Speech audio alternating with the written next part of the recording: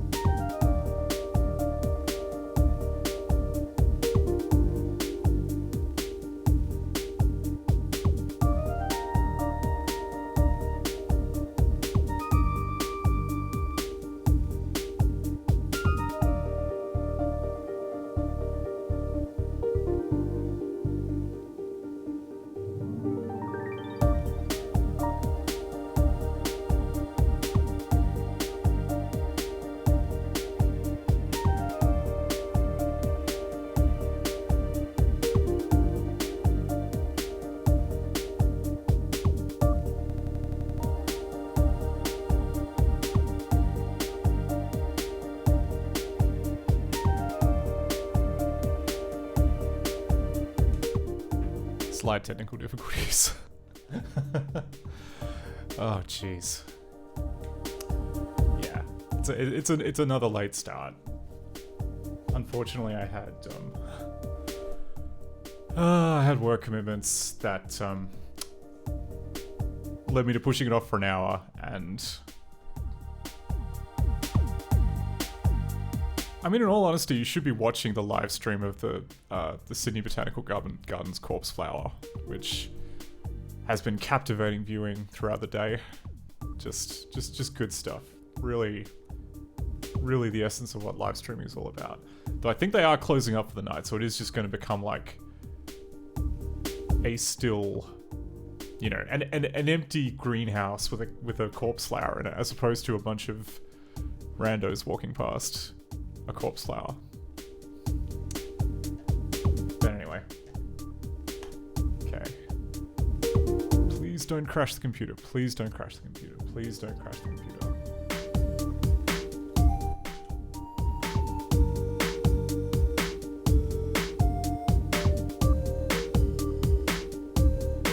Okay, I think we're back in.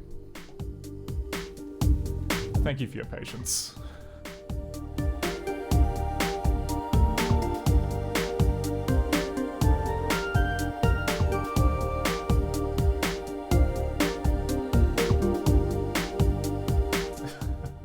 Oh, there we go. I can see chat again. Colbycat123 said, Colbycat33, sorry, says, I will wait until we get smell-o-vision. That's... You could be waiting for a long time, but then again, that's kind of the whole vibe of the corpse flower. Waiting a long time for the one day that it flowers, so... Maybe it is, maybe it's very apropos. Okay. Give me a moment. And desktop. Hello, hi, how's it going? This... excuse me. This is going to be another ScummVM fixing stream. We are in the middle of working on... If you're not aware, ScummVM is an engine for playing older games on new systems. And more specifically, we are going to be working on the Macromedia Director support. Director, of course, being the lingua franca of pretty much all PC and Mac-based multimedia for a good decade or so, until maybe like the crown got replaced by Flash. But yeah, so last week we tried out Teresa Duncan's Smarty, and after a few fixes, it looks like it was pretty damn stable. So I think that we're good to start just kind of throwing more D5 titles at it and seeing if it works. To be honest, I do have like a very big pull request of changes that are Director 5 specific, and that is, I've got a good reason for like not merging them in right this second, and that is D5. Yeah, okay. So here is a big list of every single change or every single new feature that was added in D5 compared to D4. And I've just been kind of going through them and adding stubs just to all the properties. I thought, oh, okay, if we can get if we get stubs in for like every single new property, then that'd be pretty good, and hopefully should prevent a lot of crashes, even if they don't work. They're just the stubs. But as you can see, there's quite a lot, and I'm concerned that if I only put in like some of them and not all of them, then the rest will just kind of fall through the cracks, maybe. But there are, on top of that, then we have like commands that need to be added, and like new events that get thrown by like various pieces of the engine, new functions that are there. But yeah, like the majority of it is properties and that. But yeah, I'm chugging through it. I'll get all the properties done, then we'll make a PR and get that into mainline, which should mean a whole bunch more D5 stuff should be playable and testable. So Arvanla asks, how did you create this properties list? I can't recall. It was a while ago. I'm pretty sure it involved using the help file. As in, like, what I did was, in the help file, there is a section called Features New to Director 5, and I'm pretty sure I scraped that somehow and then turned it into a big list of the names of the pages in the help file, and then I've just been working through it. But unfortunately, I can't fill you in with how I did the scraping from the help file part, because it was a while ago and I've forgotten. Okay. So, and at some point I should probably like add the extra games that I've worked on to this ranking list. I've been just unofficially ranking like my favorite director games, just under no kind of objective metric system. It's more just kind of like, is X better than Y, or did I enjoy X more than Y, more specifically? So anyway, we'll leave that for later. Okay, so first off the rank, we are going to be testing out a game which was... did I make a folder for it? I must have made a folder. Yes, I did. Okay. No, this was one that was... Rizolka was trying this out on her stream, except in original Windows 3.1, it was not playing back the English voices. I'm not entirely sure why that is. I'm guessing it is down to the fact that being a multilingual game, it does that kind of thing where you have multiple files with the same name, and then you kind of switch between them by telling director to look in a slightly different place. And then if that doesn't work, then neither does your stuff. Oh yeah, oh crap, that's right. Hang on. I should probably also post in the ScummVM Discord, because I know some people like that.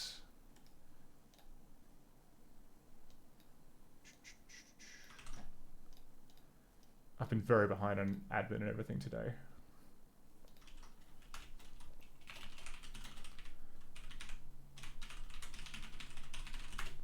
Okay, that's done. Right. Where did we... Okay, I gotta unmount this, because that's the other game. It's the other game we're doing.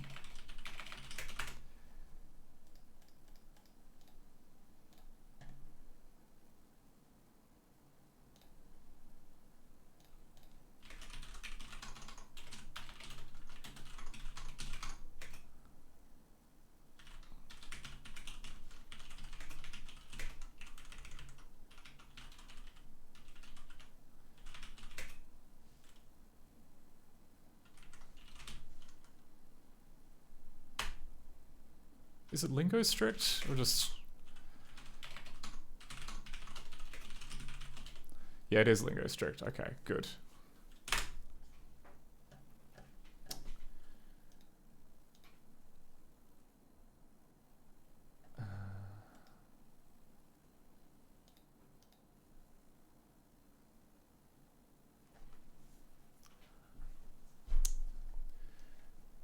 So here we go. Oh yeah, I mean, we're doing like a director stream, we do have the bingo card that is also available as an option. Essentially, while we're testing these games, please be on the lookout for any of the following. Something that's amusingly 90s, an abuse of the director engine, something that is deep cringe, a boring memory game like Simon, something racist, some renderer gore, some tasteful FMV, positive LGBTQ plus representation, sexism, boomer writing, a Bechdel test pass, some clip art, a jump scare, something that is bastard hard, a speaking woman, a postage stamp sized video, a vision of the future, a mullet, some hammy FMV, some sensible slacks, something that is aesthetic, a perfectly timed crash, signs of a massive budget, a game that won't start, or forgetting to save. So any of those things happen, bring up the bingo. In fact, I think we might be able to like mark 2 of those off immediately, and you'll probably see why. So let's, and as always, if the audio is a bit cooked, please let me know in the chat, and I will fix it. So streaming the app, changing this to be that.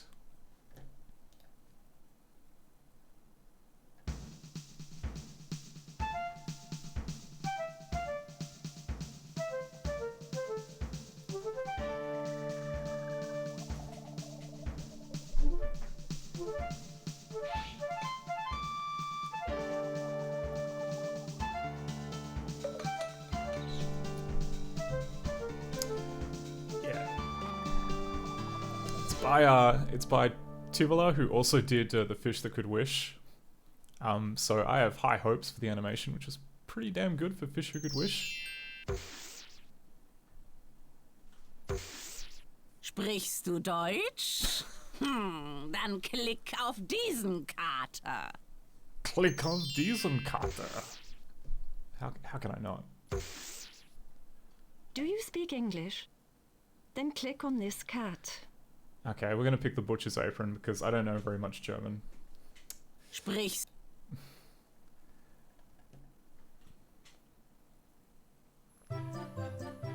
Winnie the Witch by Corky Paul and Valerie Thomas. Read by Sandy Toksvig.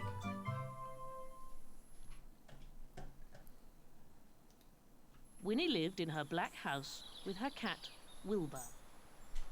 He was black too. And that is how the trouble began. Cool. Okay, and it's interactive. So, I think it's. Where is? Ah, there we go. I think it's only fair that we can definitely say. Speaking woman. Wait, what? Oh no! I've broken the bingo card. That's not good. Oh no. I know, I can click on Rendragor, I just... Hang on. If you need some help, click on the crystal ball.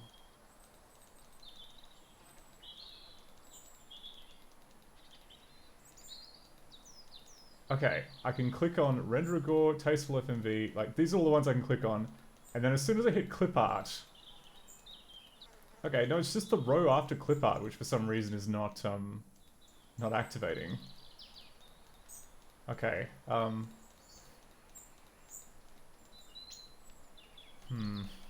Okay, well just imagine that I selected Speaking Woman, because I don't quite have time to debug it now.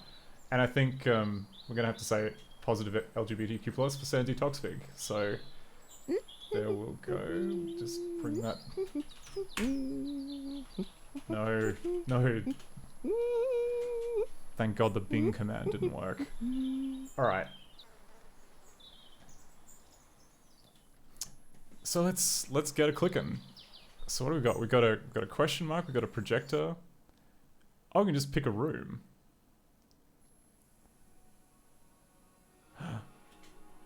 This guy looks familiar.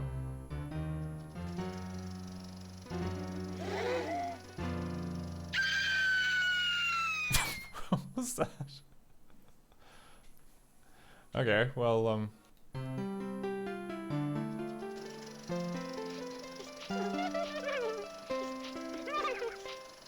there's like a few different kind of animations. Okay, but we've seen this one.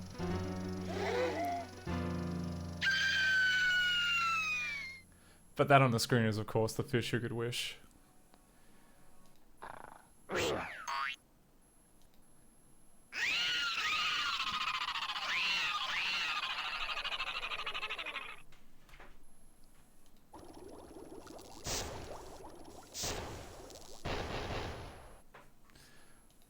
Oh, man.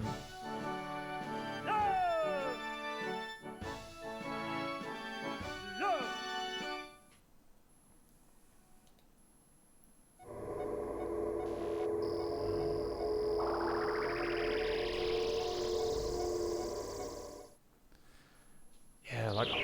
Whoa. Spoke too soon. Yeah, on Rizalka's stream, she was like wondering maybe part of the reason why these kind of these interactive storybooks have sort of phased out is maybe because there just isn't any I mean, like, you know, back in the day we had like Director and there were like several other kind of tools specifically like geared towards this kind of 2D interactive, you know, animation based thing, and they've all kind of been phased out with like much more specialist heavy tools, like, I don't know, Unity being the big one. Like, you didn't need to be a specialist to make something in Director, you just needed to be able to like animate on a timeline, which a lot of people could do.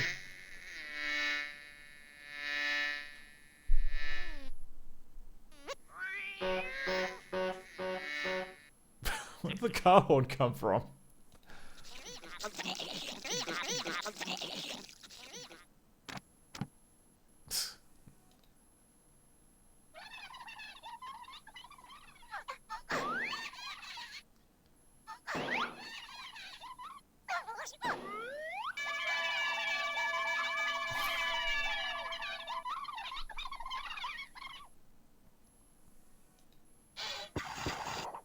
What? Wow. That's God, this is great.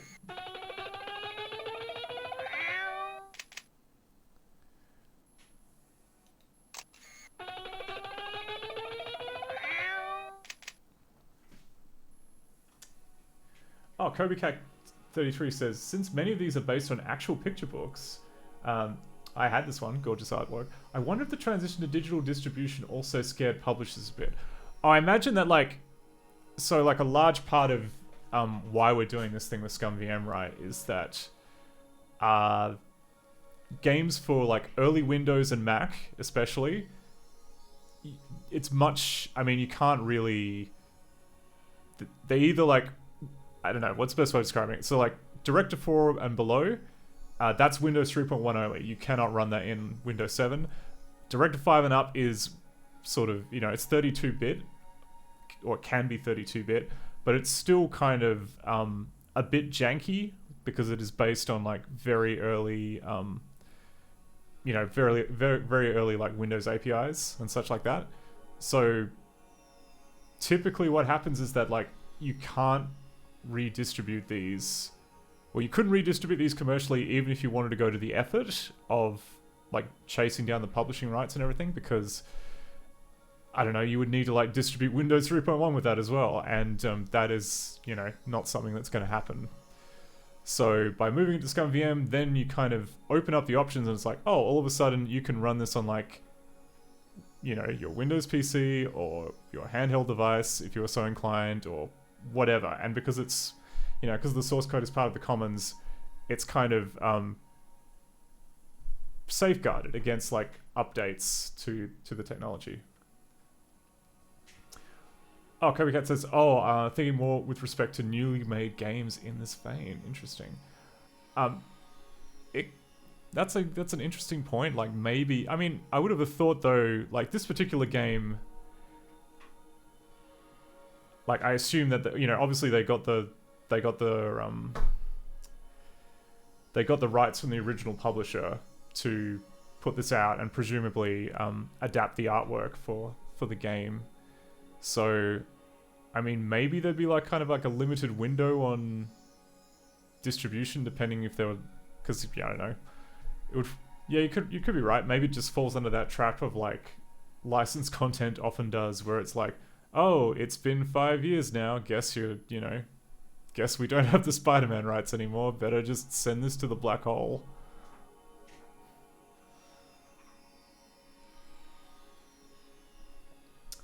Oh, Kobe Cat says, it could work perfectly or work in the factor of an iPad app, but it might be seen as cheaping the IP.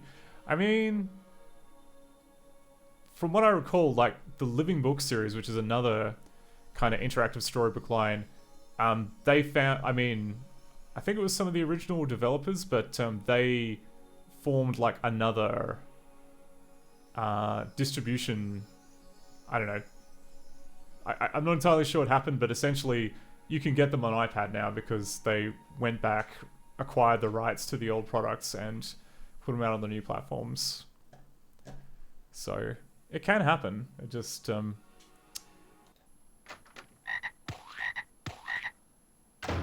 I guess if you're like marketing a new children's game now as well, it's much harder to. I mean, you know, you can't do what like Scholastic did and just advertise in you know, use your kind of like school reading list to like advertise your educational stuff. So I assume that it, you know, getting people to buy educational stuff even on the App Store is quite hard.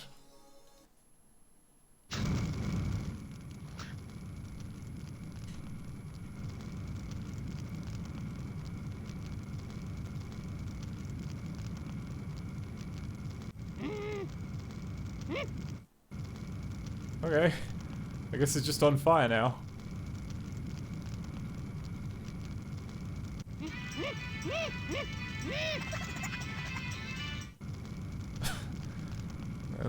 There's that fish.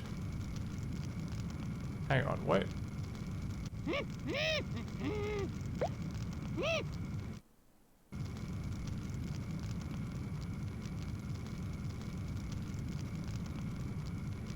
I mean... Oh, there we go. I was gonna say, like... It didn't feel like anything that I clicked was helping, and then, you know, it was just looking at me imploringly, please, for the love of God, just... let it end, but...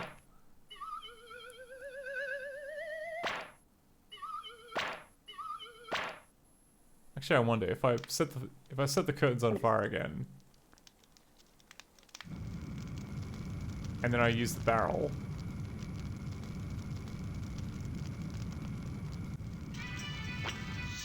Oh. Oh, that's nice. There you go. Okay, so you can get the fish you could wish to put out the little guy. That's kind of nice.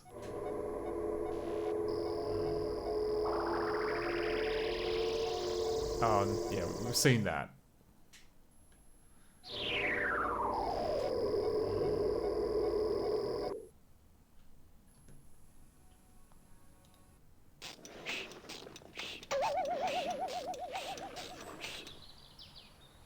Okay, so...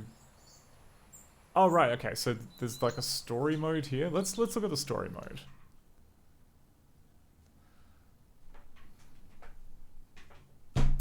Okay. Of course it wouldn't be that easy. Sigh.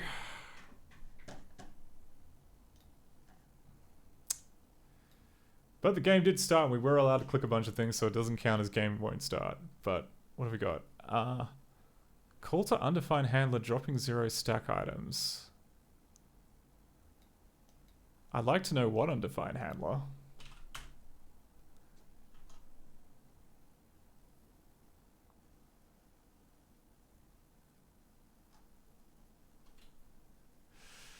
Okay.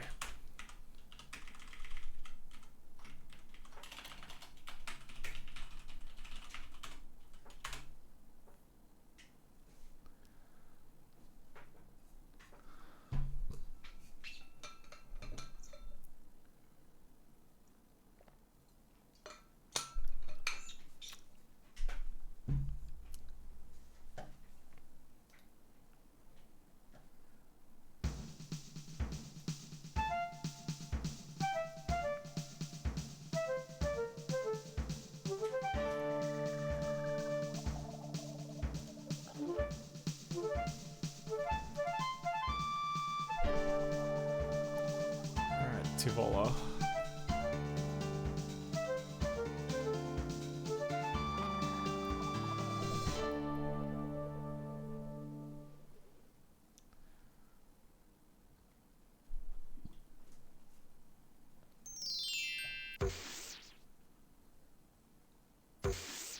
Sprichst du Deutsch? Dann klick auf diesen Kater.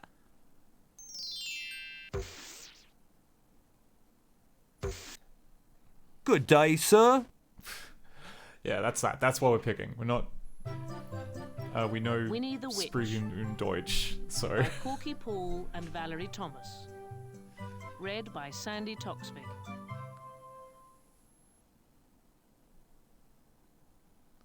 Okay. Winnie lived in her black house with her cat, Wilbur. He was black too. And that is how the trouble began. Okay, and if we click the book.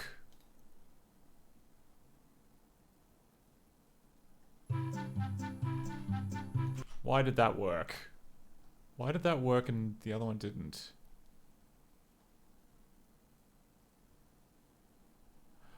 Oh, because I wasn't running in strict mode. Okay, hang on.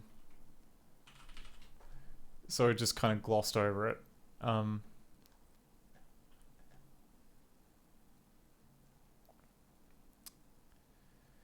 Interesting, okay. So it was trying to execute a per frame hook that was called here. And then it just said that it was undefined? What? Okay.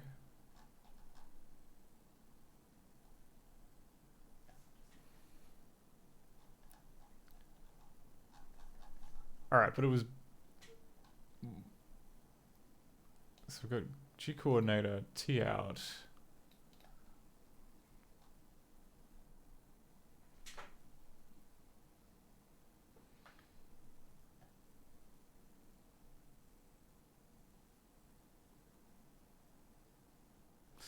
Okay, we gotta figure out what this is. Then go strict.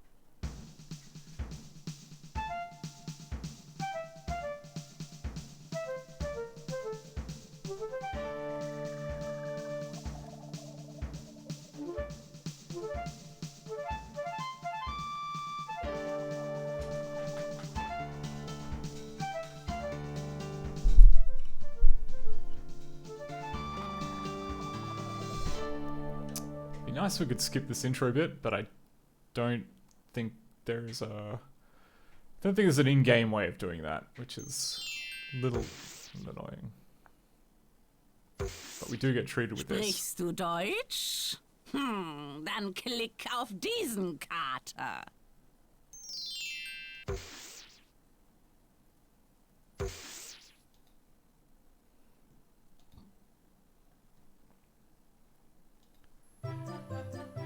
Winnie the Witch by Corky Paul and Valerie Thomas.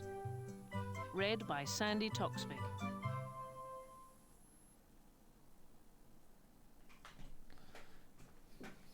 Winnie lived in her black house with her cat, Wilbur. He was black too. And that is how the trouble began. Okay, and we click the book.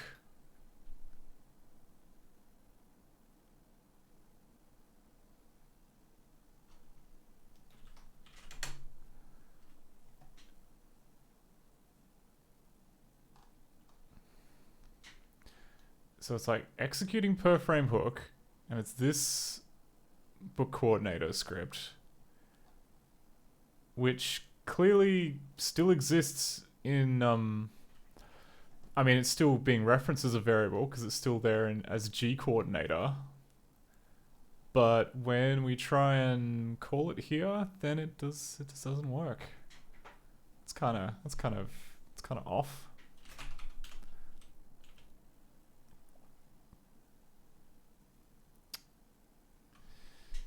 Okay, hang on.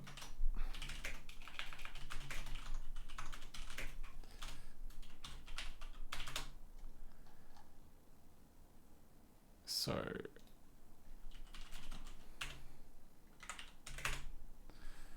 okay, so this was past a big old goose egg.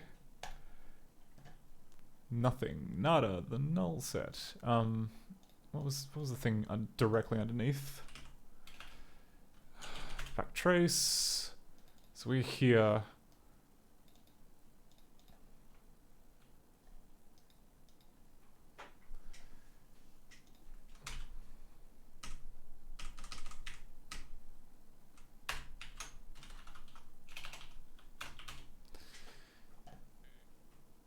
Right. Okay. So method is nothing.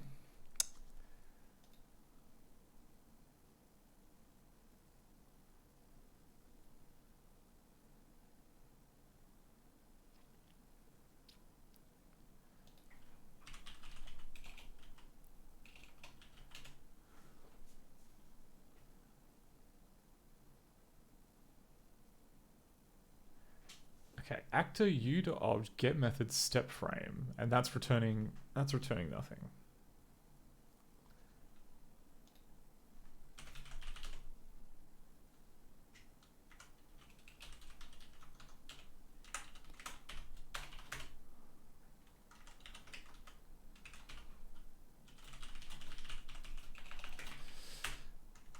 Inside is a script context which has yeah, okay.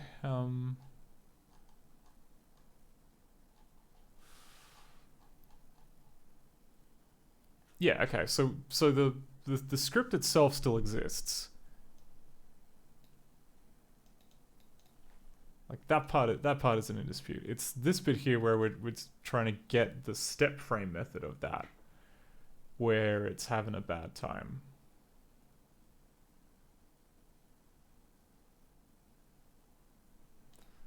Thunk?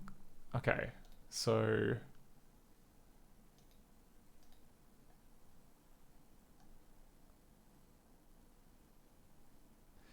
and it's got 13 function names.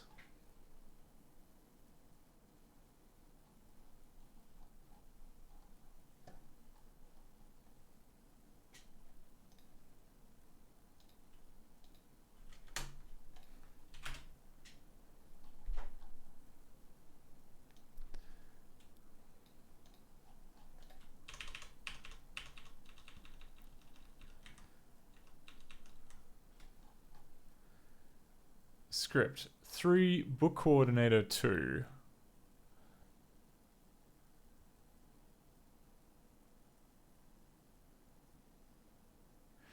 Okay, and book coordinator's here.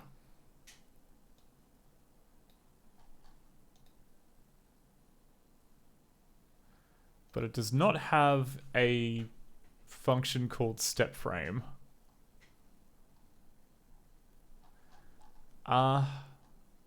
Alright, I mean that strikes me as like it's kind of weird that this would be called as the per frame hook then if there's nothing here, but maybe that changes later. Maybe that changes for a different thing. So I think what we'll just do is we'll put in a little bit of code here and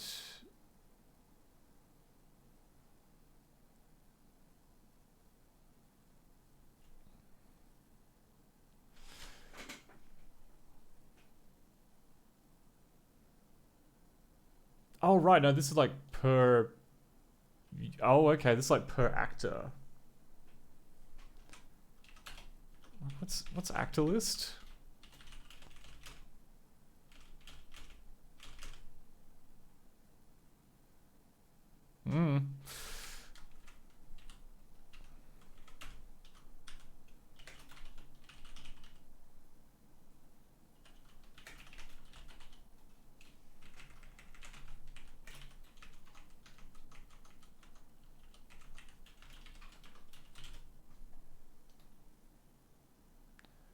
Hang on, no, it's not that, is it?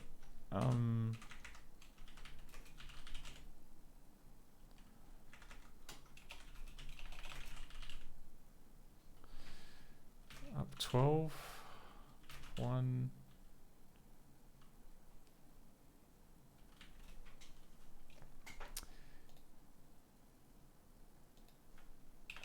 Down 1 method. Oh, void sim, okay.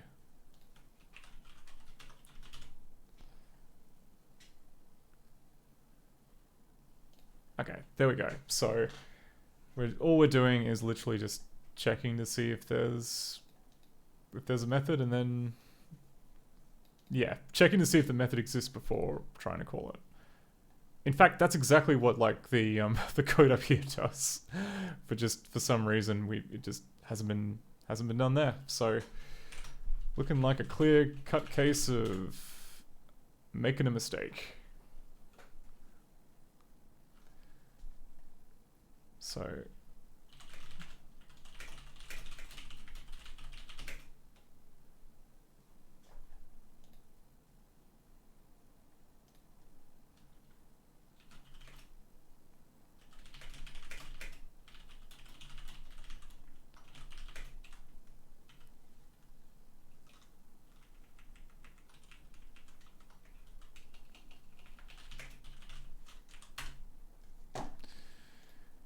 okay.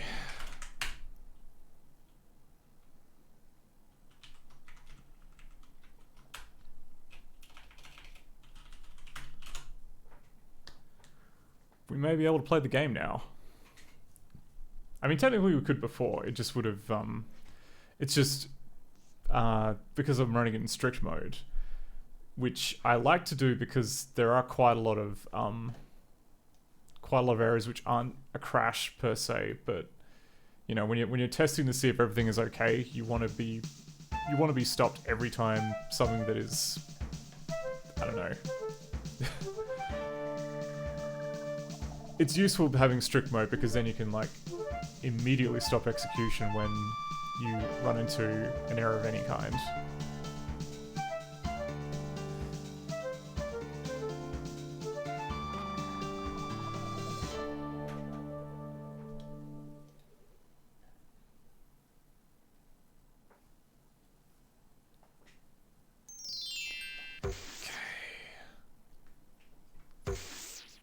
Sprichst du Deutsch?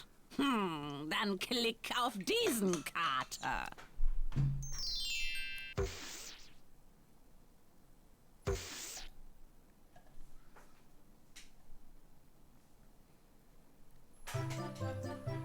Winnie the Witch by Corky Paul and Valerie Thomas. Read by Sandy Toksvig.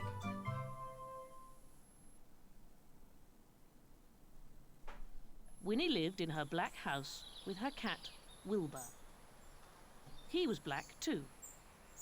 And that is how the trouble began.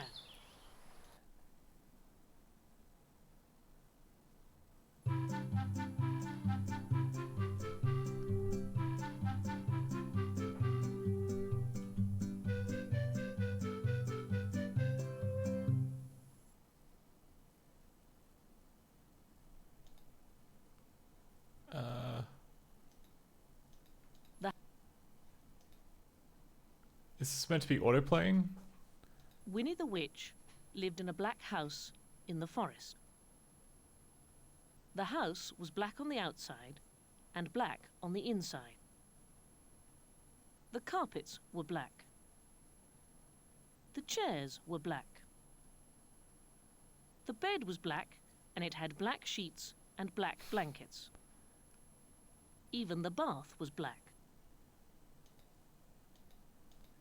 Oh, interesting. Okay, so it looks like this scene is just is not interactable.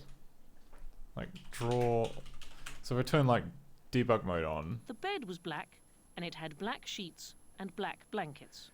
we can see the only interactables on the page are the page corners and the text.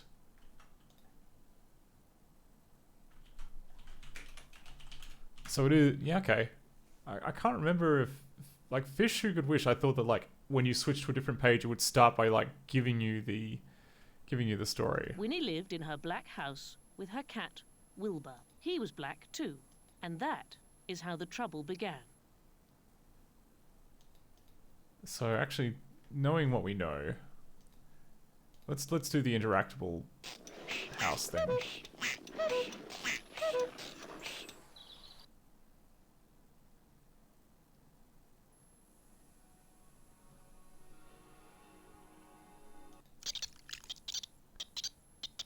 Yeah, this is okay. So it just doesn't integrate the story at all with the clicking around the house.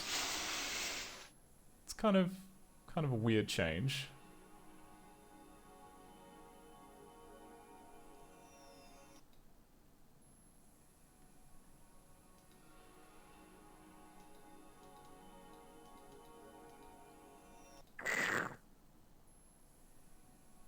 Ooh, I picked up a sponge. Oh, okay.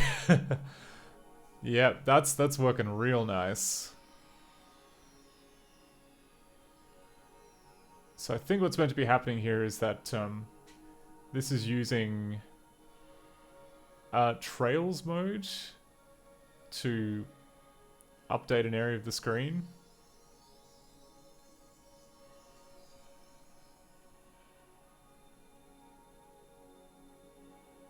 Kind of surprised that it works as well as it does.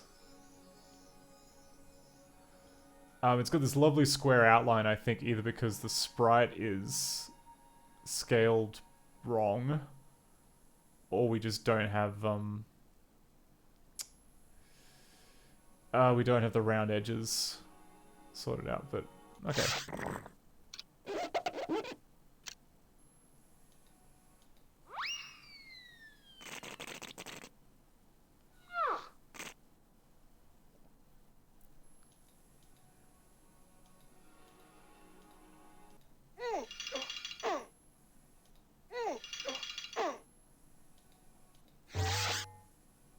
Oh, okay. So you I'm keeping an eye on you, Wilbur.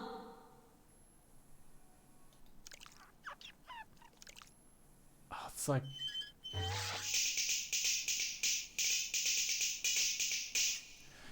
so picking up the magic wand is like an entire additional set of interactions.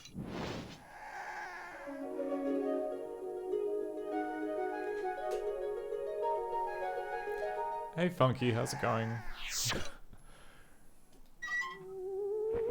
We're just messing around with Winnie the Witch, which is by the same people who did the Fish Who Could Wish.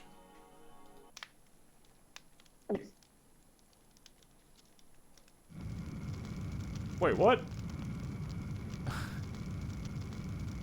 Okay. Toilet? There we go. Yeah, on the previous screen, something caught fire, which could have been the broomstick. And then you had to, like, find the thing to put it out. Yeah, sorry, F's in the chat for the broom.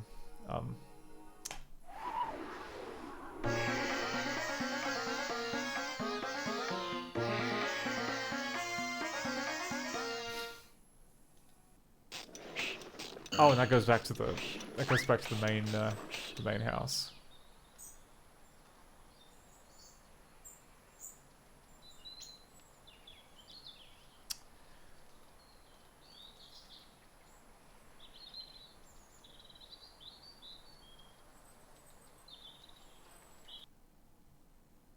So hang on, like if I click down here, oh, if I click down here, it goes to the projector room. Winnie the Witch by Corky Paul and Valerie Thomas.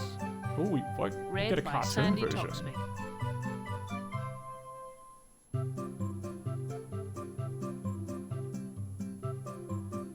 Winnie the Witch lived in a black house in the forest. The house was black on the outside and black on the inside.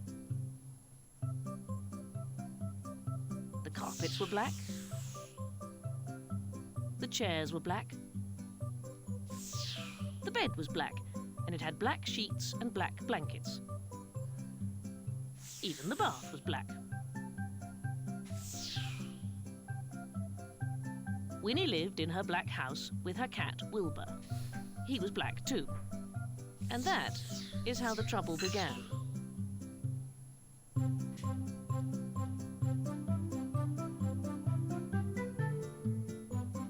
When Wilbur sat on a chair with his eyes open, Winnie could see him. She could see his eyes anyway. But when Wilbur closed his eyes and went to sleep, Winnie couldn't see him at all. So she sat on him.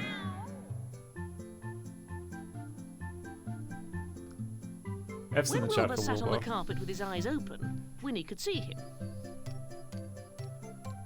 She could see his eyes anyway. But when Wilbur closed his eyes and went to sleep, Winnie couldn't see him at all.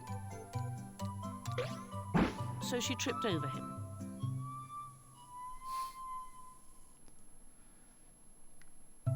Yeah, I also think Winnie needs glasses, Cat.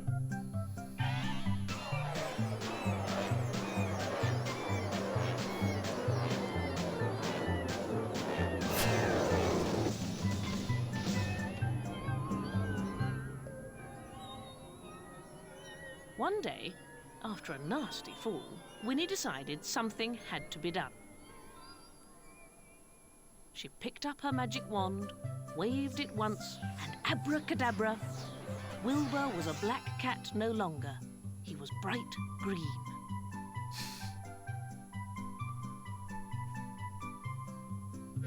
Now, when Wilbur slept on a chair, Winnie could see him. When Wilbur slept on the floor, Winnie could see him. And she could see him when he slept on the bed. But Wilbur was not allowed to sleep on the bed. So Winnie put him outside. Oh, I see where this is going. Outside in the grass. When Wilbur sat outside in the grass, Winnie couldn't see him, even when his eyes were wide open. Winnie came hurrying outside, tripped over Wilbur, turned 3 somersaults, and fell into a rosebush. Oof. I mean, whose fault is that? Winnie was furious. She picked up her magic wand, waved it 5 times. Wilbur did round. nothing wrong. Abracadabra! Wilbur had a red head, a yellow body, a pink tail, blue whiskers, and 4 purple legs. But his eyes were still green. Now, Winnie could see Wilbur when he sat on a chair, when he lay on the carpet, when he crawled into the grass, and even when he climbed to the top of the tallest tree. Wilbur climbed to the top of the tallest tree to hide. He Yeah. looked ridiculous, and he knew it. Even the birds laughed at him. This is real Wilbur rough. was miserable. He stayed at the top of the tree all day and all night. Next morning, Wilbur was still up the tree. Winnie was worried. She loved Wilbur and hated him to be miserable. You sure? Then You Winnie sure had about an that? idea. She waved her magic wand, and abracadabra, Wilbur was a black cat once more. He came down from the tree purring. Then Winnie waved her wand again, and again, and again. Now, instead of a black house, she had a yellow house with a red roof and a red door. The chairs were white with red and white cushions. The carpet was green with pink roses. The bed was blue with pink and white sheets and pink blankets. The bath was a gleaming white. And now, Winnie can see Wilbur, no matter where he sits.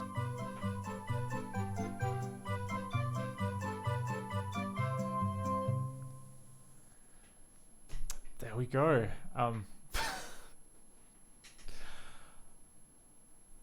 I'm surprised now. So that would mean there's like So this game includes like a static storybook. It includes that animated version of the book, and this kind of interactive clicky type one. What I don't understand is if they animated it, like, why did they make it a QuickTime movie? Why did they not just integrate it into here? I mean, I imagine it would probably be more work, or maybe they already had the cartoon from somewhere else. Kokat says, the woman would rather commit animal abuse or violate homeowner association agreements than get her eyes checked. Yeah, the things people will do rather than go to an optometrist. But I mean,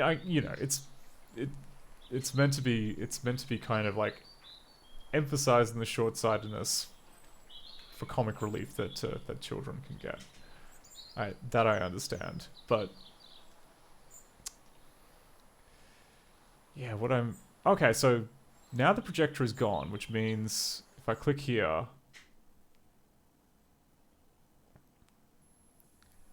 we go into the bedroom. Like, okay, like maybe you're either meant to like watch the book or see the projector to see the story first, and then you just click around and have a lovely time.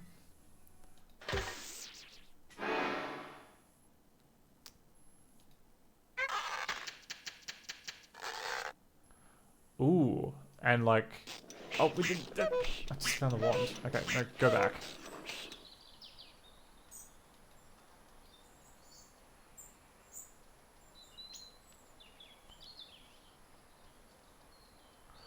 Oh, the house moves around. That's interesting. Because, like, the bathroom was up here, but now it's down there.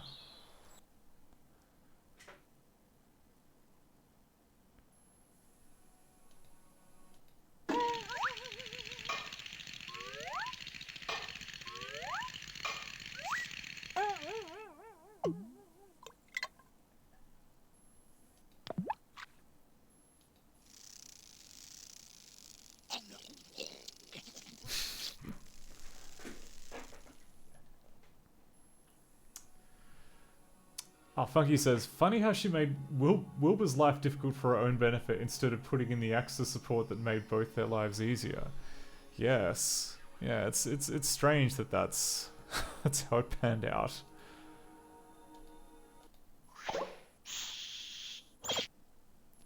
And the game is like teasing me to pick up the magic wand and start clicking on things, but I want to see what else is here. Wait, what? So if you open the chest... Okay. I thought like just... So first time one single insect jumped out. Then there was like... some random objects.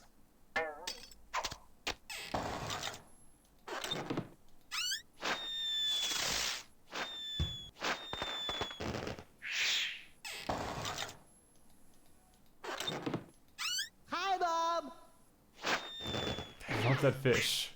I was so proud of the fish who could wish. We've inserted him into every scene. Oh, Samanthar says, are you playing this on a VM or inside ScummVM at the moment? This is inside ScummVM. So we are testing out Director V5 with this game.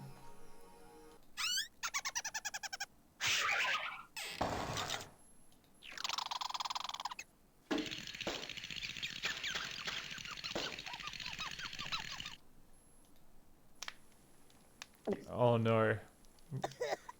Love of God, don't catch fire. Don't catch... This was the one thing we didn't want to happen. Glass of water? There we go.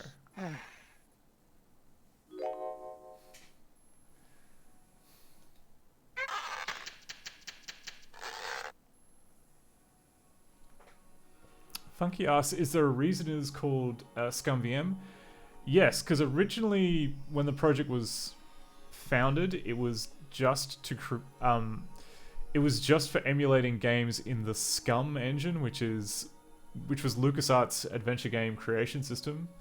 Like Scum is an acronym for Script Creation Utility for Maniac Mansion. But later on, it just kind of became a the name of the program stuck around, but many more game systems were added in. So like, you know, there's like Sierra's SCI engine and various, you know, like there's like the GOB engine, which is like all the Cocktail Vision games, and like Beneath a Steel Sky has its own, you know, many engines. But yeah, there is one of the engine cores is for it's a Macromedia Director, which is the one we're looking at.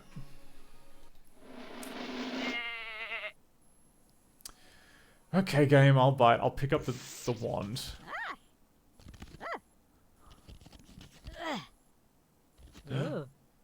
Who's this? Who are you?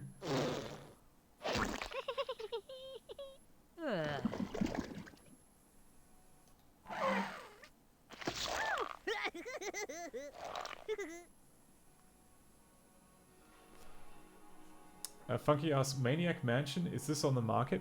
I'm not sure if you can still buy Maniac Mansion. I mean, it is definitely available through the sequel.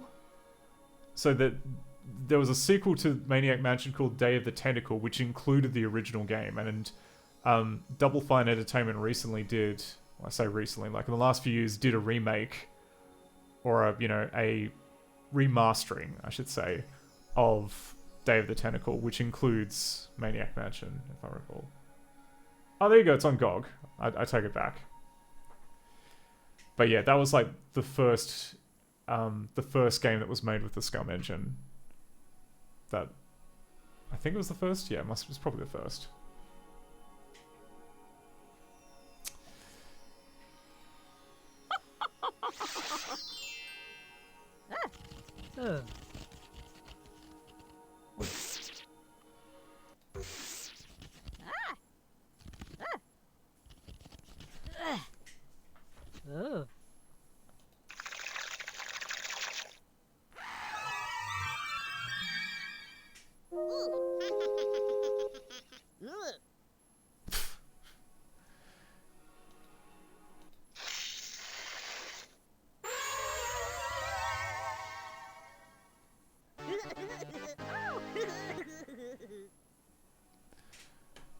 To give them credit, like they yeah, this is like, again, like Tuvola did like a good job with this.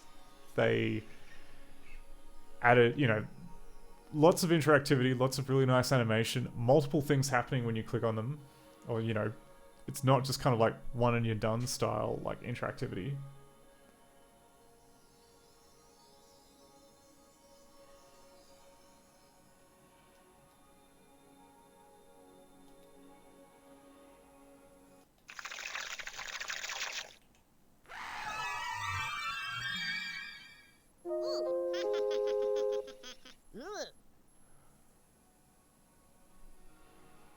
Oh, okay. Sorry, Funky. Yes, I didn't appreciate the real estate angle of your question, and the answer is I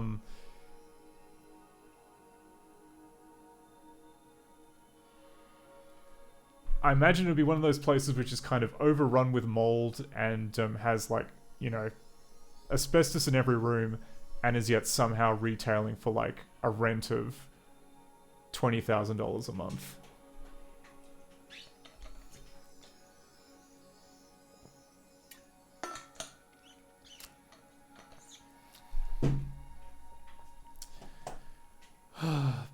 But the plus side is you do get a nuclear reactor in the swimming pool. Okay, is there anything else in this room? Oh wait, no, I'm still in... Oh, you can like change the color of things.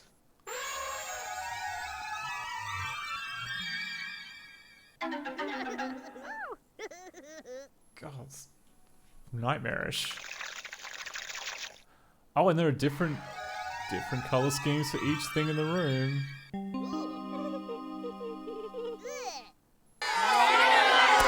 Knock it off, you little brats! I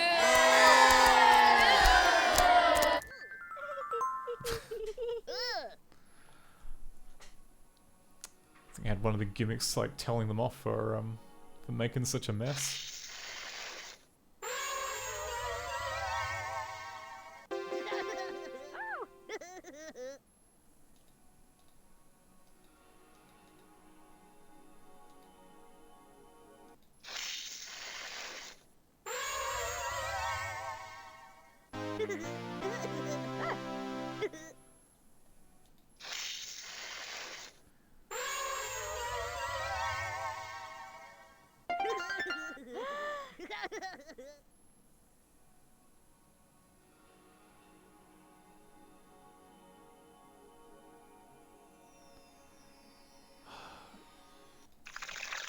this is quite it's quite meditative, just changing everything in the room to be a different color.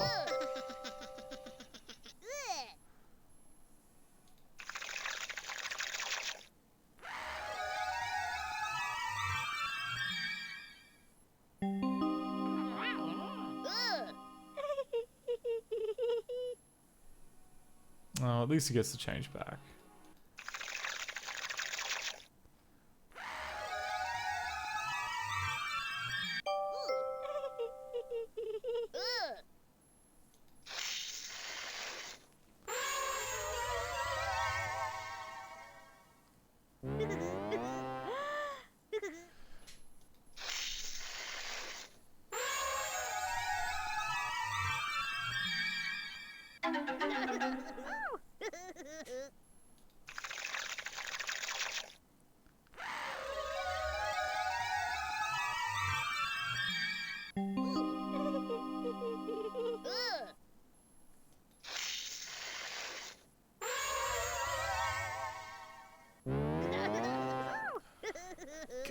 Like, I mean, I'm sure if you really put your mind to it as a kid, you'd be able to strip mine this of every single interaction, but like, just the fact that it feels sort of bottomless. That's really quite an achievement, I think.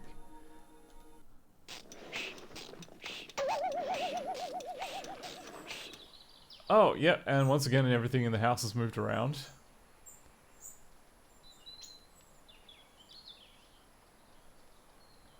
What's this little plant over here?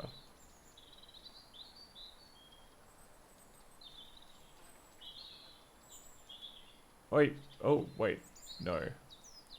Oh, that's apparently quit, so don't click there.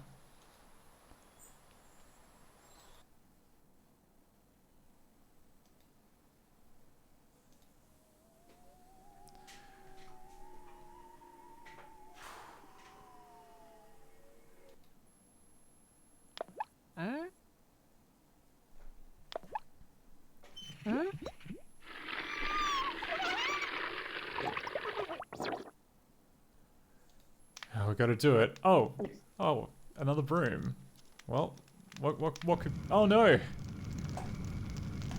Not again.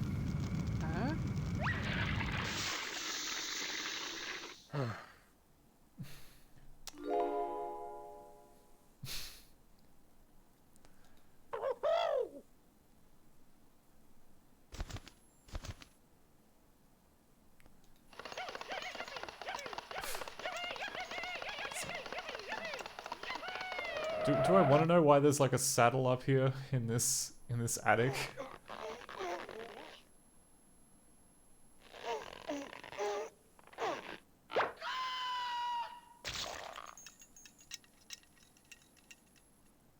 What?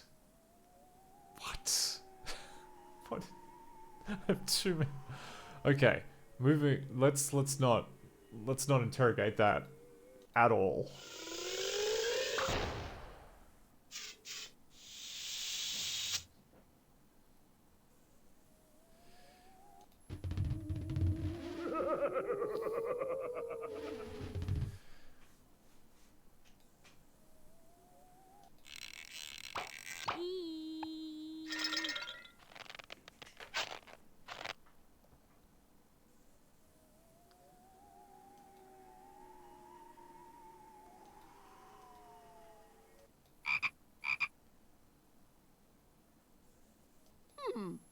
Perhaps we need some musical magic in here. If you say so, ma'am.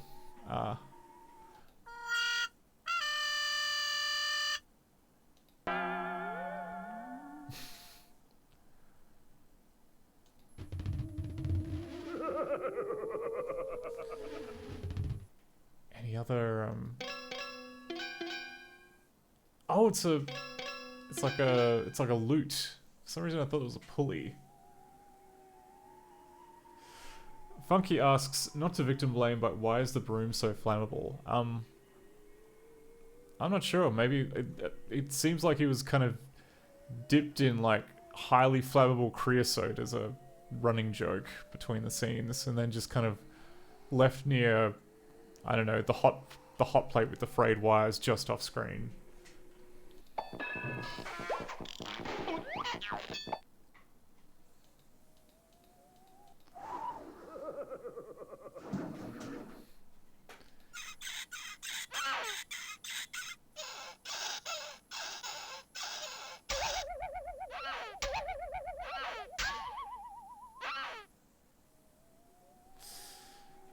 Yikes.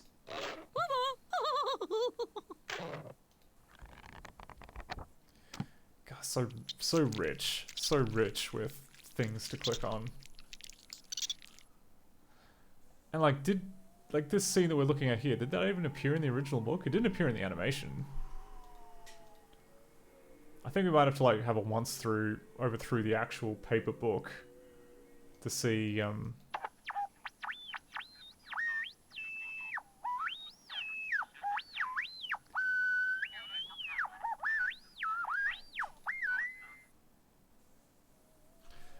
Hey bloody cactus, how's it going?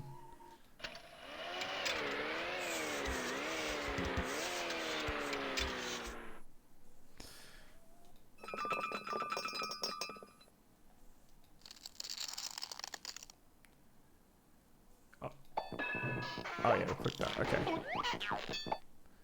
Fine, I guess we'll click the magic wand.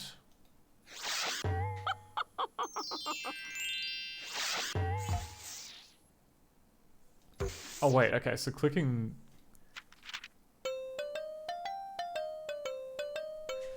So clicking Winnie returns the wand, I guess. Oh, Funky asks, have you kept up with Putricia the Corpse Slayer?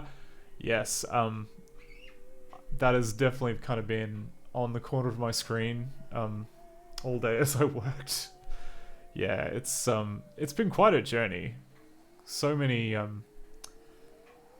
yeah, like all the visitors just kind of like there've been visitors who've been like putting up like hand drawings that they've done of Putricia to the camera so that people can see, and then like one person like wore a corpse flower shaped hat, and like at various times like staff members would just kind of like come out behind the curtain and do like a Wayne's World style "we're not worthy," which is kind of which is cute. It's very cute.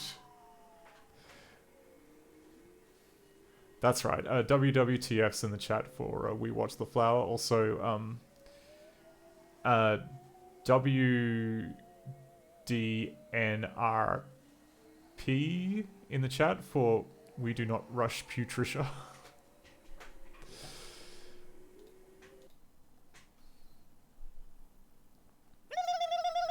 But yeah, they've closed up shop for the night, but they will be reopening at 8 AM tomorrow, so definitely worth keeping an eye out on the Sydney Botanic Gardens corpse flower stream. You're gonna get like another day, I think, before Putricia well, Putricia will still live. It's the flower. The flower will kind of shrivel up after a day, but the plant is still very much alive.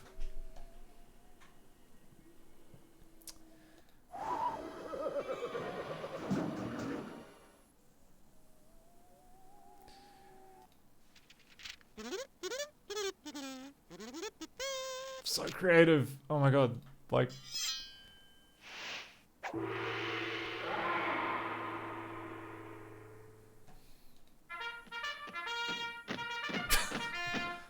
little grimace that the lizard guy's doing.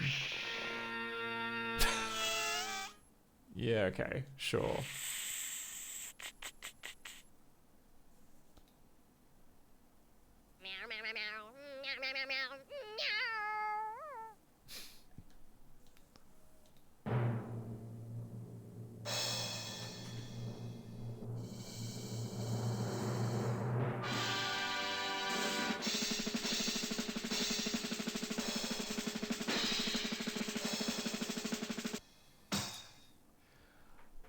I'll say that's not entirely true, Samantha. Like, we did fix one bug, I think, just before you arrived, which was related to, it was just, like, we didn't do a null check for a per frame hook. And in this particular instance, the game was kicking that off, so it did run in strict mode, but now everything's running fine. Ooh, another water source.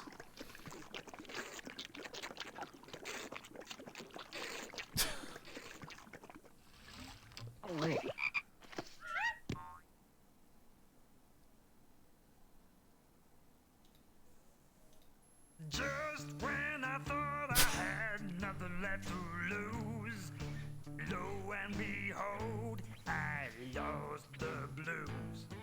Now even though I haven't got $1 in my jeans, I ain't got the blues, I got the queens. Okay.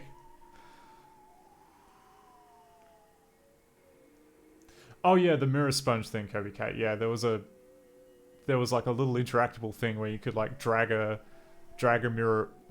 sponge around in a mirror, and it was meant to like leave a streak, and that's using the trails functionality, which isn't quite. It's not looking that good. We still, you know, a bunch of games rely on that, especially like ones with painting. Any kind of paint interface pretty much uses the trails feature in Director. So we got to think of like a better way of fixing all of those. But yeah, that's for later. I was gonna say the little song from the frog there, was that a sequel to the Fire-Bellied Toad song from was it like Zootopia, which had the Fire-Bellied Toad song? I don't know. We'll hang on. I just gotta quickly check out Zootopia. Do I have Zootopia?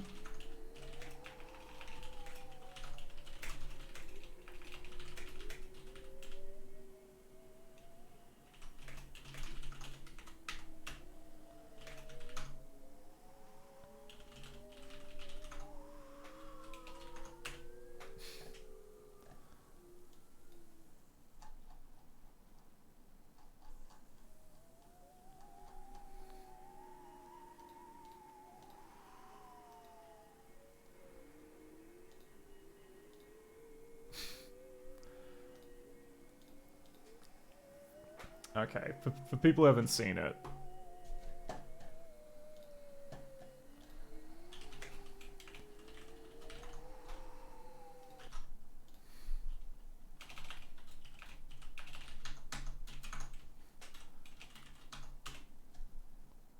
What? Failed to recognize the file format. Oh, it's a... Oh, wait, because... Oh, hang on.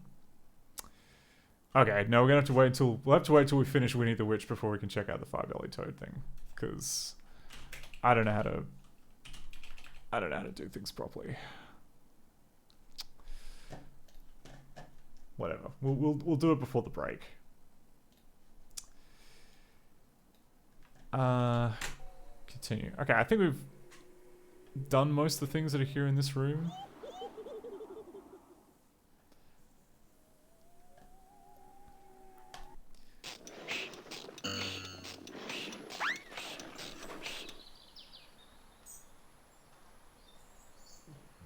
Alright, just quickly, I want to kind of skim through the book. Which I assume is like just a fairly faithful to the picture book original.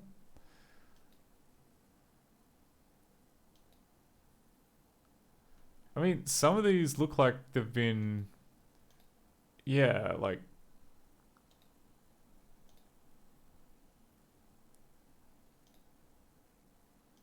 Okay, there's the...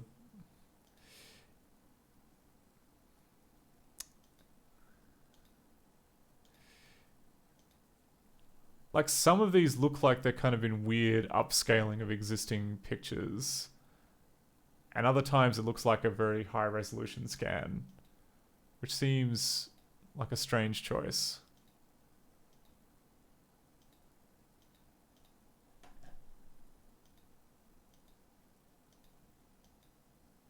Okay, there we go.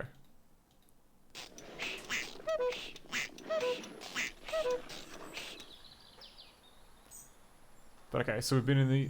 Oh, okay. And we've been in these 3 spots, and then we just need to find other rooms we haven't been to. Okay, but we'd been here, I thought.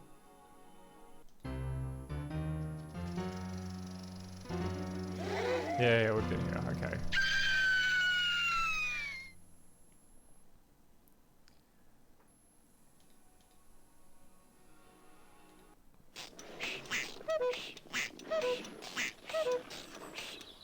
Okay, so we've been here, here, here. Haven't been to the kitchen.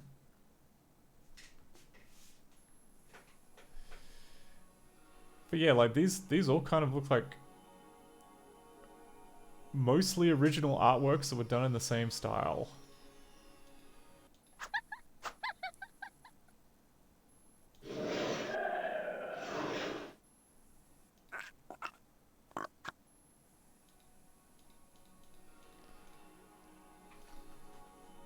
I wonder what kind of magic we can cook up today.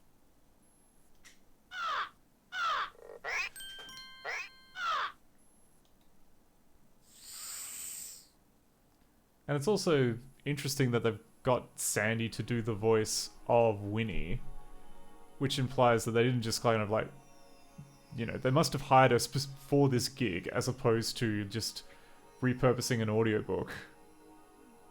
But I mean, that makes sense, right? Because you wouldn't have an audiobook of a children's story. Like, it'd be like 5 minutes long.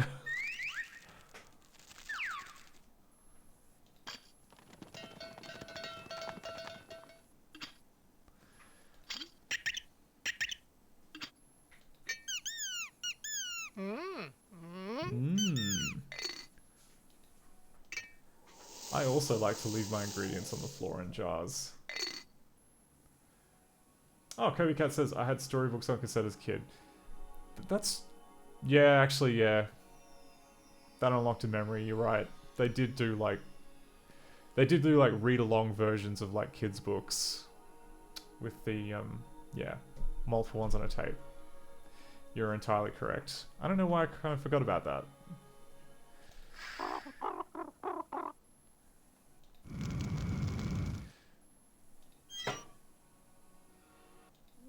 I'll just be taking these dinosaur bones.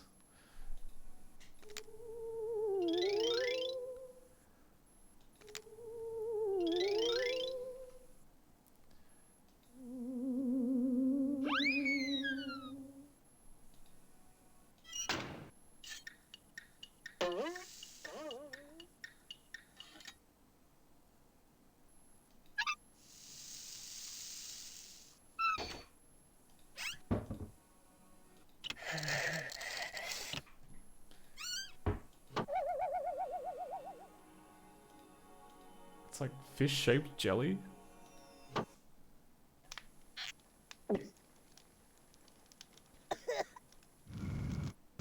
Wait, oh, whoops.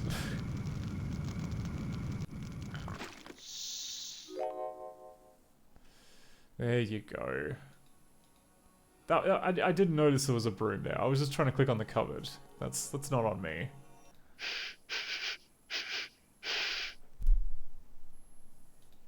To make a spell from Winnie's spellbook, click on Winnie's wand. Choose the ingredients from around her kitchen and click on the cauldron lid. To hear a spell, click on the middle of the book.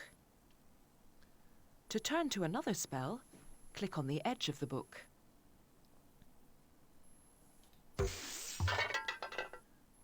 Okay, so if we...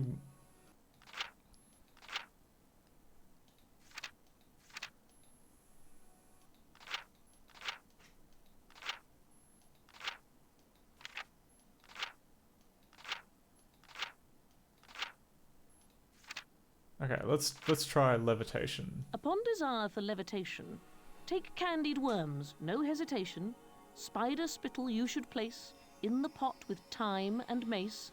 With just 1 squirt of hemlock juice, this fiendish spell you'll set aloose. Wow, this is... Okay.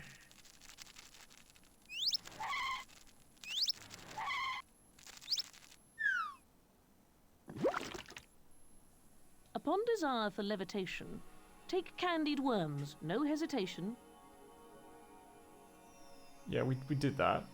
Spider spittle you should place in the pot with thyme and mace. Okay, there's a spider.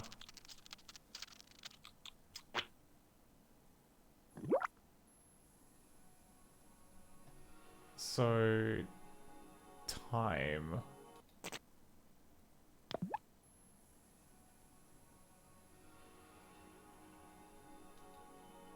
And like mace being like chemical mace?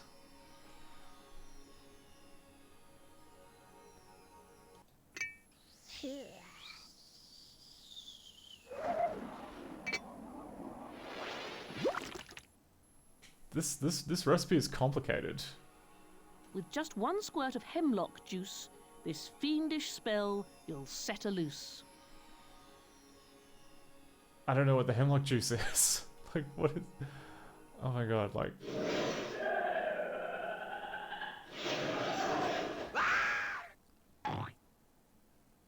Oh, oops.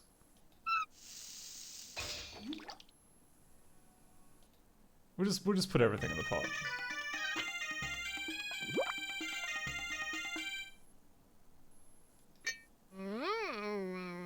Oh wait, no, I didn't want the tongue.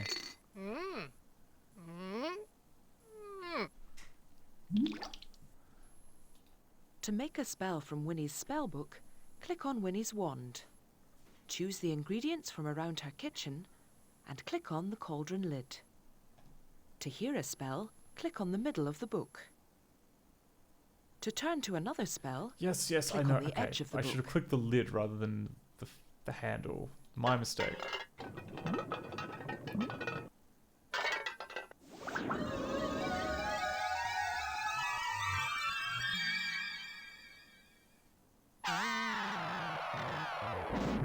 Oh. Okay.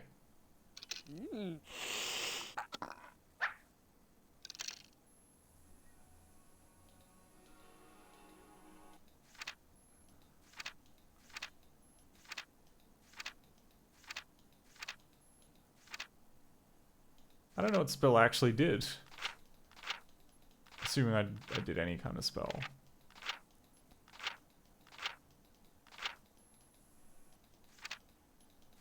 Okay, let's pick like the easiest. Maybe the first spell is gonna be real easy. To turn a frog into a prince, first you take a pinch of quince. Drop a splash of snake oil in the pot. Add dragon bones, but not a lot. Eye of newt adds flavour so fine, and a prince you'll have who's quite divine. To turn a frog into a prince, first you take a pinch of quince. What's quince? Is this something that I, a 7-year-old, should know?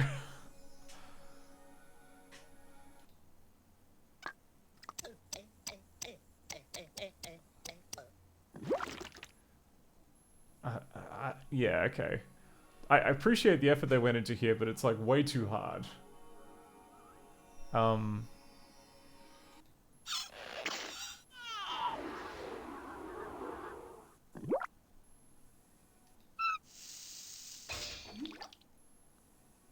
Drop a splash of snake oil in the pot.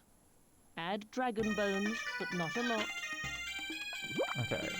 Well, I know that much. So here we go. Snake oil, dragon bones.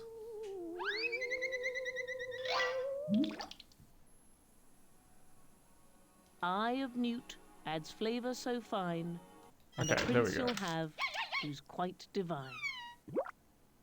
That was a tail, not an eye.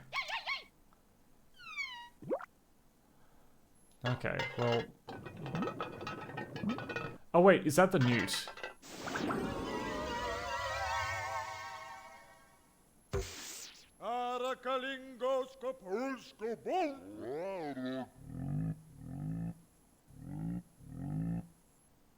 Okay. Wow, I guess if you do a bad job, then it only partly works.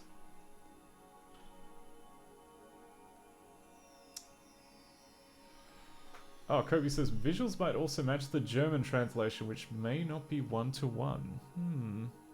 I mean, like, that's probably. I would be interested in seeing, like, I'm assuming that the German translation also has a different rhyme. Funks. There are a lot of functions on the screen because there's just so many interactables. What I wanted to check was, because I'm guessing the way it does it is it has some kind of like accumulator set up where it will just kind of, oh my god, there's like thousands of frames. Like 9,000 frames in this one particular movie. And they all have like sprites.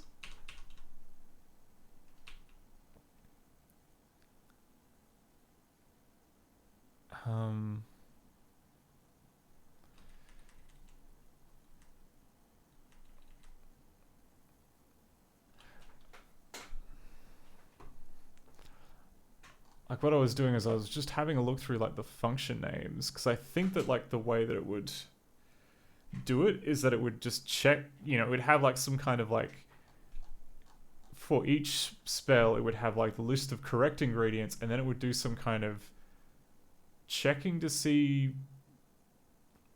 like the amount of ingredients that you've got right. And then based on that, it would then figure out like, oh, okay, you're trying to do something to the cat, or you're trying to do something to the frog.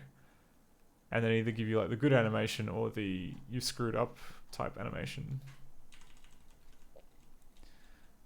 But wow, a lot went into this.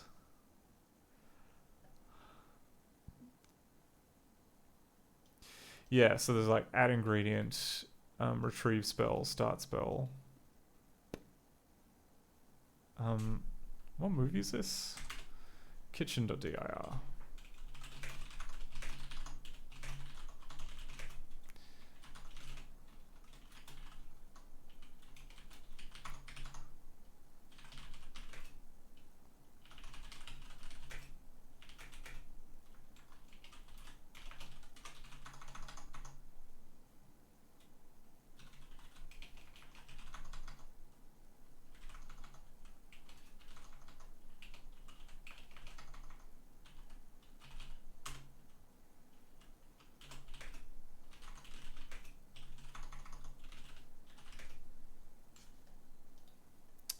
Which one was it? It was 9. Okay.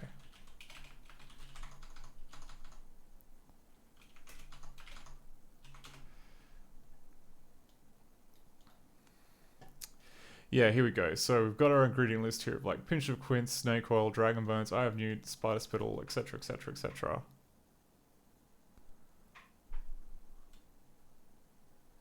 And yeah, it's got like various wrong variants for each of the targets. That is super interesting.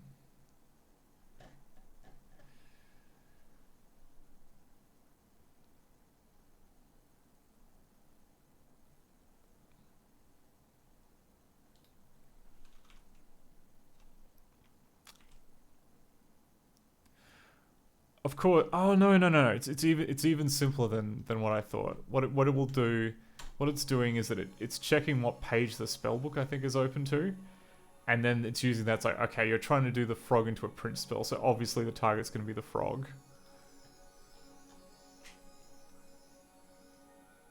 And yeah, there you go. You got like your spells here. So you got frog into prince, smaller monster, beauty, stone, you know, etc., etc., etc. And then there's your list of ingredients. So I wonder, draw all.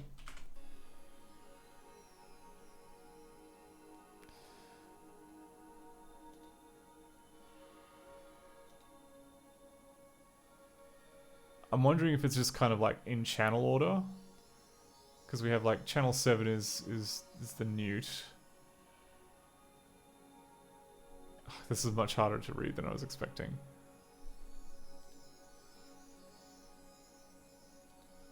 But no, dragon bones are here on channel 27. So okay, it's not related to the channel number.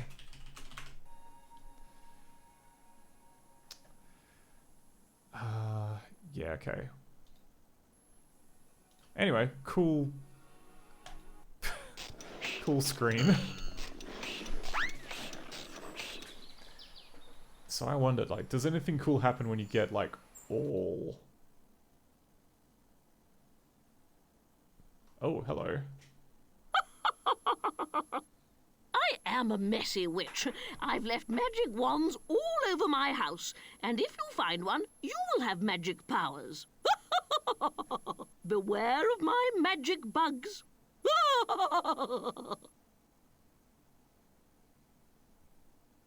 I hope you're not afraid of spiders. Let's see what mischief you can conjure up.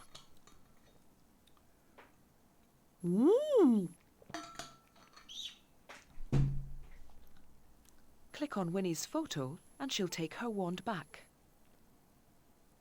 To return to the main screen, click on the picture of Winnie's house or press the spacebar. Okay, so this is explaining the interactive mechanic.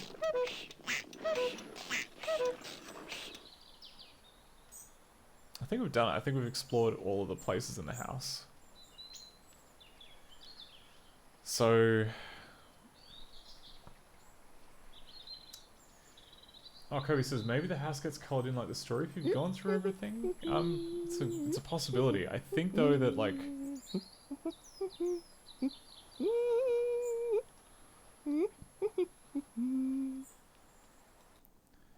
I mean, the only one we haven't really touched is here. Because it forgot Winnie the Witch. Forgot we watched the cartoon from before.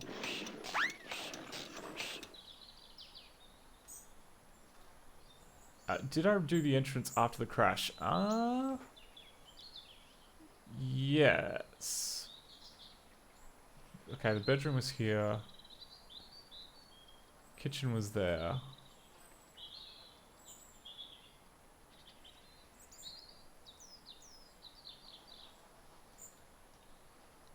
Because like the entrance was here, right?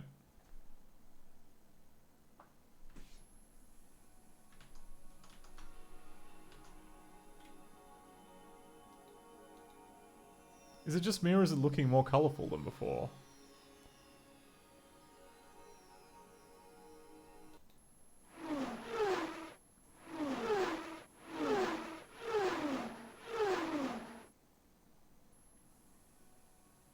And, also, did we find the wand on this screen? I can't remember if we did.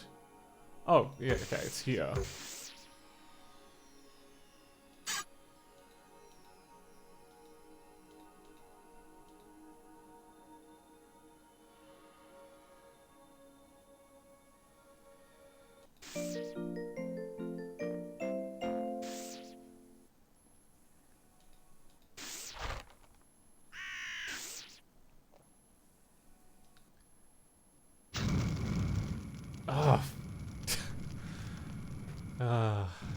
Once again, yeah.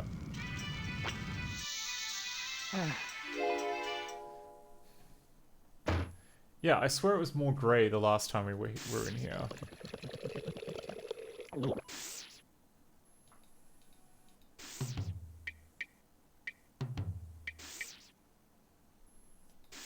Mm.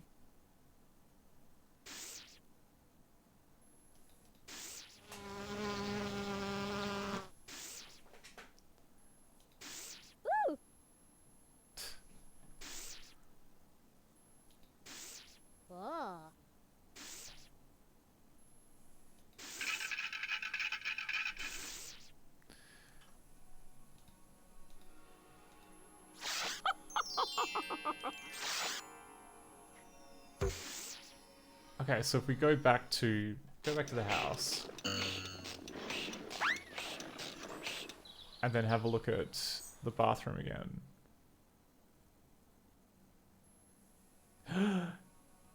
Yeah, it is definitely like not as monochrome as it was before.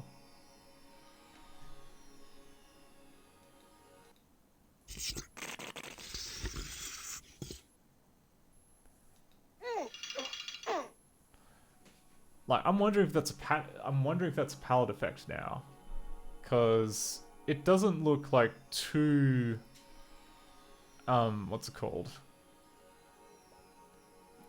Like, they obviously haven't redrawn it, or they obviously haven't redrawn it, which makes me think maybe they're using like a palette change so that they could have like the same contrast artwork but with like different shades.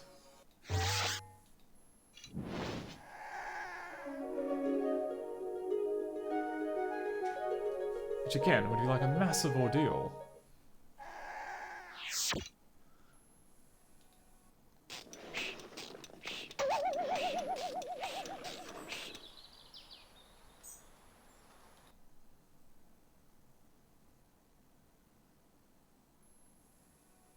I mean, this looks colourful because we spent a bunch of time just painting everything, so I'm not sure if this technically counts. And then like the attic.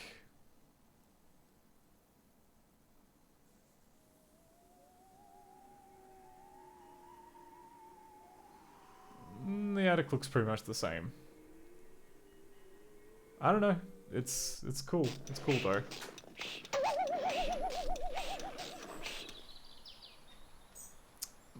But yeah, I think that's probably oh,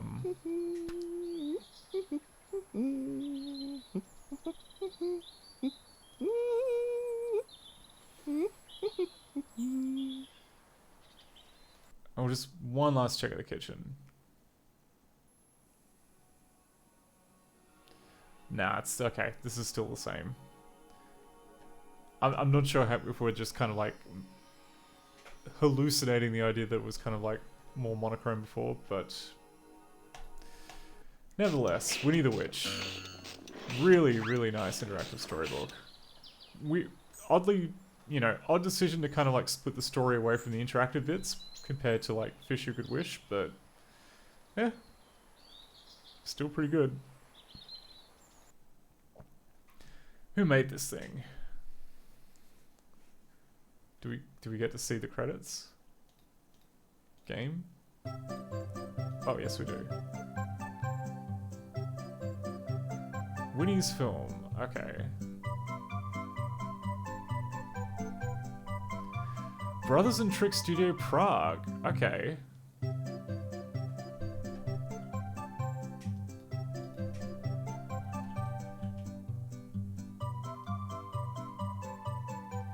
So something for your Czech animation heads out there.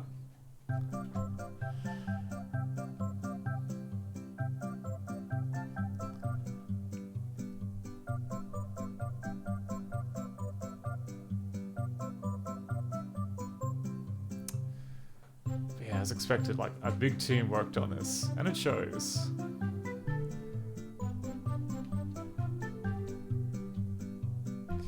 Yeah, I gotta go back and I'm definitely gonna check out any other T-Vol games that I can find, because this is quite nice. It didn't have to be this nice, it could have been like a really cheap cash-in.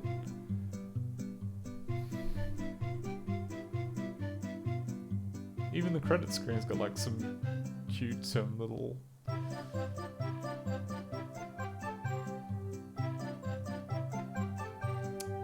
Don't forget our friends at Macromedia. You gonna show the logo? Pretty sure the license agreement says you have to show the logo.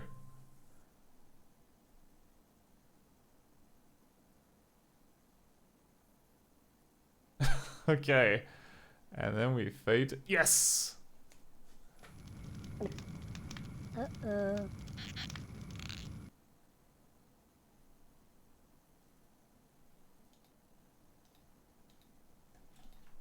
What an ominous way to end. Okay, yes.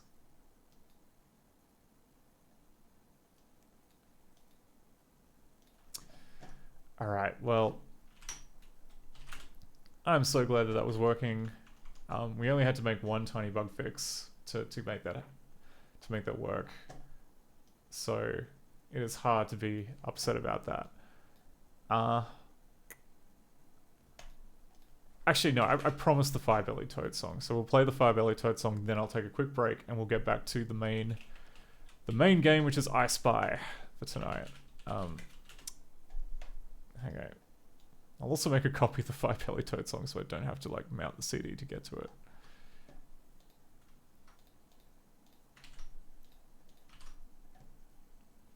There we go.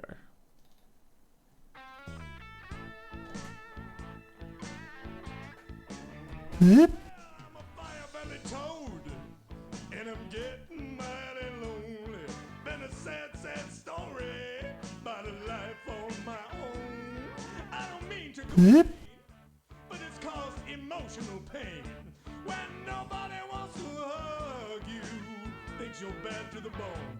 Well, I hope and I pray that it'll change someday. And my fire-belly friends, they all feel the same way. Maybe I look kinda scary, I'm rough to the touch. I tend to get mad if you mess with me much. My eyes stick out on the top of my head, and plenty of bugs is what I like to be fed.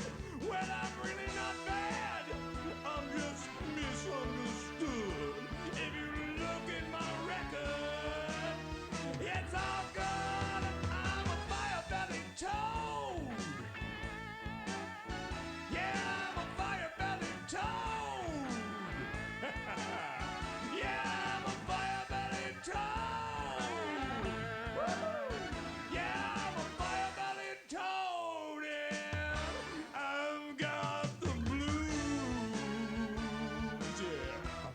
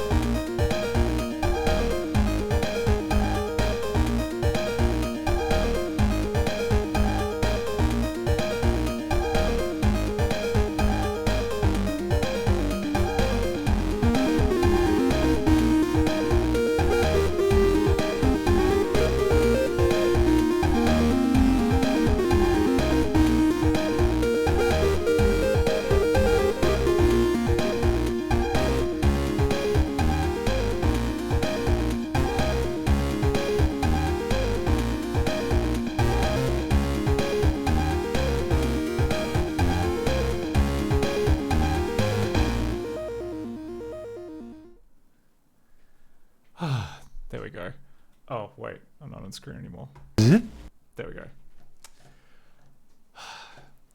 I was saying how much last stream, how much I've been brake pilled now. I've been fully brake pilled. Brakes are great. Have no idea why it's taken this long to start taking them, but God, just so nice to be able to like walk around after a couple of hours. But anyway, back onto.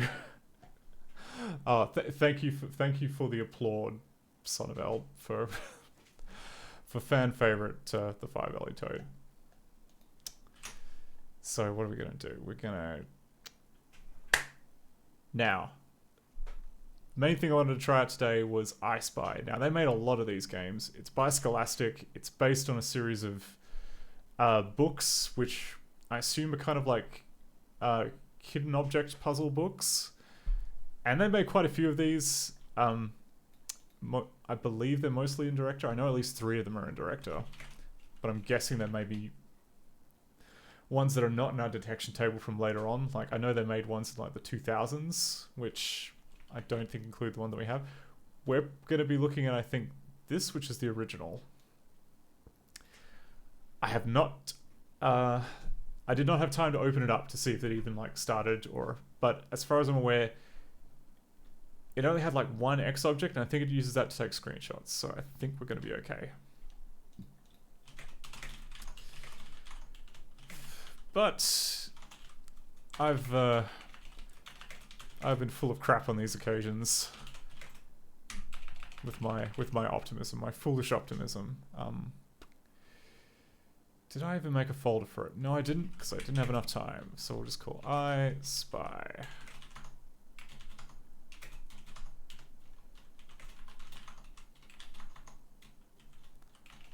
I'll just move it here from the charity shop into into my test folder.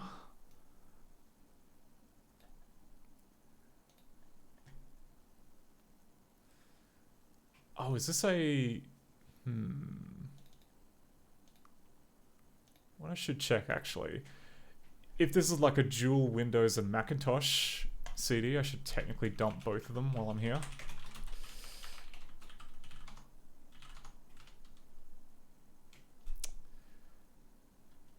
And that would be done with ScummVM DevTools.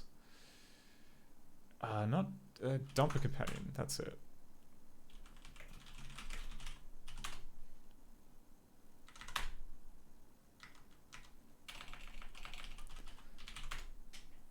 Sure, I'll install these without looking at them too closely. ISO, and then I Spy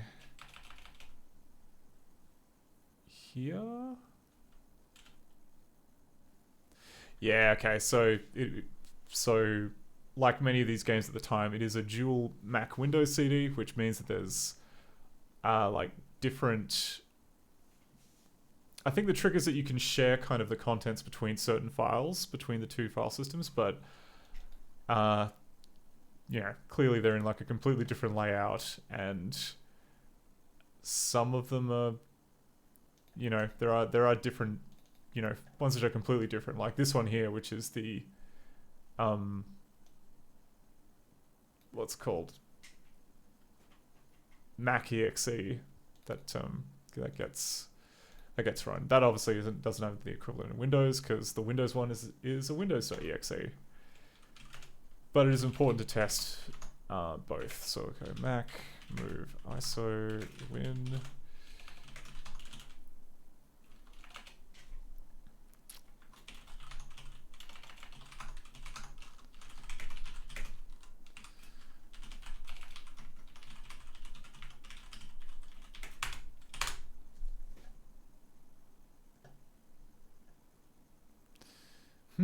Alright. What was it called then, if not I Spy?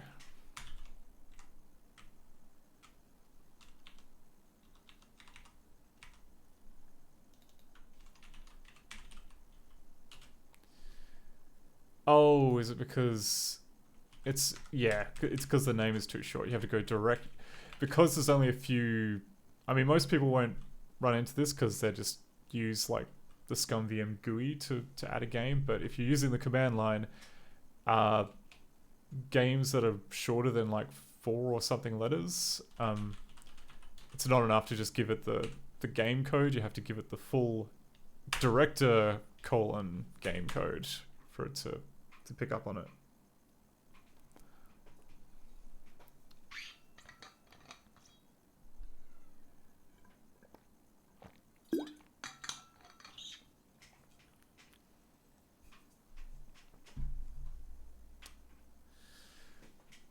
Exciting. Oh wait, no, I didn't hang on, wait. Oh, because it's setup.exe. Oh god, alright. Data. Do we have a exe in here? Find grep exe. Alright, I mean it's definitely director because we've got like cxt and dxr, which is cast and director file, but we don't have an exe, which implies it's inside the setup file.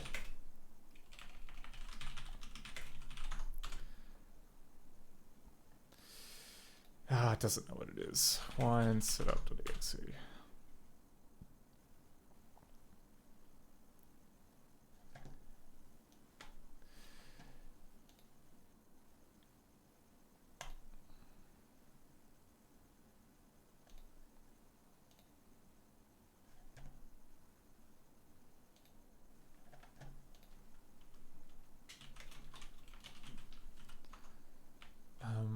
Wine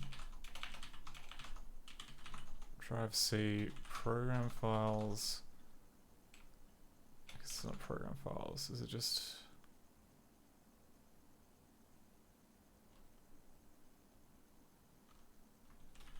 program files x86 Scholastic iSpy? Yeah, okay.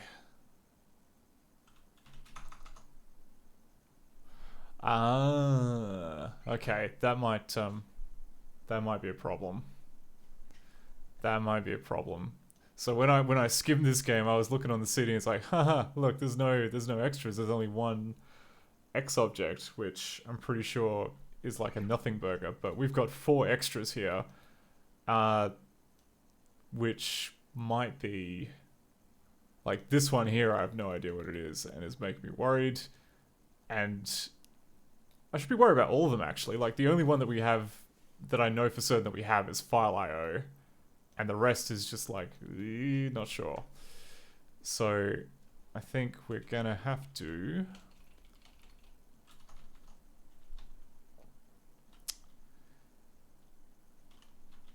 extras here.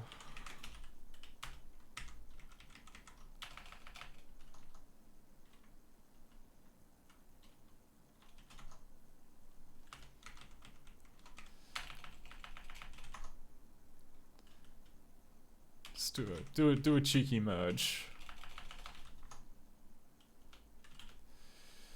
Okay, now it should be able to detect it.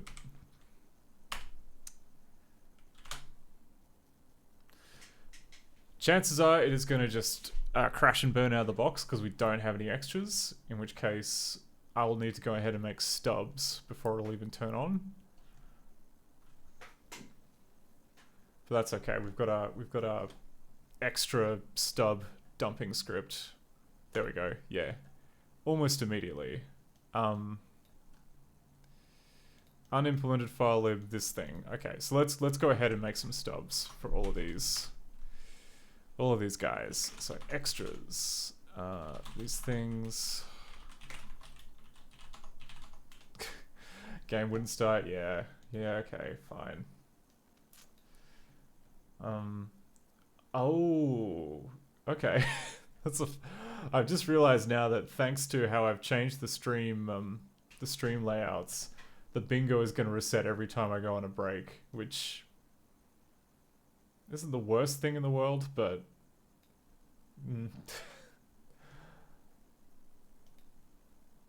that's okay. But yeah, we'll say game won't start.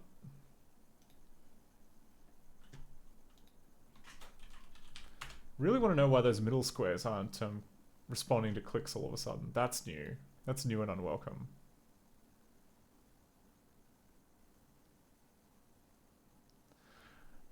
Oh, Sonneville says it's pretty close to the worst. What's close to the worst? What did I do?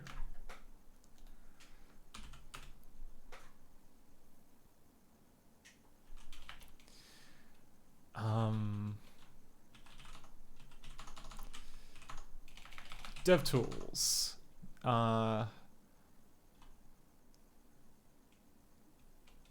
Yeah, director generate XObject stub.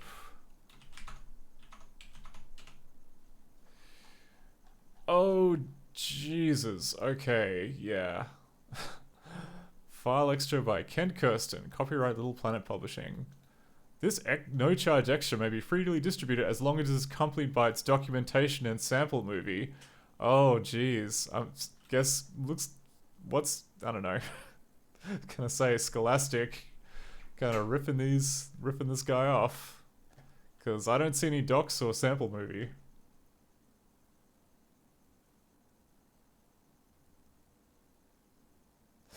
Oh, someone else says, you said the bingo clearing isn't the worst thing, and I was pretending that the, you know, doesn't exist. You know what? When you put it in, like, that bleakest possible perspective, you're right. The fact that the bingo card clears, it's actually quite good. It's, you know, it's a relief in many ways. Okay, so this extra looks like it's all about, probing drives and like doing kind of directory management stuff. This is going to be this is all going to be stubbed. And the reason why is because in ScummVM terms, like, we don't have a file system. We have, what's it called? We have the game, which is in its kind of read-only file system. And then we have the save games, which give you like the ability to write, you know, write text files essentially. And then as for like, there's like various kind of tweaks inside the engine which allow you to like to change where the save games show up in the virtual file system. But that's not the same thing as like copying directories and like doing stuff like that. I don't think there's any way within the bounds of what we're doing in ScummVM to like support this stuff properly. Hopefully it's just using these functions here to check if the drive exists. Like, what was the one that it crashed on? It was like file exists. There we go. So that's something that we can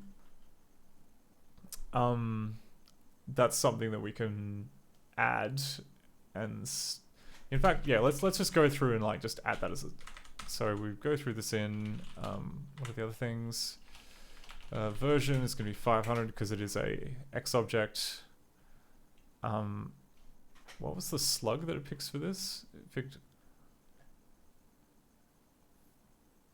file extra. Yeah, I think it's probably best that we have like the full word file extra, even though it's redundant because the name of the...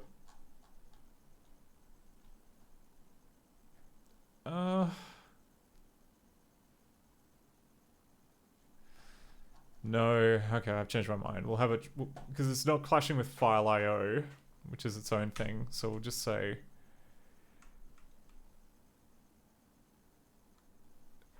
So we do that, and then like name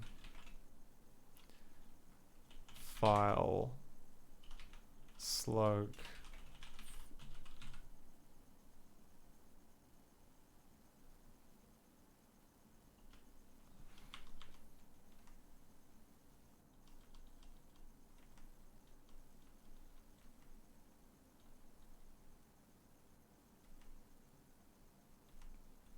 Yeah, that seems about right.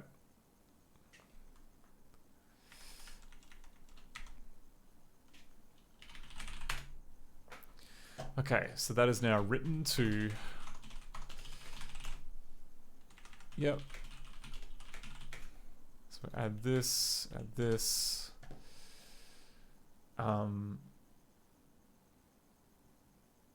slug is file extra 500. Uh, oh, like you mean?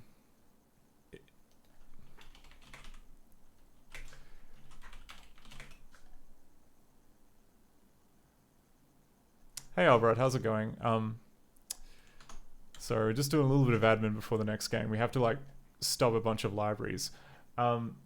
Seth said file extra 500 so that we know that it is that special thing. I mean, I'm not sure. I mean, I'm not sure what the significance of the 500 is because it could be used by like any later version of. I was gonna say yeah, it could be used by like any later version of Director. Plus, like file IO is its own thing. So I think we're okay. But anyway, okay. So that's one. How many other libraries we got? We've got file IO, which we already have. We're gonna do pmatic. What the hell's pmatic?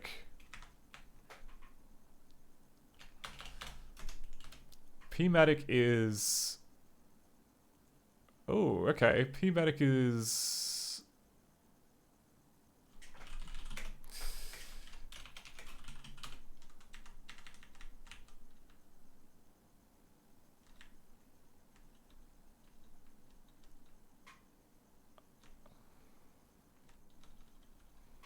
Maybe... Is pmatic just a DLL?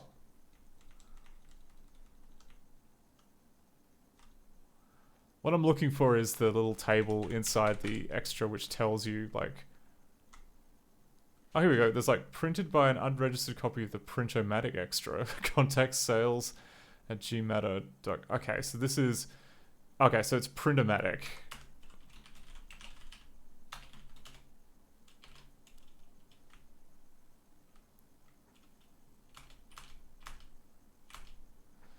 Interesting. Okay, maybe, like...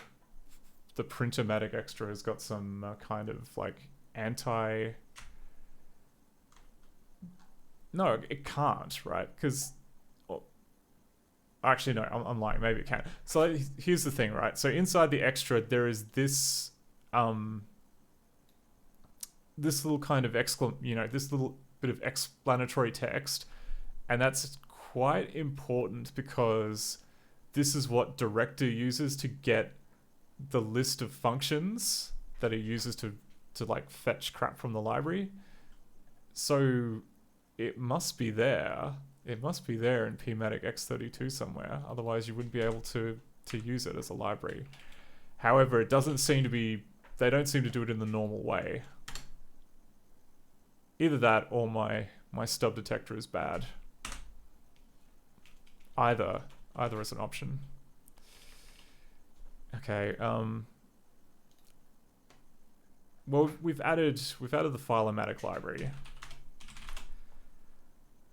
I'm guessing we wouldn't need the Printomatic one until later. Hang on, oh god, it's generating wrong stubs too. God, that's don't need that. Don't need whatever that is. Should have been declared inside...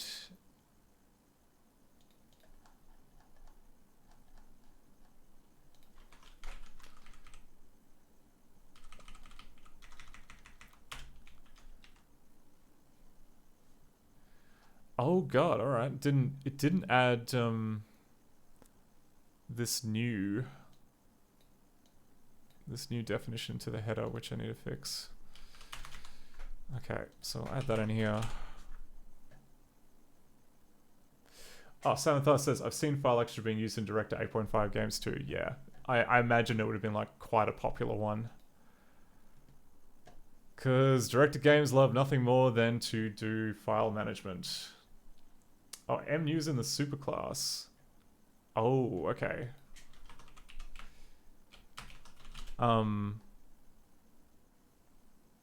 What, for object? That's, I mean, we're not overriding it, we're just defining it. Yeah, see. So, Okay, that's a bug in my stub generation script that I gotta add.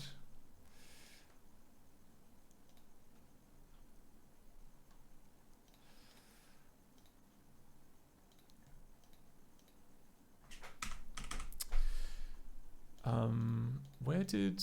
Okay, it was here. Yeah, uncoded lingo error. Quit. Reload, start again. So I'm hoping that the printomatic thing won't get loaded in until later, like when you actually need to print stuff. But you never know, it might do it like on the first screen, in which case it'll just crash like it did before. It got further that time. We got to see a loading screen. Oh geez. Okay.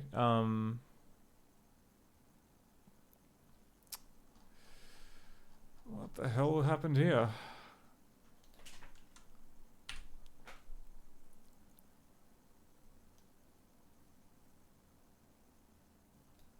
Okay, so I'm guessing a script went bad.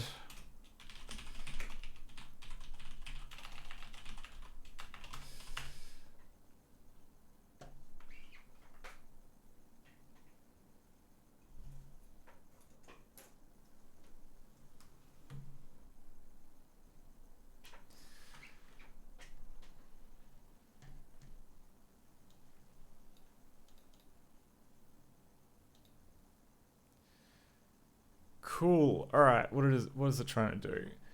So it is trying to set. Okay, it's trying to set the font of a cast member to Skull Hudson Regular, which would be, I'm guessing, a font which has got been installed into.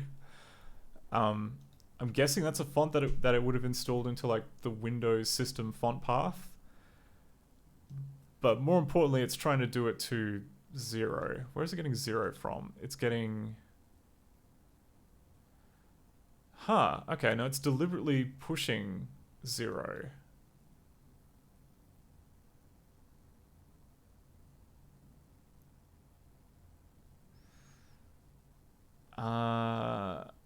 Okay. But then, I mean, it's pushing 218, which is a field number, and then it is pushing the number 0. Oh, I get it. Right, okay. Like, is... So potentially... You can set the default font maybe by doing it like this? Alright, we gotta look at the docs. We gotta look at the... the source of truth, which is, of course, this director textbook from 1996. And we're looking to try and set text font.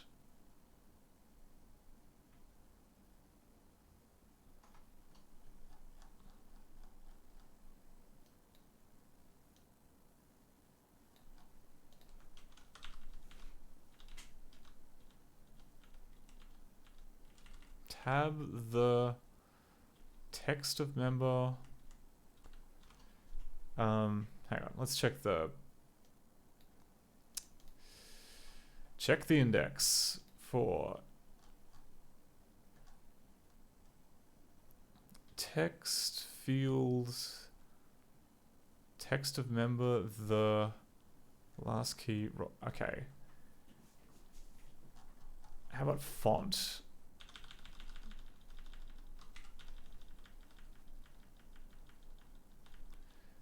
Font of member? I mean, that's probably what it is.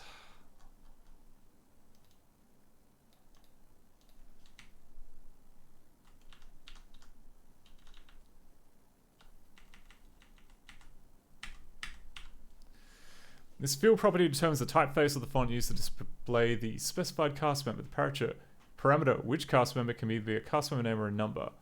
Font member can be set, but not affected tested, blah, blah, blah, blah, blah.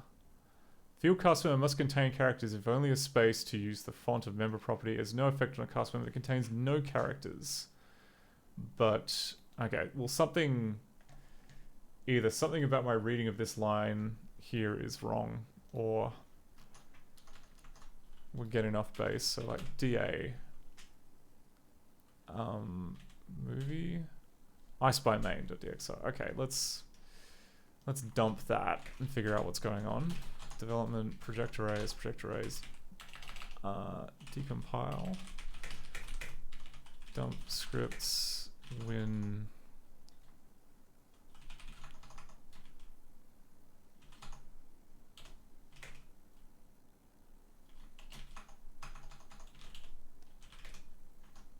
That was number 17.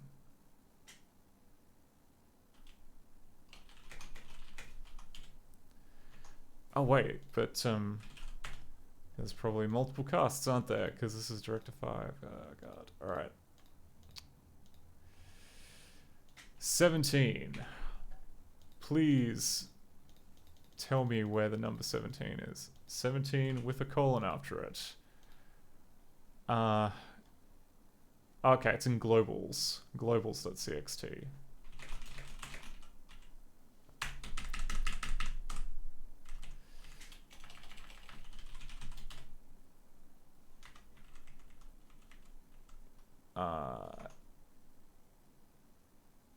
Globals.txt.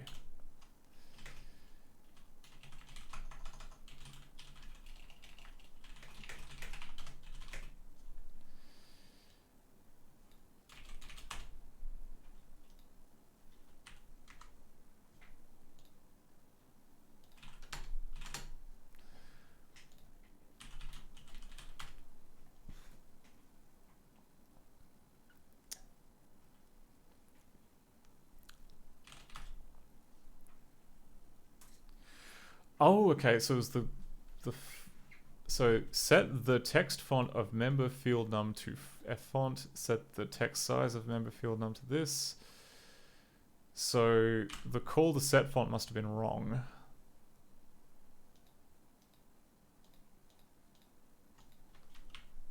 So if we go back up here a wee bit.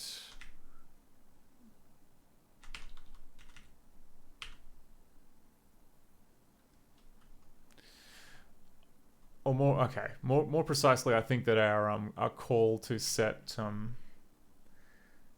the cast member may be off, because according to the calling convention here, it is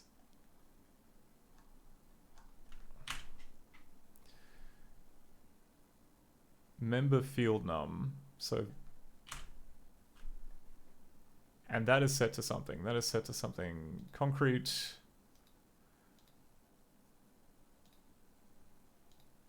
Where is it?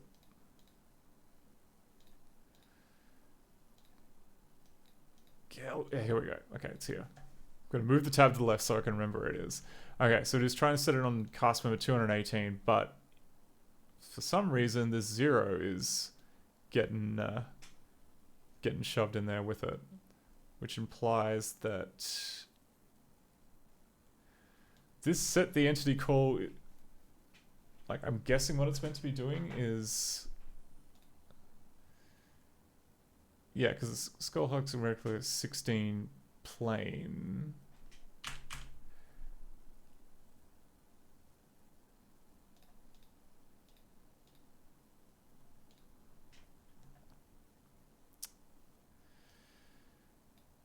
And yeah, instead of reading this 218, it's reading this, which implies there's like... I'm guessing that's meant to be the cast lib.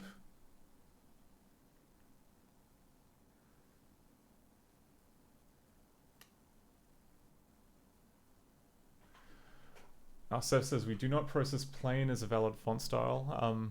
Okay, that'll be interesting to deal with in a sec, but this is more troubling. Okay, so let's open up the code for set the entity.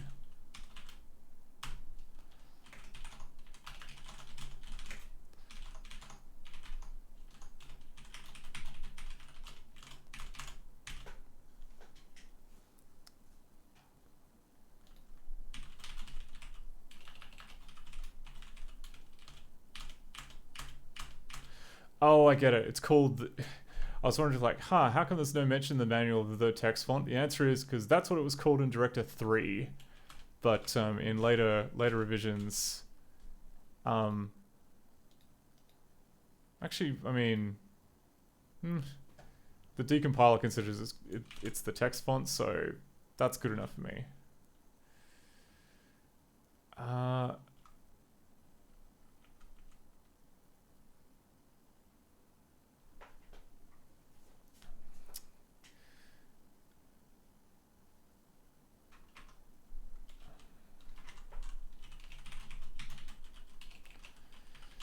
So I think that maybe like what's meant to be happening is that the 0 is meant to be being treated as the cast lib because we're just giving it a number. Except somewhere along the line that isn't happening.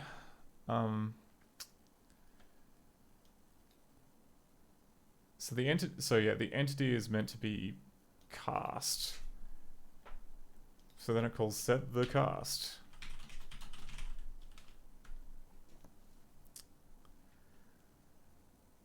Right, I see, okay.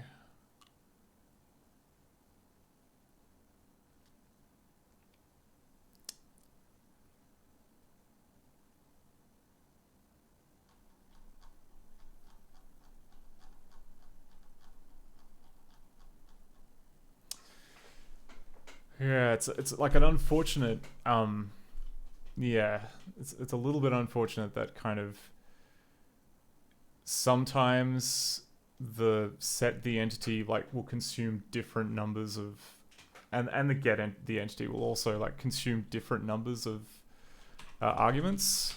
I thought that we'd done this at least for like get the cast, where it will like pop an extra argument off the stack. Yeah, okay, so we've added in the logic to like to deal with. Oh wait, no, we haven't. I'm kind of shocked that we haven't run into this yet. This seems like a big deal.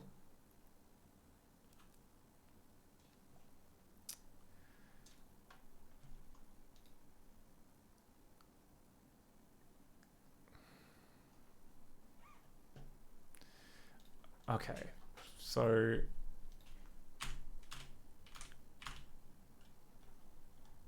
we have this get the entity, which is then called by like the bytecode interpreter here.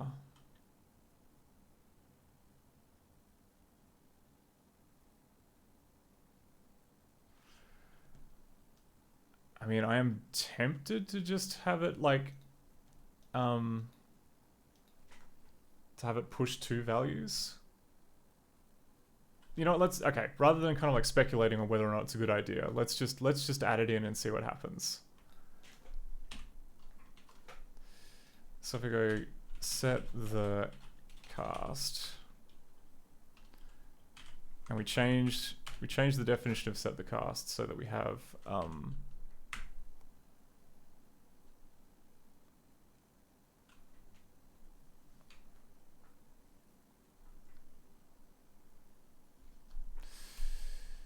I mean, what was that? Okay, let's look at this disassembly like very carefully one more time. So we have push the field number, then we push 0, then we push the word font, and then we have 4 and 9, which is the bytecode instruction for that type of assignment. And then we have similar deal down here for field size. Okay, but yeah, like in all cases, it's pushing like 1 extra thing on the stack. So seems legit. Seems like something we need to do. Yeah, we've got like datum ID and we've got datum D.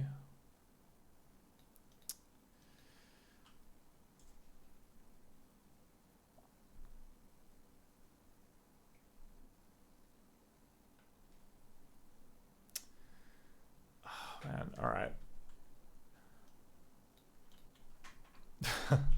Okay. Sorry for hesitating so much. This doing things like this just it doesn't feel right. So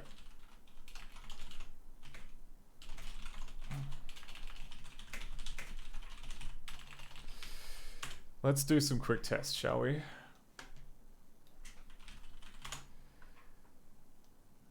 Be easier to do this than like kind of fishing out the answers that we want from director proper. Okay, so director 4.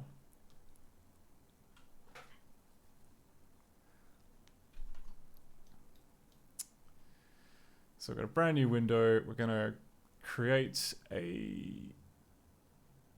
Now we'll get the stage. Oh no, we've got the stage. Show me the score. Show me the cast. Show me the tool panel, please. Okay, and what we're gonna do is we're gonna immediately. Oh crap! I'm in director 4. That's not gonna help us. We're in director 5.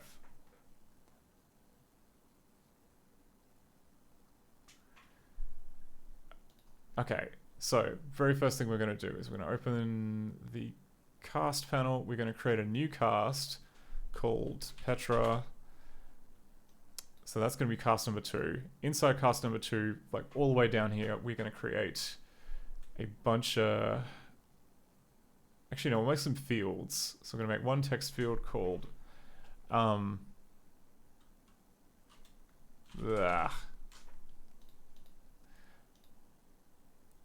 In fact, that should be enough. And then inside frame 1 of the movie, we're going to basically go put the text font of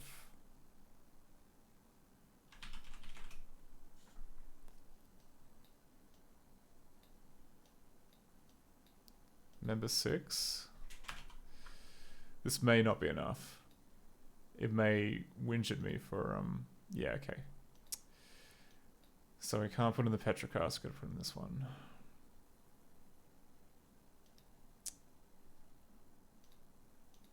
Okay, there we go. So put the text font of member 6, and then we go set the text font of member 6 to Comic Sans.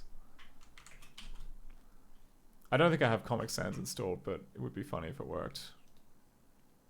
No, we don't have Comic Sans installed, so it goes to the default, but that's okay. We're not really testing whether or not the font works. We're just testing what bytecode director makes.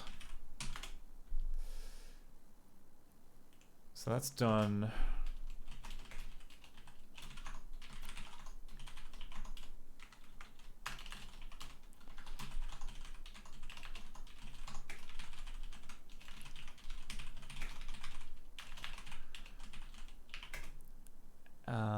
Start movie fonts.dir.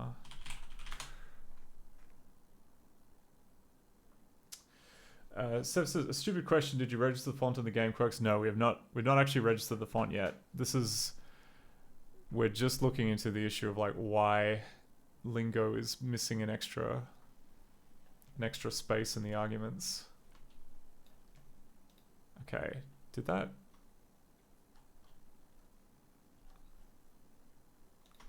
Where did my funks?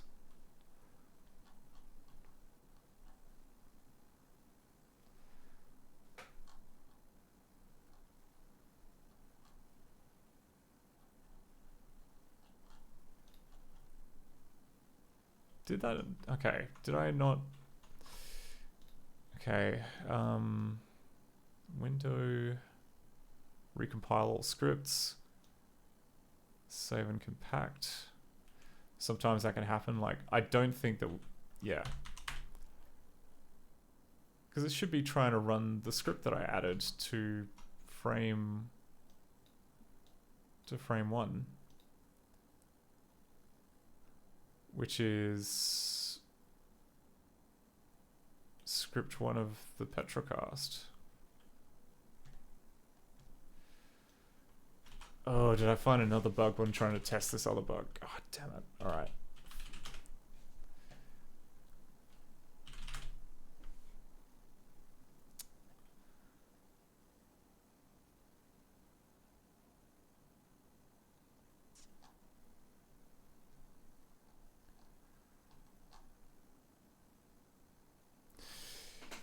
Yeah, that shouldn't be empty. That should be there.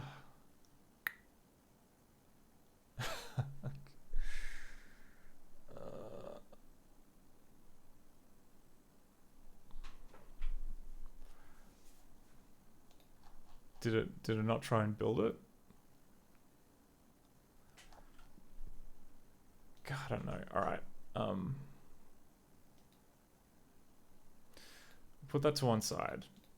What if I just moved the script here?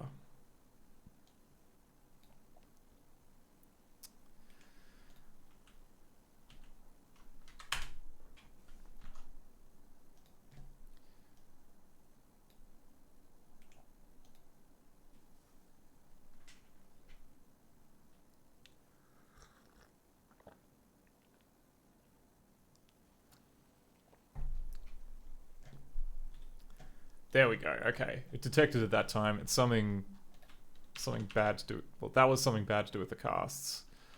But if we look at the output text from this,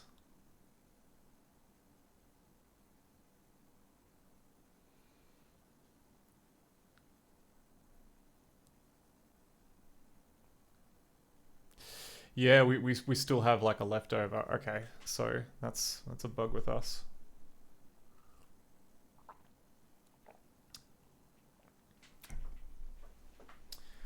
And now the other thing I wanted to check was it every get? I mean,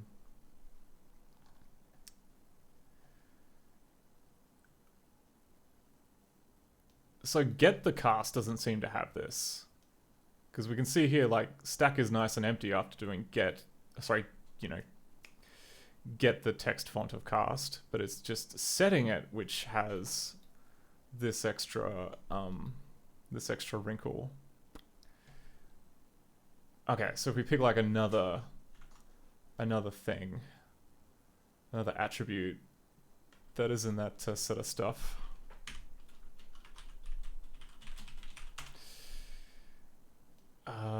What have we got? We've got like scroll top. Yeah, okay, let's try scroll top, which is a brand new attribute.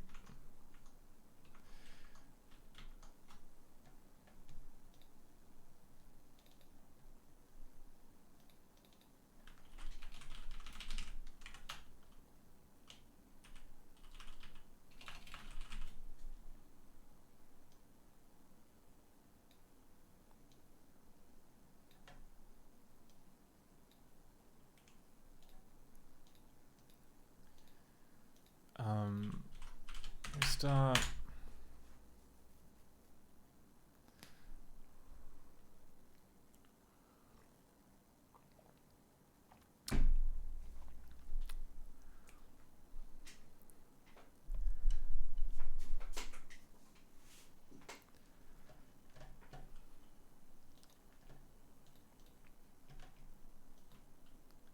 Oh wait, no. I just tried to open the game again. That's not what I wanted to do. I wanted to open the crappy test file, please.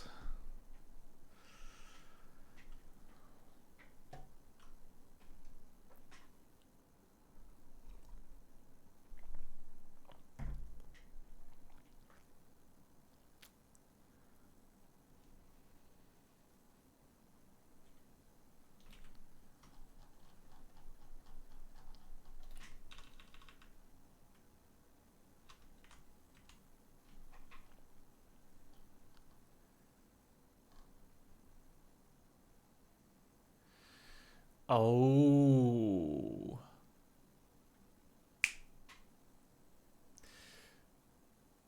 So it is it's the, what do you call it? The entity. Okay, so what's happening here? Like, this worked, and that is because it's not using the bytecode instruction, it is using this other one that's more generic called object field assign. However, like, if we go into the code,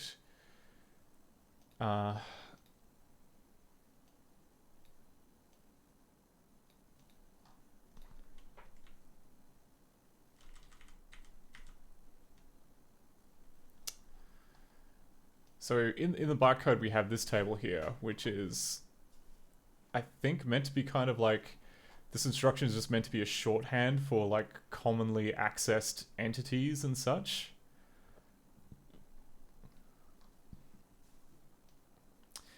And yeah, the ones that were kind of screwing up was it was like the text font, which is from here. Which makes me wonder, like, is it just all of the cast ones here when you try and set them that will screw up like that? In which case, do we need to add in a shim specifically for that? I think, yeah, I'm tempted to say it's that. Or more importantly, I think, given that, what was the other one? Like the object field assign. Since object field assign works okay, I think that would affect. So like if we go to object field assign, then that does set object prop, which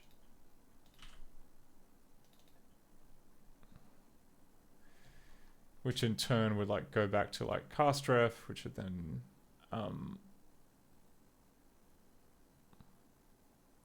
okay, which then like directly sets a prop on the object.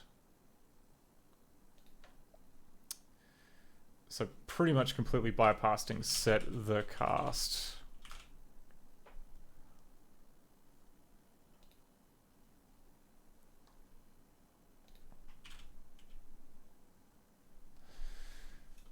And like, is that really the only? Yeah, okay. So we would either have to like make the shim in set the cast, or more likely in here, so that instead of shipping whatever is in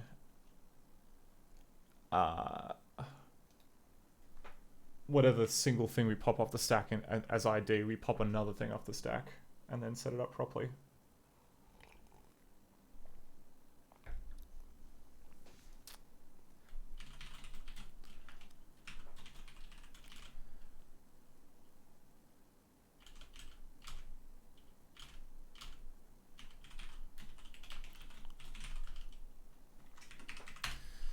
Alright, so if we go if g director get version is greater than or equal to 500, ID equals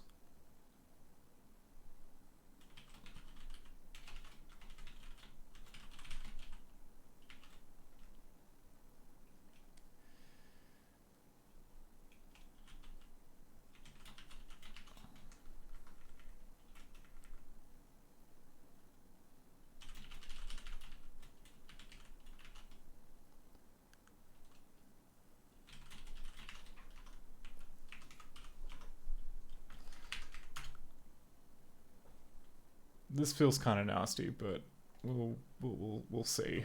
We'll see if it works. I'll just put a comment in here saying for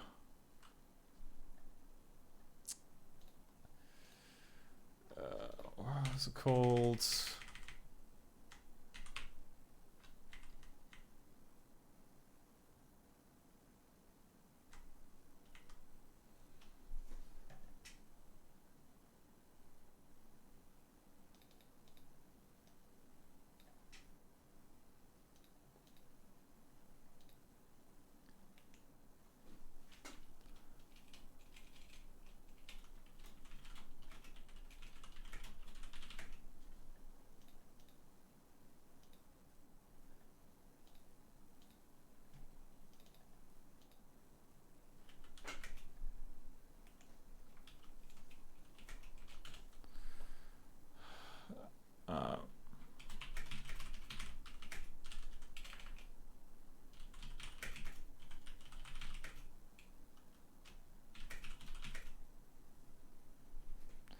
We'll insert an extra value.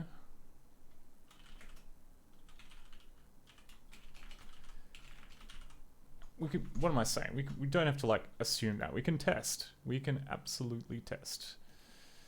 So we'll go back to our test movie. We add in another add in another field. And yeah.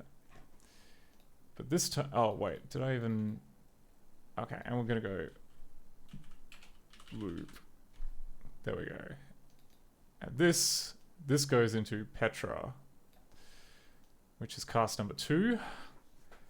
And then we can basically go to our code here and then copy this, which is good. And then we'll go put the text from member 7, oh sorry, member 4 of cast lib 2.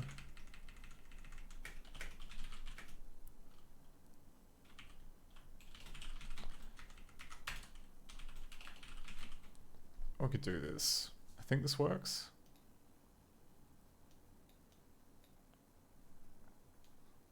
Messages. Okay, that works. Save and compact. More important, recompile and then save and compact.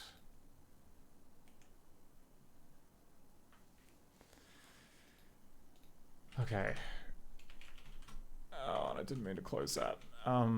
Win 16 does 5 ScummVM start movie fonts.dir debug level 5 debug flags lingo exec director. Yeah, apologies for the dry spell, but it is important that we kind of like get things right now for something like this, or else it will come back and bite us, possibly within minutes. Okay, there we go. So it ran for a little bit.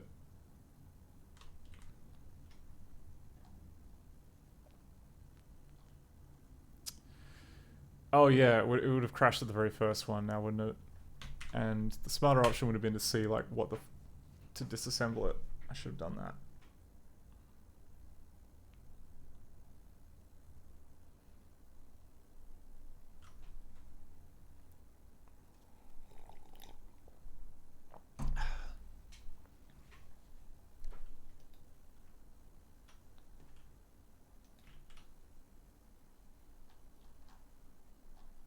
Ooh, all right, and it's, oh, okay, and it's literally, yeah, okay, maybe that's on me. I forgot that, like, okay, but the second argument is definitely the is the cast lib. We just needed, instead of doing it this cheap way, I should have done it. There is like a proper way of looking up cast member by ID, which I should have used. I believe it's in movie.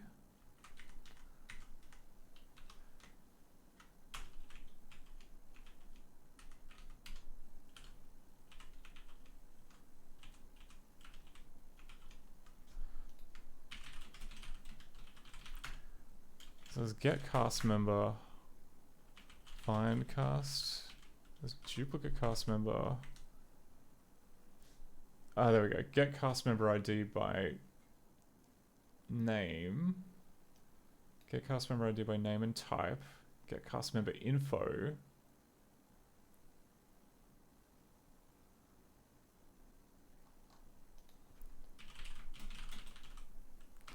Let's get cast lib ID. Okay, where have I called get cast lib ID by name before?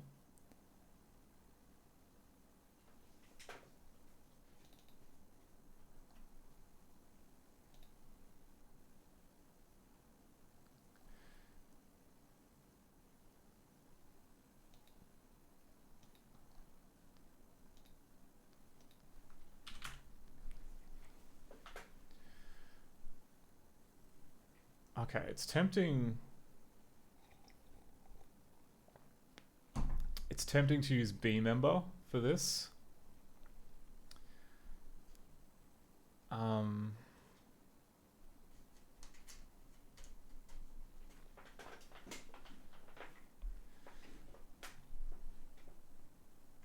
or at the very least, like split out this logic so that we can use it elsewhere.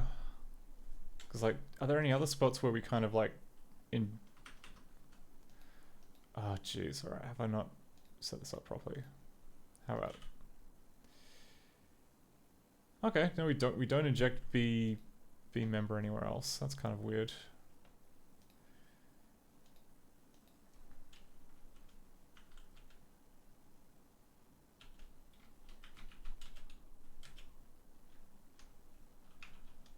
Okay.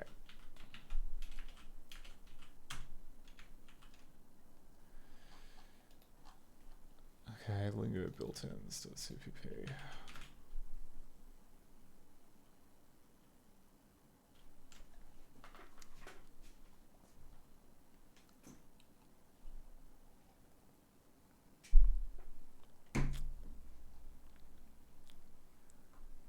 Yeah, because like this... Because yeah, it's using this logic here where it's like progressively going through and checking to see if it's a number, checking to see if the cast led by name, like all this stuff here. So it may be easier to split this logic out into a utility function.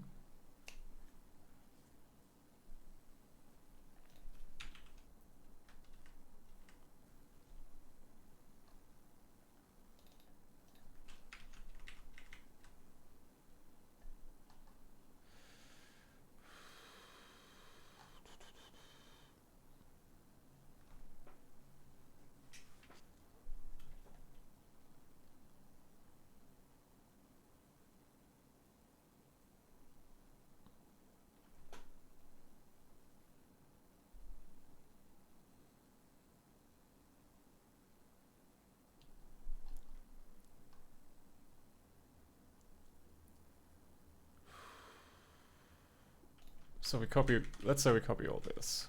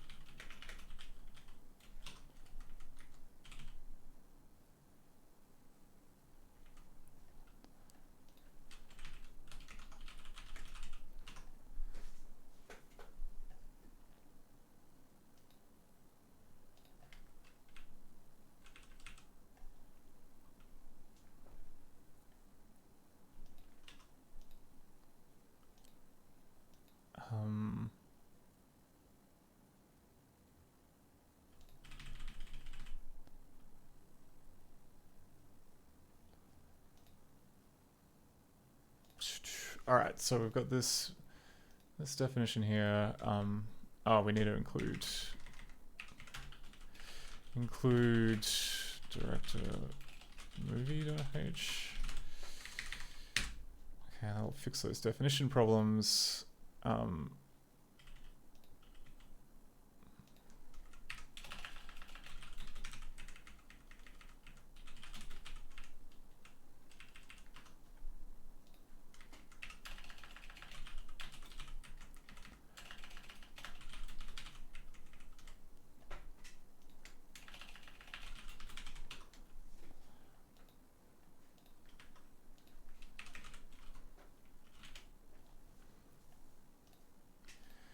Okay, so we've done that and normalized string, so it's going to be after that.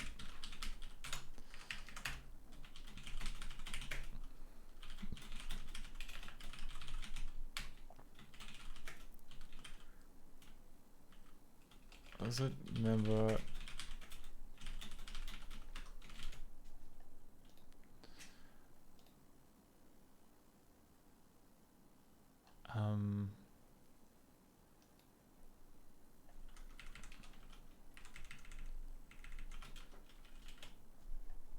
think that's what we need to do.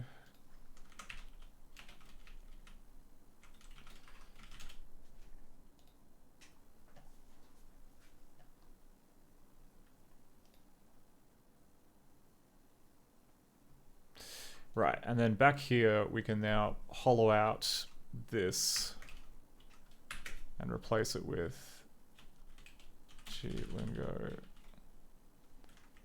2 cast member ID.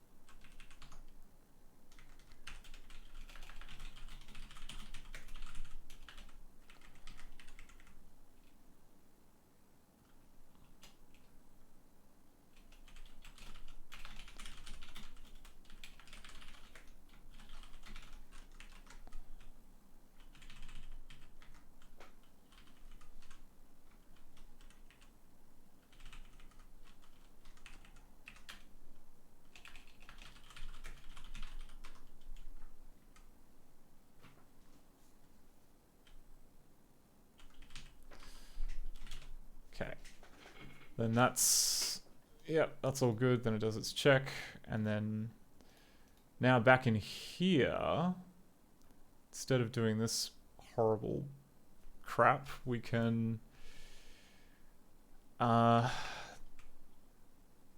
be a little smarter.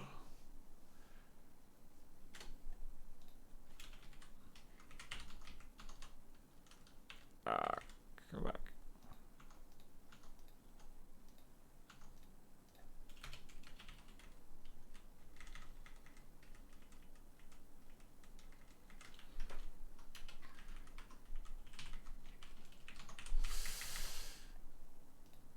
So we can then go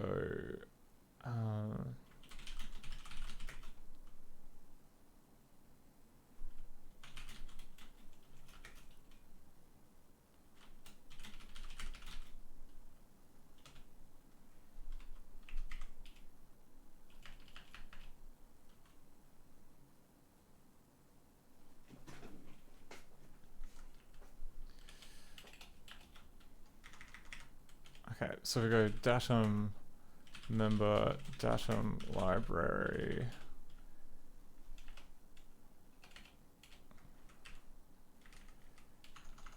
I think we go like ID equals library.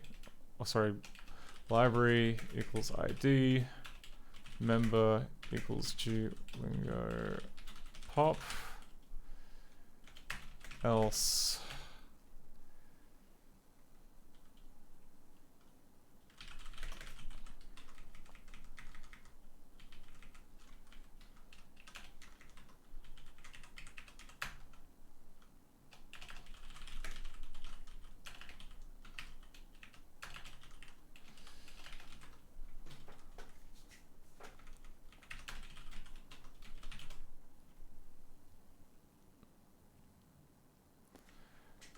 right, okay, and then set the cast. We can now mod to have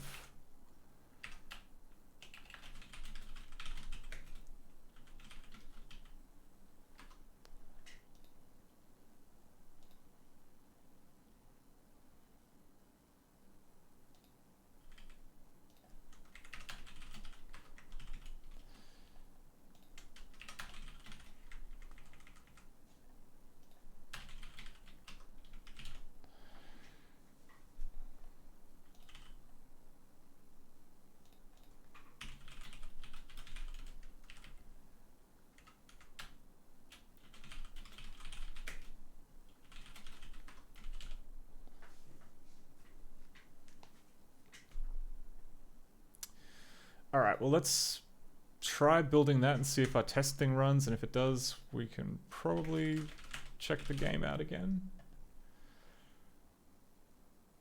Castle ideas don't have a type, okay. Oh, because I got a, yeah, okay. I straight up wasn't thinking when I was typing. 580. Cast member ID.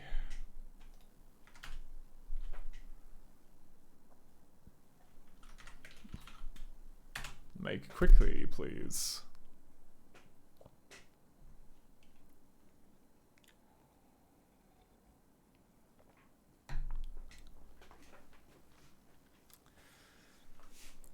Oh, here we go. All right, that's fair. I guess we can't do that. 3,385. That's gonna be about. Yeah. Okay. So.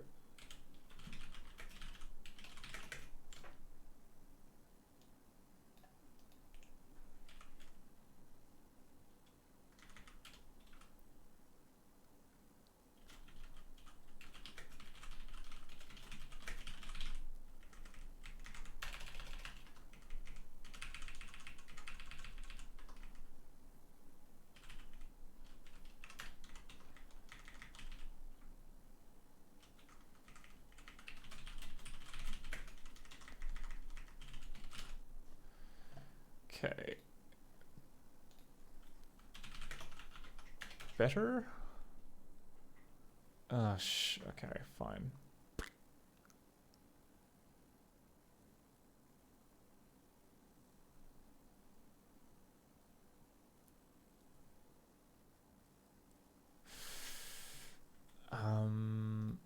Go.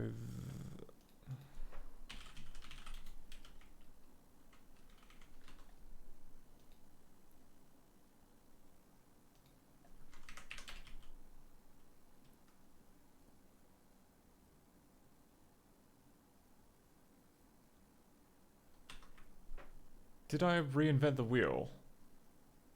Oh, wait, okay. No, maybe I did reinvent the wheel. What's this, resolve cast member?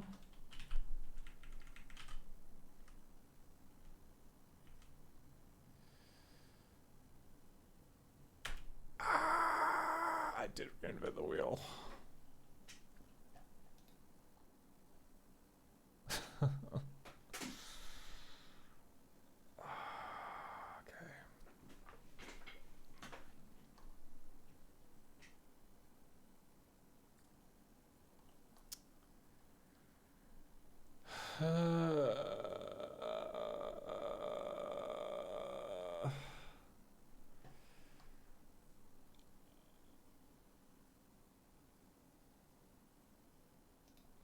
Okay, so it's checking the. So, yeah, right. And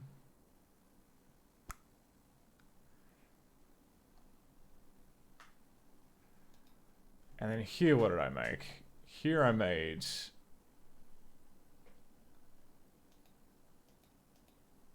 This kind of this thing, which looks very similar.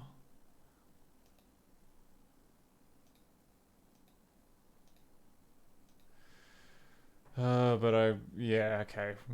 But it is reinventing the wheel, isn't it? Okay, so.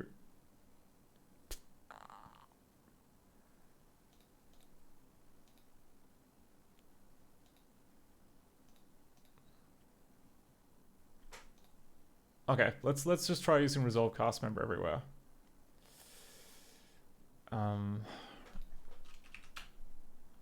Resolve cast member. Okay, cast any, type any. And then back in it would be.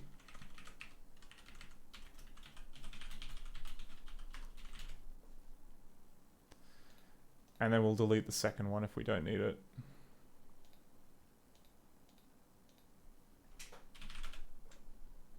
I knew we had like a built-in somewhere. I was just thrown by the fact that oh, sorry, I knew that we had like a helper function which did it properly. I was just thrown because the built-in member command did not do that. Oh, but like maybe part of the reason why. Actually, I think I know what this is. So like put member 4. Okay, nothing. Put member 6. Oh wait, no, this isn't the window. Messages. Put member 6. Okay, member 6 of cast lib 1. Put member 26. Oh my god, what's the magic number? The magic number is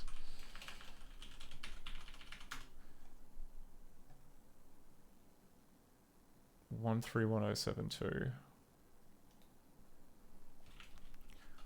1072. Okay, no, they are different. They are different. Because Resolve cast member... Yeah, okay. They are different because Resolve cast member supports what's known as like multiplexed ID, where you can like merge together this and this. But but member does not accept that. So technically we do need two. We do need two. Whatever. I'll go through and tidy it up later, but glad I didn't delete this. So we'll just say 2 cast member ID. We could probably merge the two together once we kind of figure out the differences.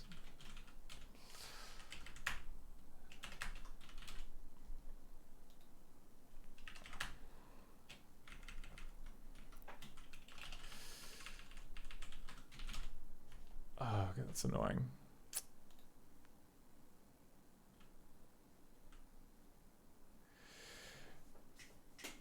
Because yeah, I'm assuming that what's going on with like the get the entity stuff is that it is just taking those arguments and piping them directly into the equivalent of member. So that would mean that we wouldn't accept multiplexed IDs because it's accepting the what's it called? It's taking the library name in as well. So therefore, so no multiplex.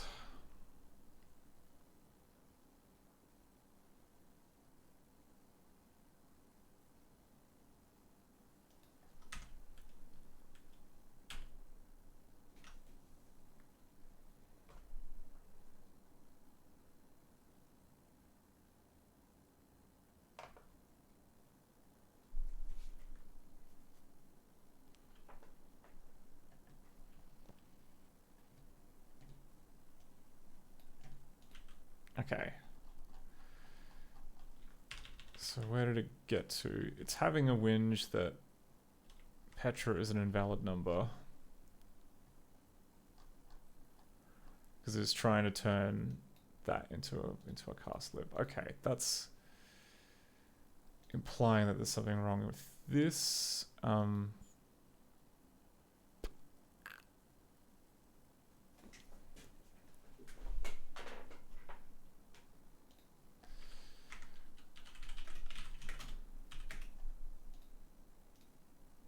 To cast member ID.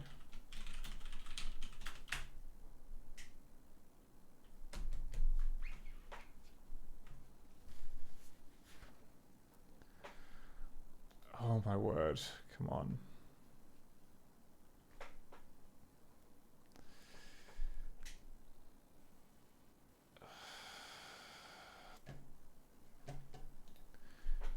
Right, member. That is the number 6. Cast lib.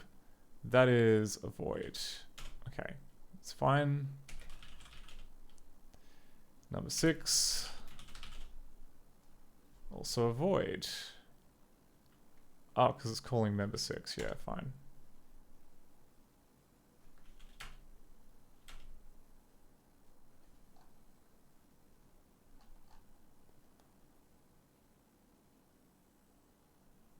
Oh. Oh, because get the entity is not working because it's not, oh, okay.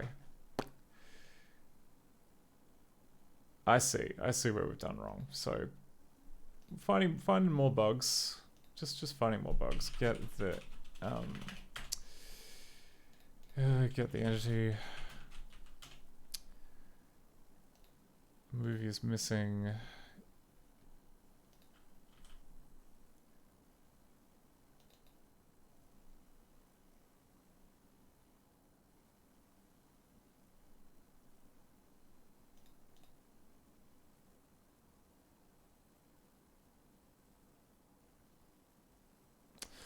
Oh wait, no, the entity. Okay, so the bytecode instruction. The entity push.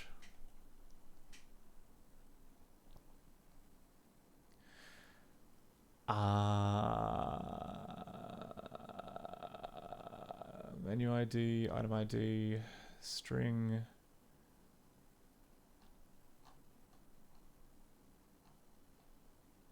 I guess we item ID. Oh right, okay. So there was already a shim here. That's why the get function worked. Okay, that makes so much more goddamn sense. And that's using resolve cast member, which is not correct. So we'll change this to our new one, to cast member ID.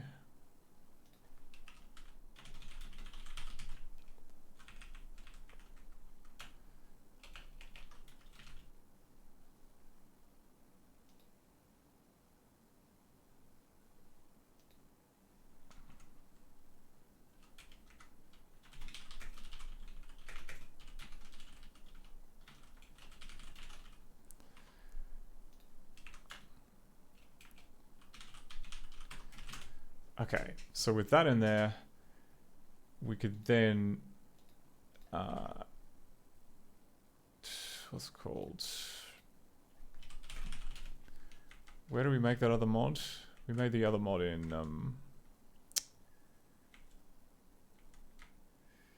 yeah, this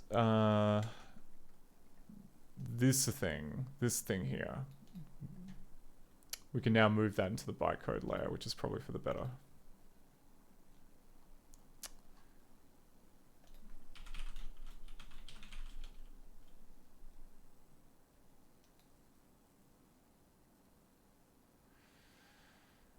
Yeah, and then we would need to change that either. God, all right. How many changes do I make? Can I just, what did I change? Okay, I changed set the cast, which honestly I can, yeah, we can revert all of this pretty much. Because like, as long as we just mod it so that ID is being passed in as the right thing from the bytecode layer, then we don't need any of this crap. This can all go. So check out this.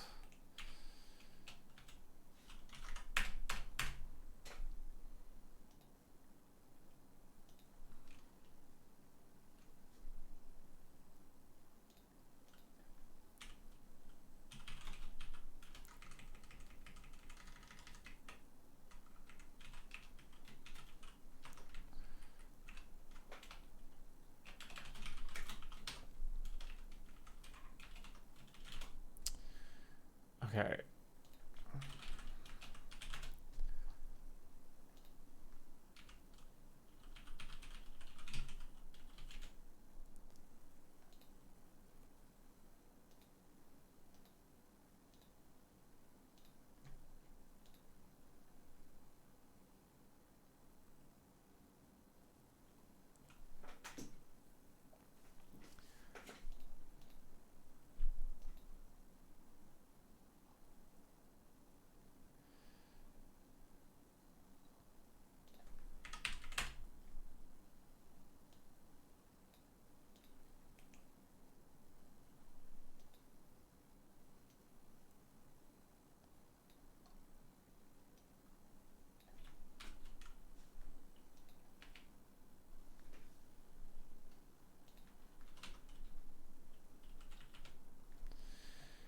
Cool.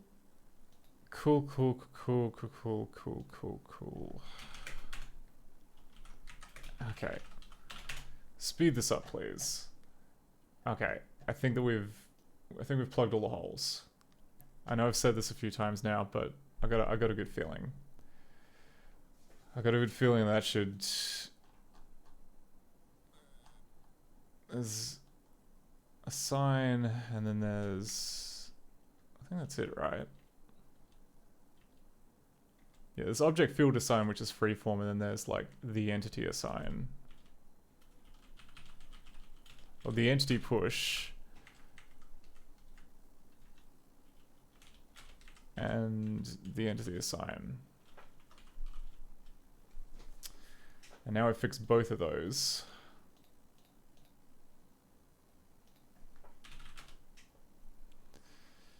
We can go through and, okay, we'll just very quickly run the test movie again. There should be no bugs this time. None. Zero. Nada. The null set.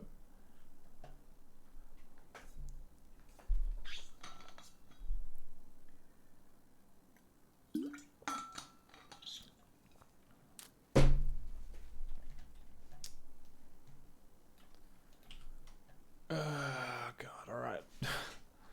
me and my big mouth. How did I screw that up? Member 6 of castlib 0 text font. Okay, because it's trying literally to figure that out, when in fact 0 should be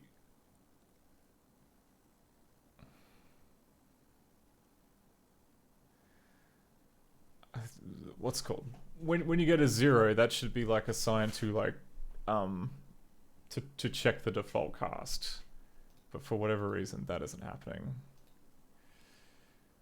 I'm guessing this is something that we put in the original, oh sorry, the other more permissive checker, but we don't have in member.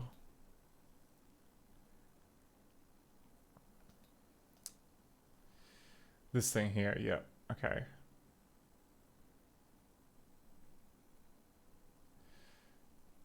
So, copy this.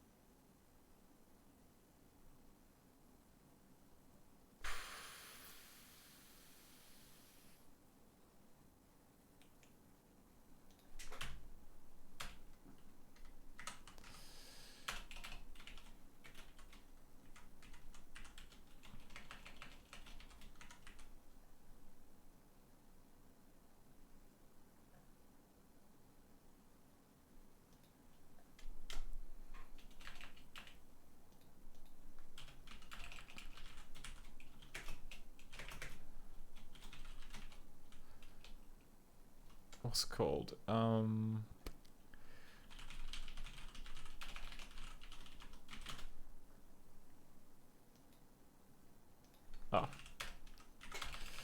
Forecast loop.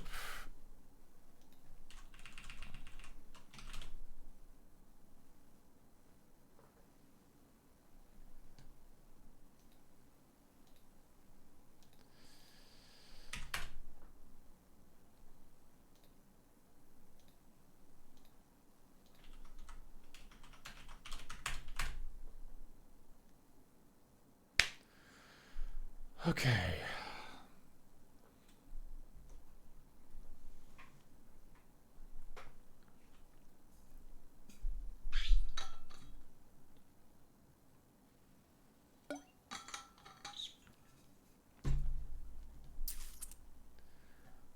Oh. What happened there?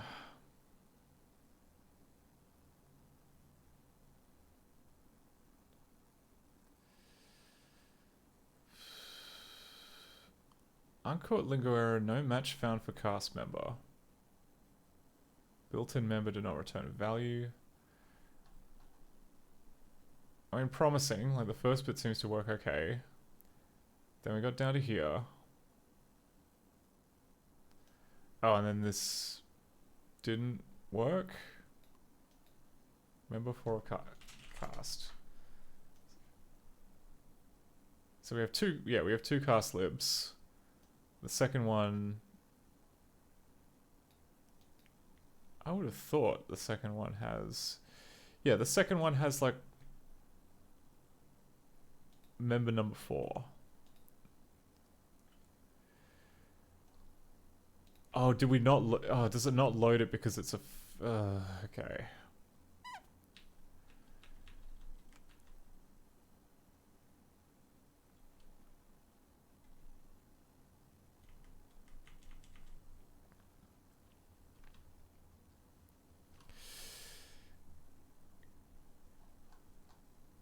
So I think we may be running into an adjacent issue, which is that... I mean, it can't be, right? Because we've got, like, cast ID 6 and 23, and then font 2 is cast ID 6. Why does it still think this is cast ID? Like, I've moved it. It's no longer 6, it's 4. Look, I'll move it again to 3. Save and compact.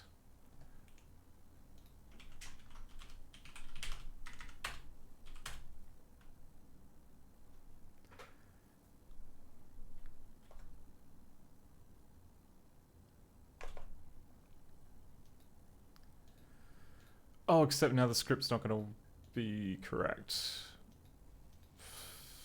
That could be a problem. Yeah.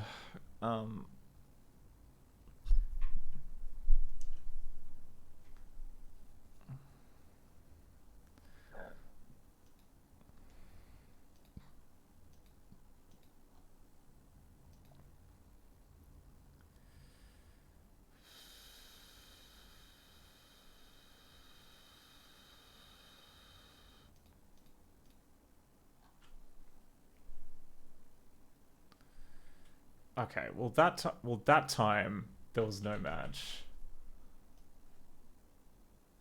But it still thinks it's number 6. Like that's okay. We're getting down a rabbit hole here. I very quickly want to look into this because this seems kind of important. Because it's no longer 6. There's no reason it should be 6. It should be 3. And yet it insists that it's 6, which implies that we're loading from whatever source of information we're using for that index is not correct.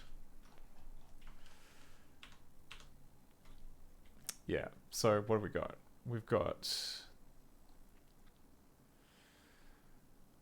yeah.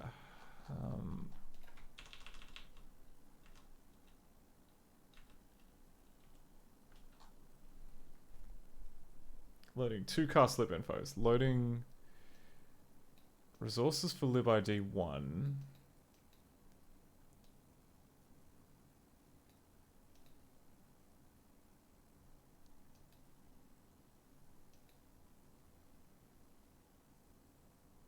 Like neither, okay.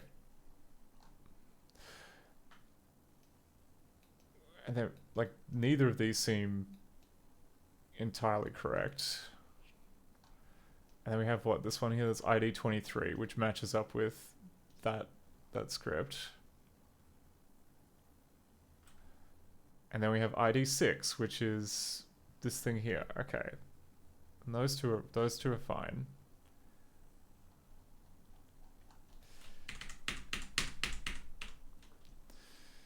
Okay, then down in libid 2,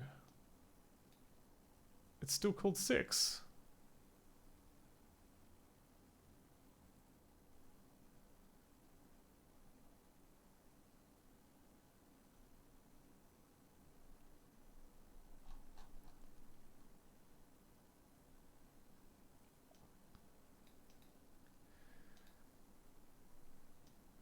I don't know, man.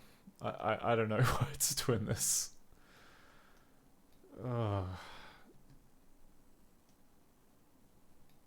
Because like it's all internal. I don't get it. I don't get why it would do that. But my stamina for interrogating such a problem is kind of low, whereas compared to, maybe we should just check to see if the actual game one runs. It could. There's nothing saying that it can't. It might be nice. Might be fine.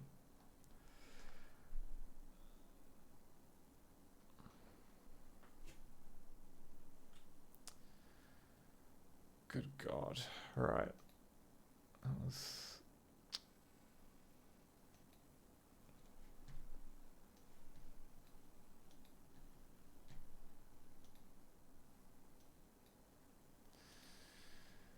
Of course not.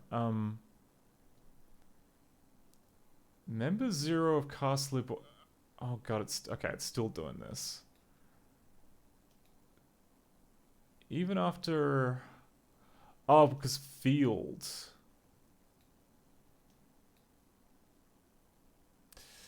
Right. Oh no, textile plane, which I think Sev was talking about earlier. So,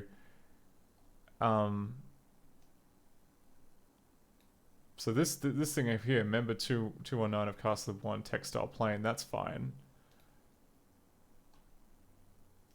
And so it got further than before. So we're able to set the text font now. We're able to set the font size, the text size. Then we set the text style. And then having done all that,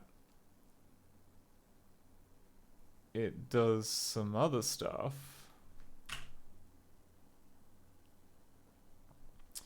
Does this thing here. Set the text style of field G game list field num to plain. And again, this is like another... I guess this is just, yeah, doing another cast ID lookup. So, okay, we can add another shim in here.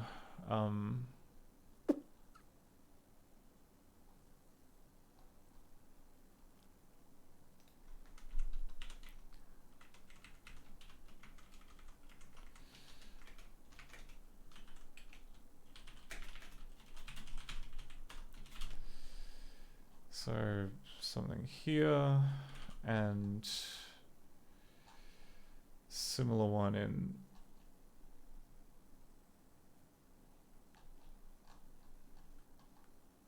this guy.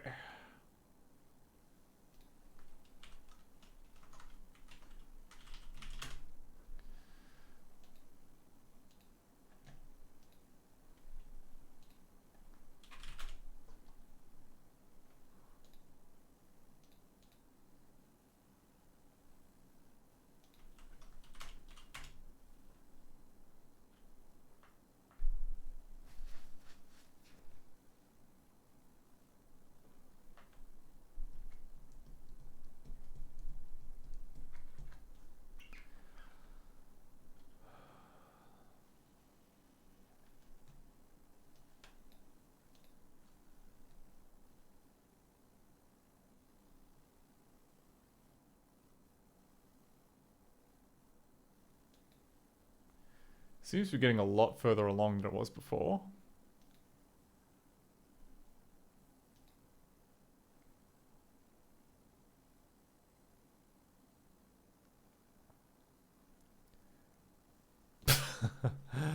Okay, and then it gets as far as needing another extra, and it doesn't load it. Okay.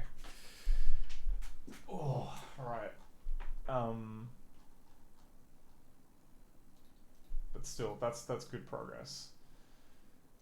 Okay, now what was the deal with this extra? We couldn't...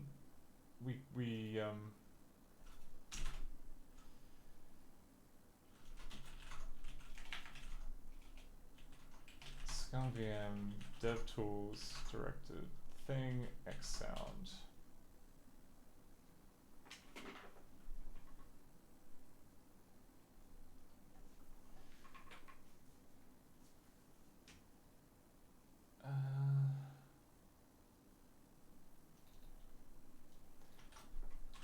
Like for reference, like here is what we're trying to do. So yes, because lingo extras are COM libraries, you can't just like find the little string that explains what everything does.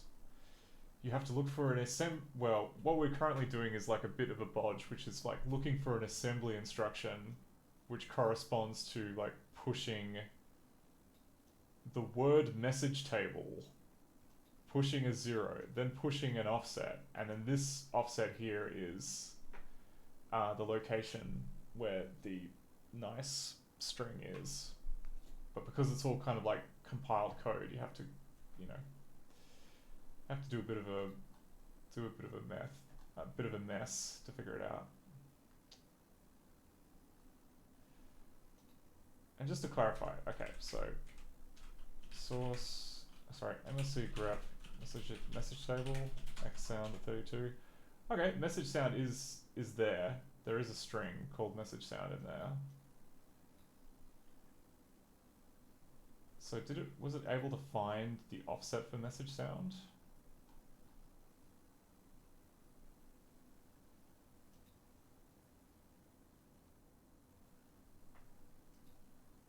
Sorry, message table, not message sound. God damn it.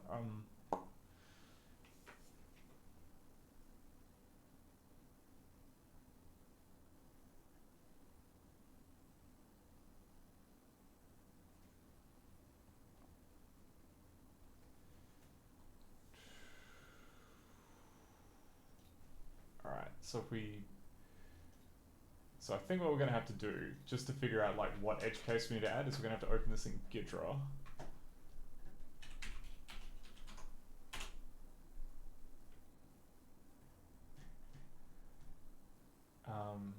Ghidra? Oh, there you are. So we're going to dump this in Ghidra. We're going to find out like which bit of the code is opening message to. Oh god, okay, it's opening a whole bunch of. Oh, apparently at some point I was trying to disassemble Inca 2. Oh, that's right, I was. Like last year I was trying to figure out how to cheat, and unfortunately I wasn't able to figure this out with Ghidra, but I did figure it out using Game Wizard, which is a very cool tool. Okay, home. Games, Director 5, I Spy, Windows, Extras, Xsound.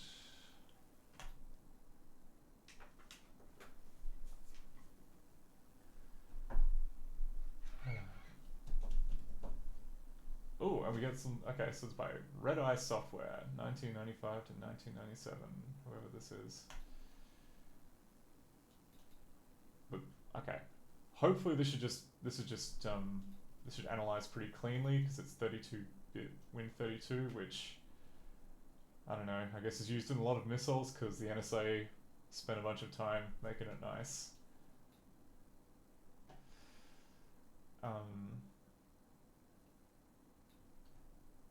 Okay, there we go. So it's filling out all of these cross references, and we mostly don't care about any of this. We just care about this little string here, message table. Okay. Where is the cross reference? The cross reference is here. Okay. Would you like to go to that symbol? No. No, I found what I want. Okay, so our script needs to discover this. Oh, right, okay, there's a problem. That's why our script isn't working. So, instruction 1, push the message table location. Good. Instruction 2, push the number 0. Or good. Instruction 3, do some crap involving a pointer and then push that. That's not going to help us at all. It's absolutely not going to help us at all. That's quite sneaky, actually. Okay. So, for starters, turn this into a function.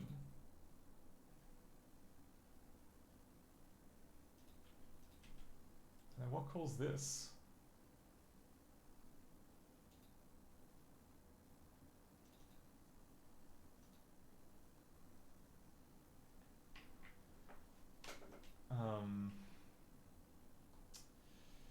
Yeah, okay. It's because it's going to be C++. It's going to be like C++ or something. Because like what you see here with like this EVP pointer stuff is that it's, I think it's. Oh, actually no, it could be the stack. Could be the stack, but oh look, CX extra exception. Okay, so it's written in C++, which means they're using classes. Classes. God, I hate classes sometimes. Cool, so we can't... Maybe what I'll have to do is I'll have to like put in a...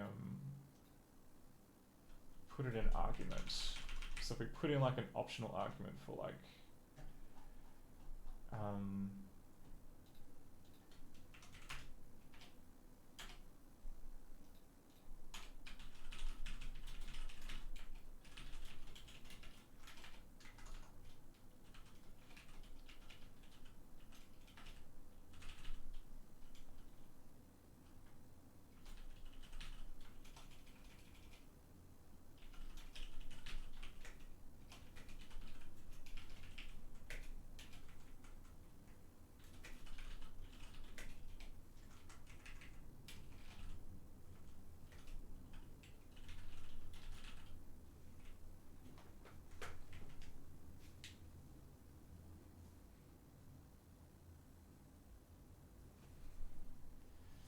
yeah, so it would be basically like location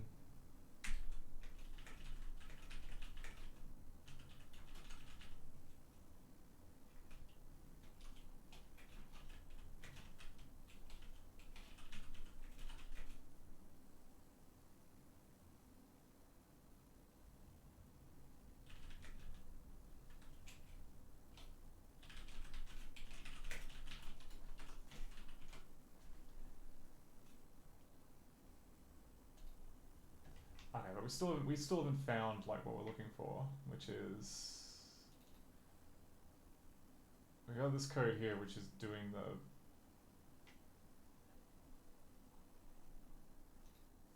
sorry.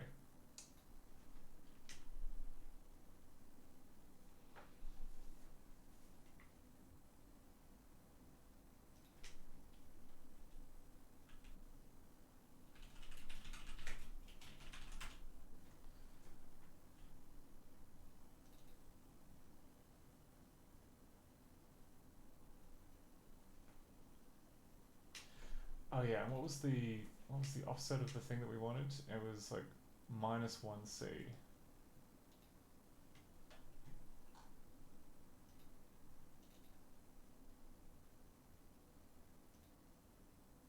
It's +1C. Okay, right.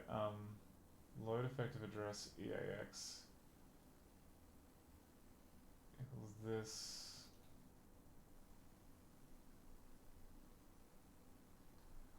Oh my god, is it dynamically generating it? That sucks. Okay, no, we're not.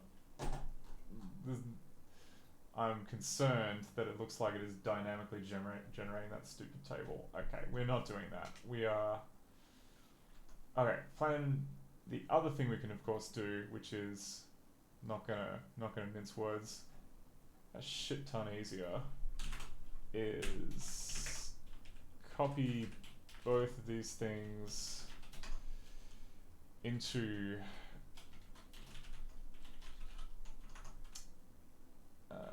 director 5.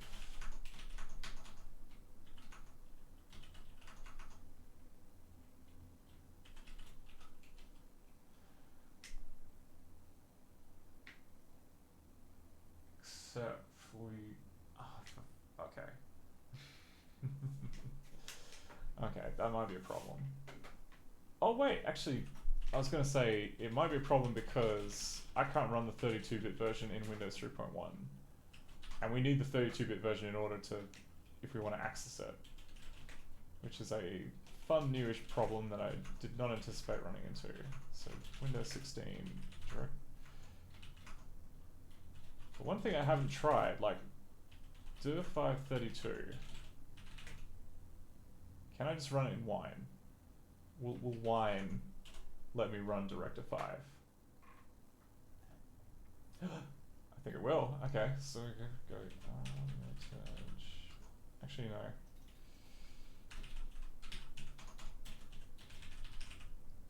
There we go.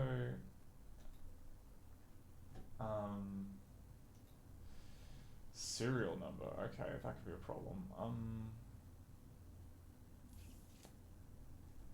Can I look at my serial in here? About?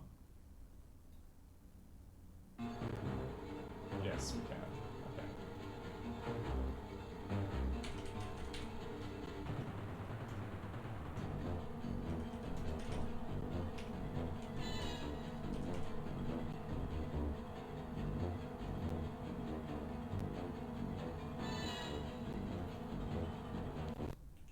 Okay.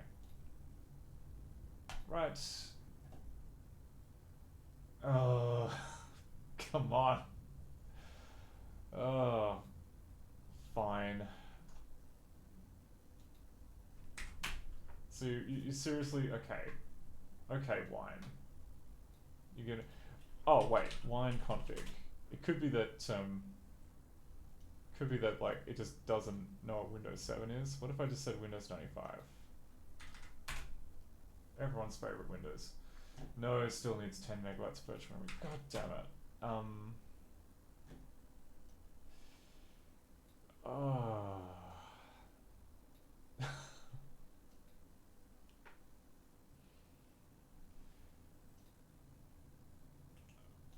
Alright. Alright, director. Alright. I see how it is.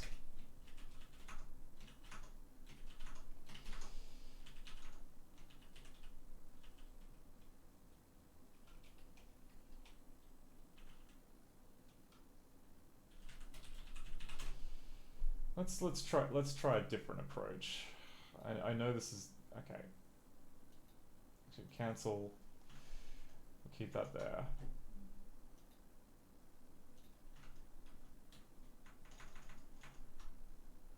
I'm thinking about like what's the path of least resistance? Is it to try and get a Windows VM working with Director5, or is it just to hack the directory exe so that you don't have the warning?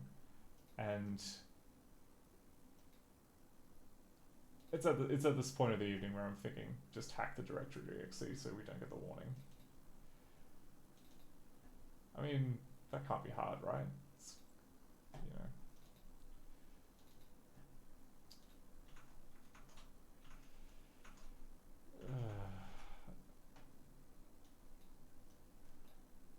Wow, yeah.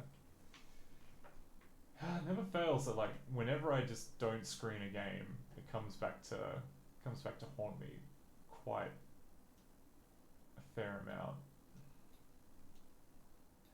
Okay.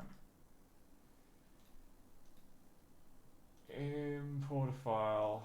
Go back up to Win16. Director5, Director32. Director.exe.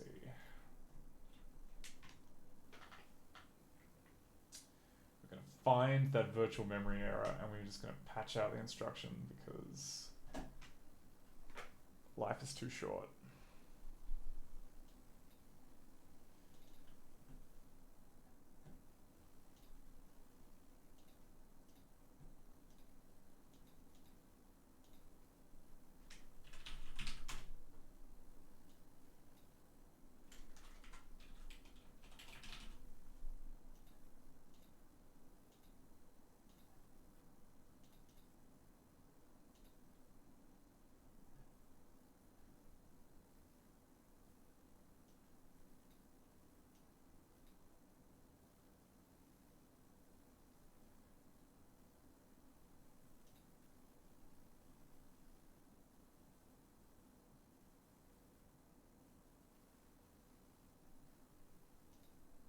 Actually, let's take a, hang on. No, just,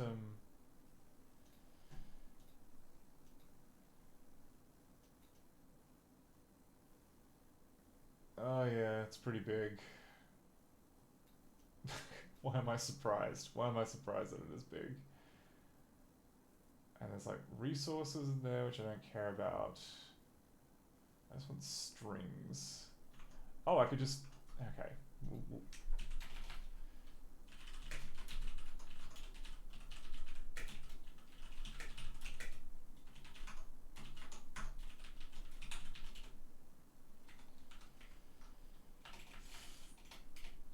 MSC find encoding UTF-16. Yeah, okay, so 6FA8A0.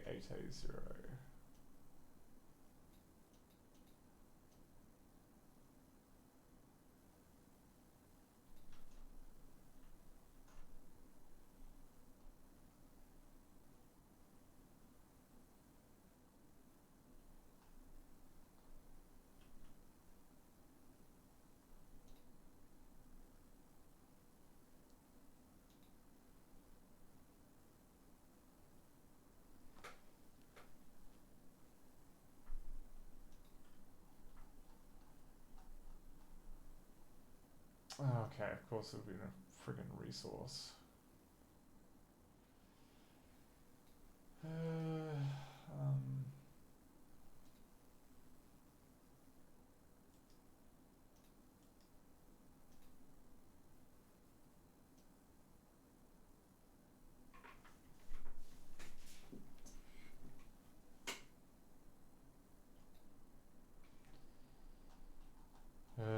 Alright. I was kind of hoping it would just be a string embedded in there, but no, they appear to be...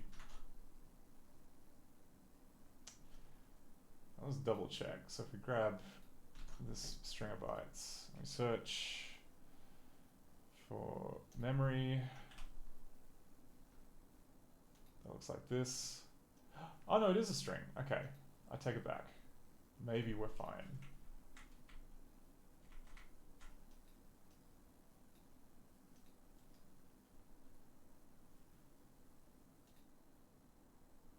Oh no, it's a resource string. God damn it. Alright.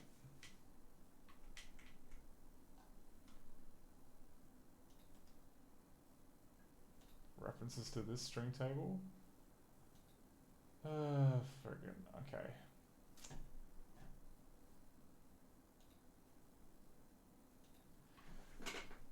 Alright. I was foolish. And it's probably easier to just load it into a VM. God damn it. Alright.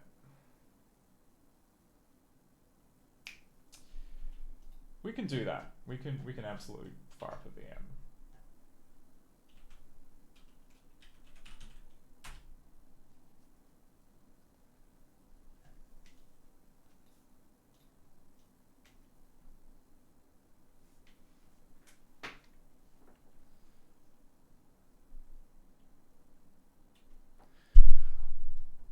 Oh, is the mic better now? I may have moved the mic to one side in a fit of anger.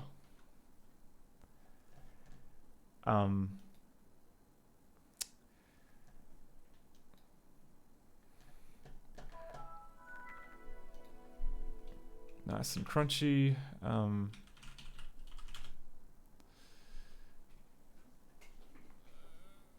Okay.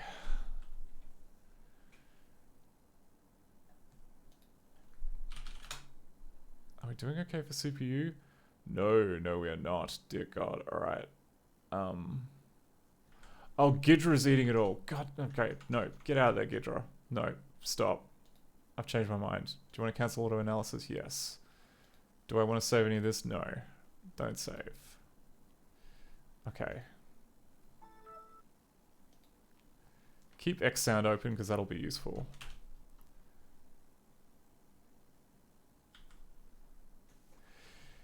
Okay, good.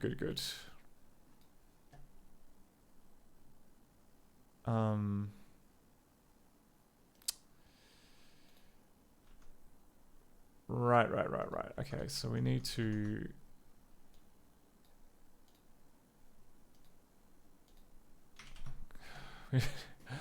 Alright, we need to copy all of this into the Windows VM. I don't think you can copy a folder, but we can try.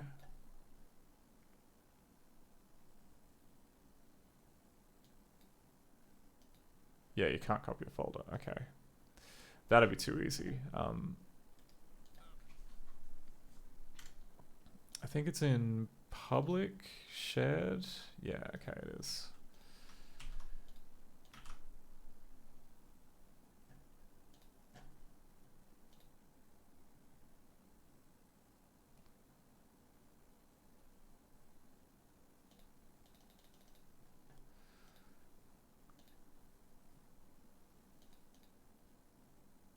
Okay. Oh no, okay. We've got that wonderful...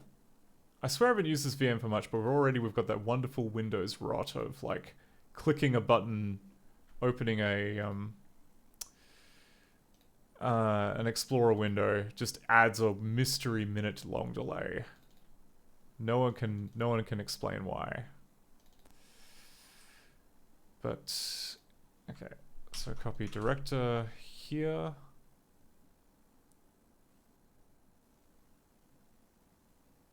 Try again. Please try again. Actually, it doesn't matter. That was the one file that I didn't care about.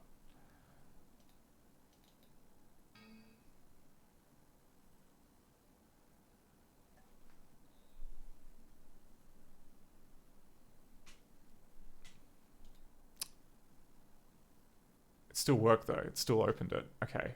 Let's be smart about this. Let's go in here, compatibility. Run it in compatibility mode for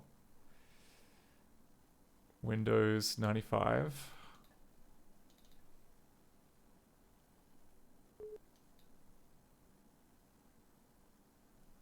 Okay, good. Oh, and we need to copy the mystery, the xlibs, so we can figure out what they're meant to be doing. God, this is gonna be so painful if hopefully other xlibs just do it the nice way and embed a string rather than doing some weird dynamic crap.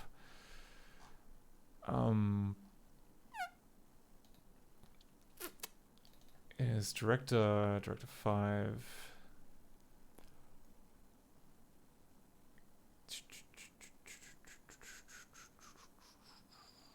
I Spy.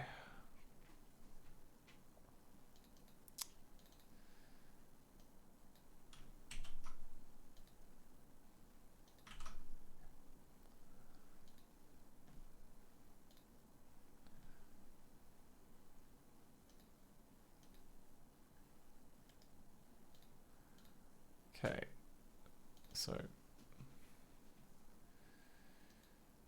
you're gonna be cool network drive, or you're gonna be weirdly obstinate.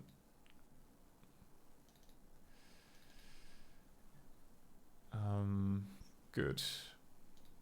Arrange by date. Grab these two chuckleheads, and then put it in the extras folder.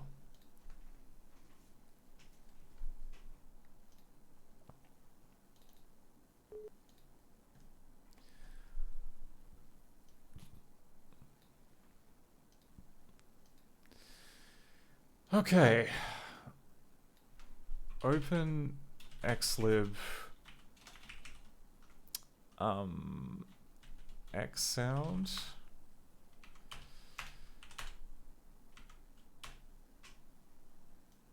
Open extra.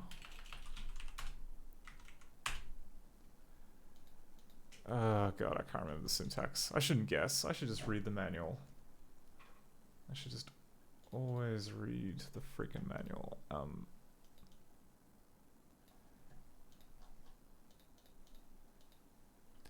Extras. Oh, okay, it is the open xlib command.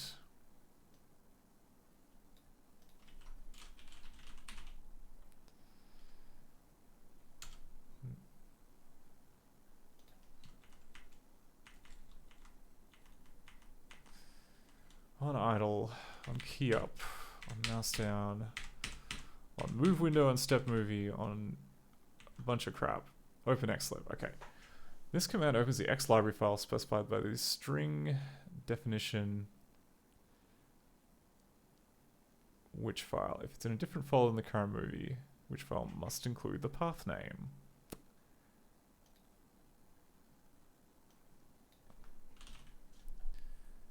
And we've definitely added in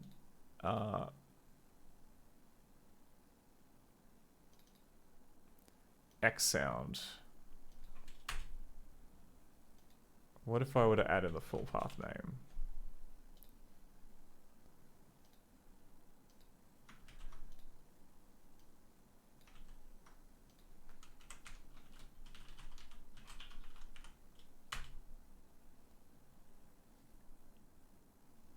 Okay. Good. Good. And then... Now, what is the command for getting the command? Like, the command for, like, listing? I guess it's showxlib?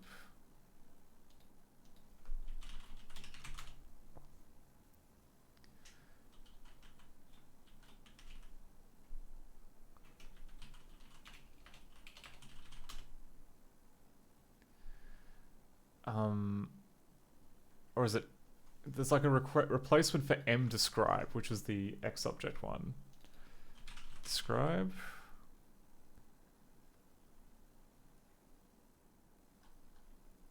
Showxlib.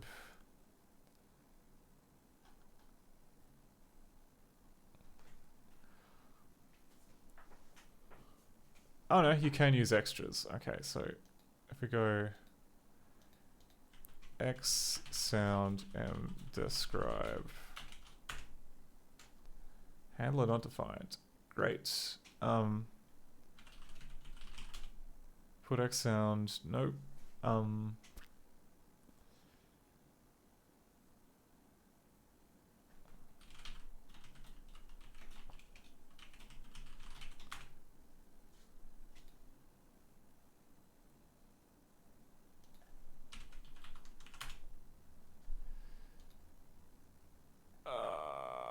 Kill me.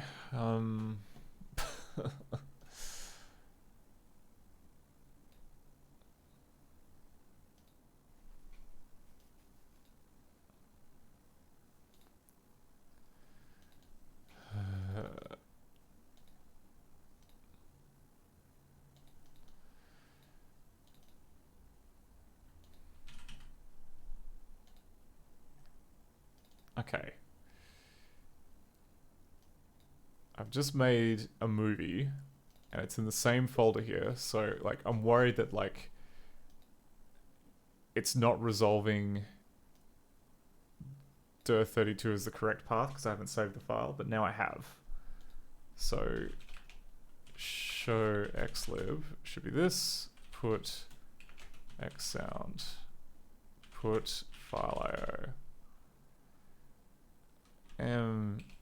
file io mDescribe.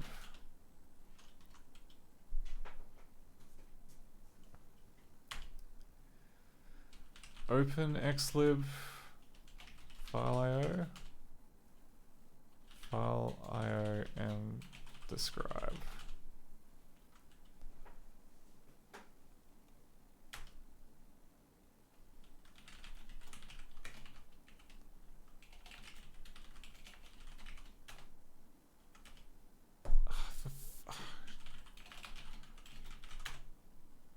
Swear to God. Alright.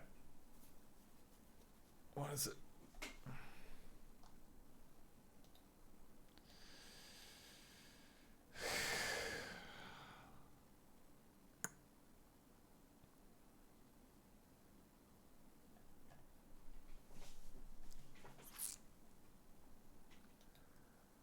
Alright. Alright. What's the exact wording that they use to load this stuff up? Because yeah, I have terrible luck at guessing what that is. Even with the docs in front of me, it doesn't help. So development, no, not development. It'd be games director, director 5, I Spy, and I've dumped a bunch of scripts. So if we go like open xlib globals, open xlib I Spy main.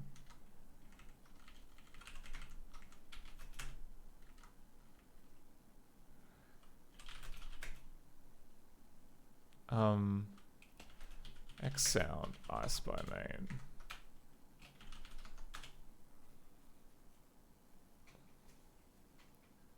Oh my god, alright, so it's not, I was completely barking up the wrong tree.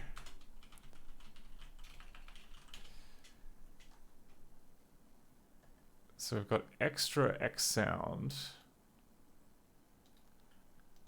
Put extra sound. Yeah, I knew it wasn't like M describe. I knew that was like, anyway, okay. So we go set access to extra X sound. Put XS M describe. No, it's not M describe. It's going to be something else.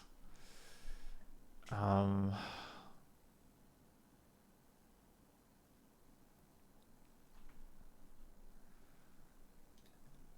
it'll probably be saying the help, right? Why can't I get help from this? You tell me why I can't get help from this program. You've got to... The help for this program was created in Windows Help Format, which depends on a feature that isn't included in this version of Windows. However, you can download a program that will allow you to view... Okay, right, so it's too old.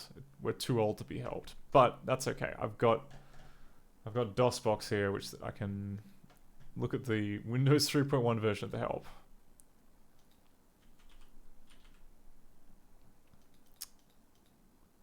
Extras, basics. Using extras. Lingo extras.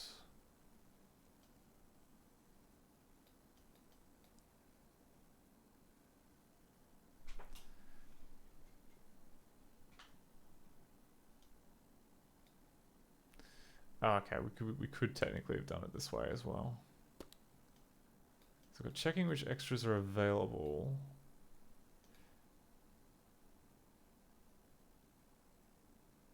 Frame transition command?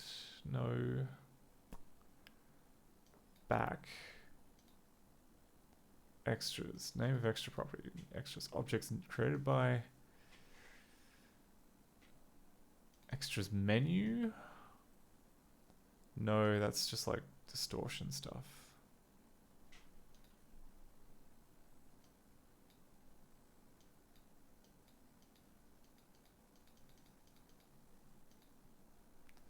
Extra cast members, X objects.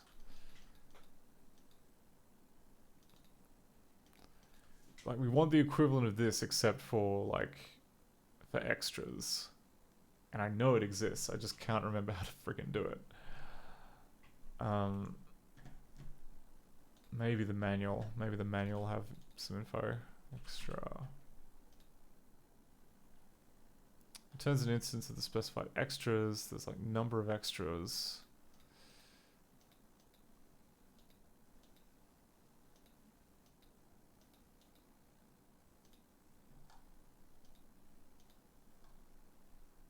Name of extra.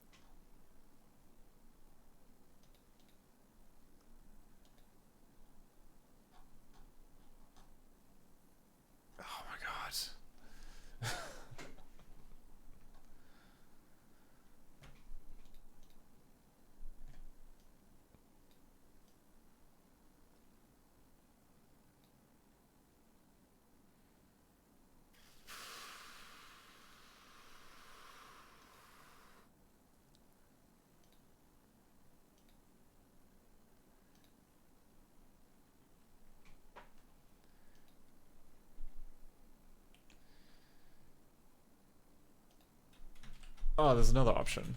Okay. I have some source code for the, I believe it's like the extra, hang on. So we go direct to 5. The 532 extras. Okay, no, that's not it. Fine.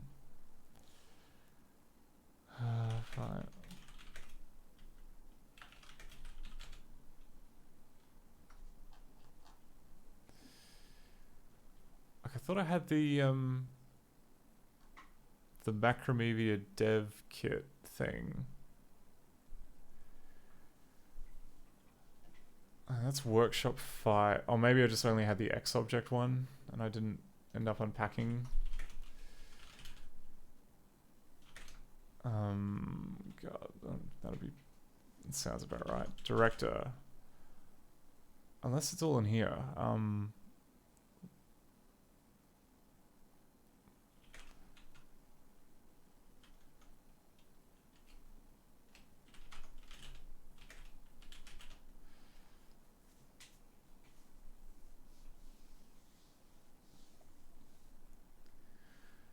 God, like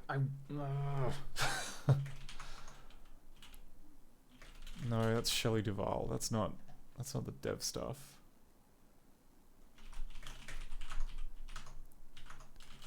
Where did I put all the SDKs? I downloaded like a ton. I downloaded a ton of Director SDKs specifically so I wouldn't get in this jam. But I don't know where I put them. I don't know where I put them.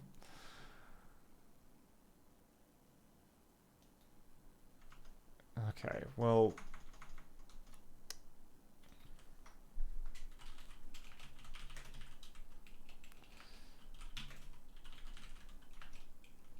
XDK, that was, okay, it was called XDK something. I remember that much. Grep I XDK. Okay, it's probably not going to be in there, but development, sorry, games, Win16, 5, grep I XDK. Nope, nothing. How about if I ask you to look out here?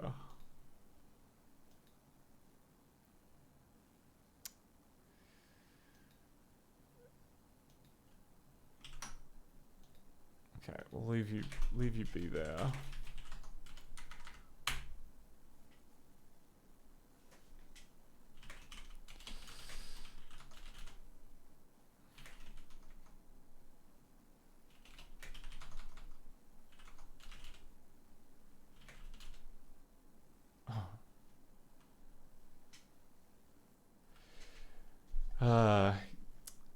Yeah, Seb, I'm looking for where I put the extras, the extra SDK. But yeah, if you got a link handy, feel free to shoot it through, because I remember it being a pain in the ass to find.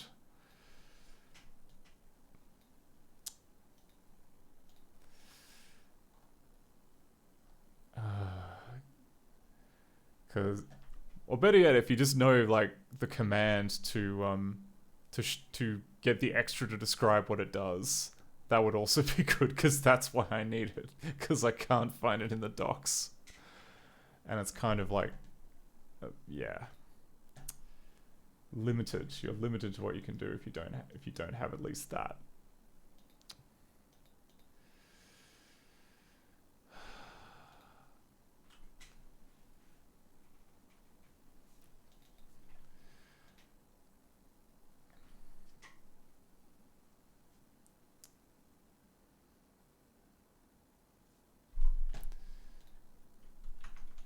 I guess I could do like a quick look. XDK.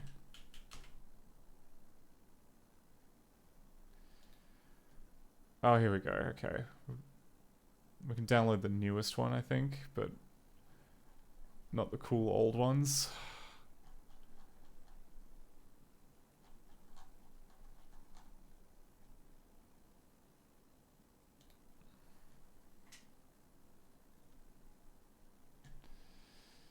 I don't know. Maybe this will be enough to tell us what we need.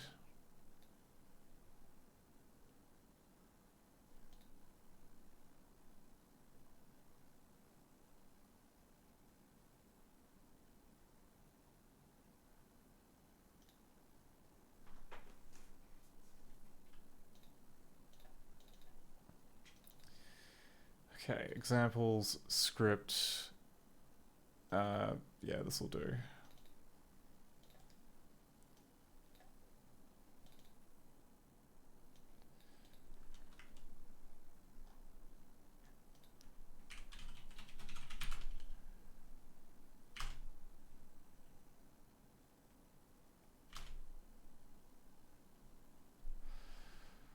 I mean, there's register.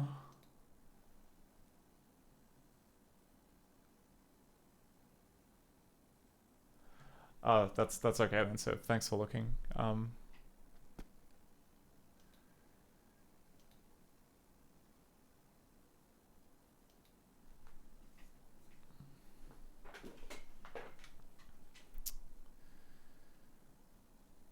Okay.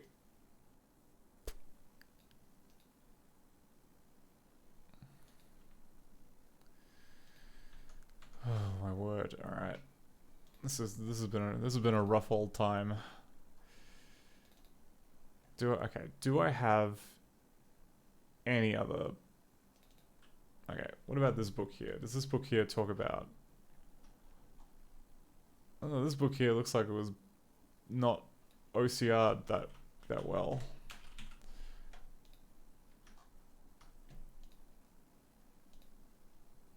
Transition extras, tool extras.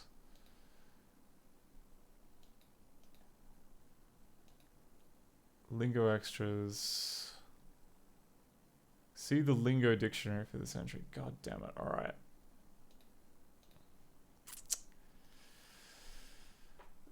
How about this book?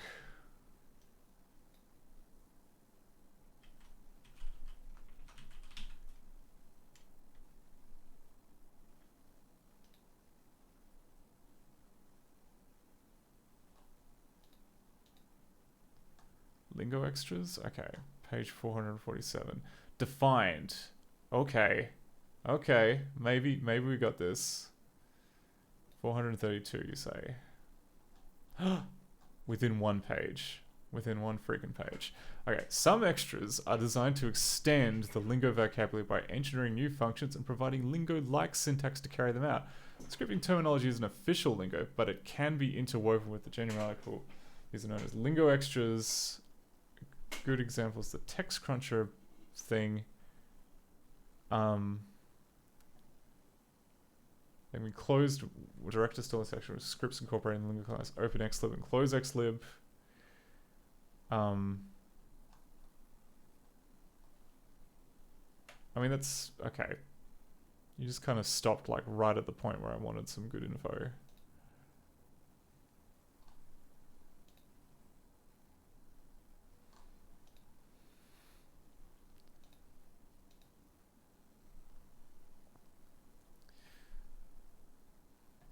If we just go to extras in the index, there's like defined, disposing of, documentation. Not an extras menu. 428. Okay, let's try it. Look at 428.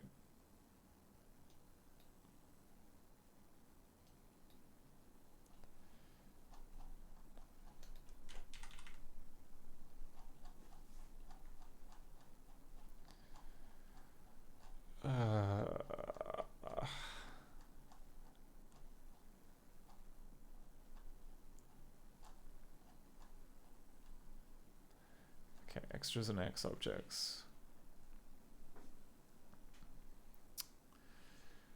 Okay, yep, all that good stuff. Should you still care about X objects? Yes, because they're already here. Still part of director. Okay, installing an extra.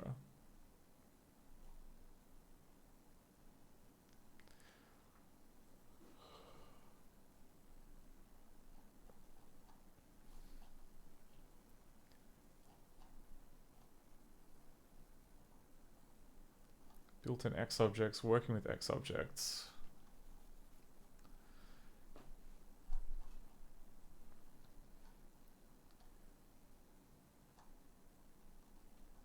Unlocking X object documentation. Yeah, okay. We just need to do the same thing for friggin' extras, please. Debugging X object scripts.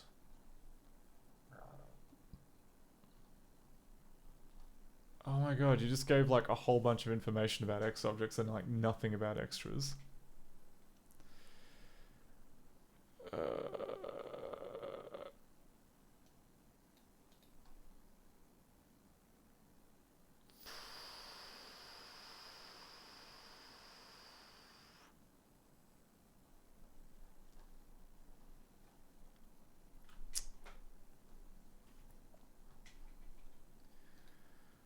Alright, how about Director 6?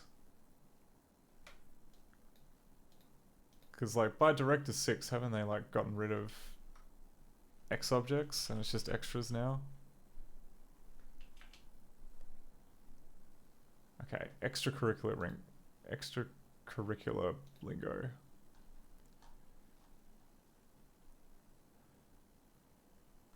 Okay, yep, we know this.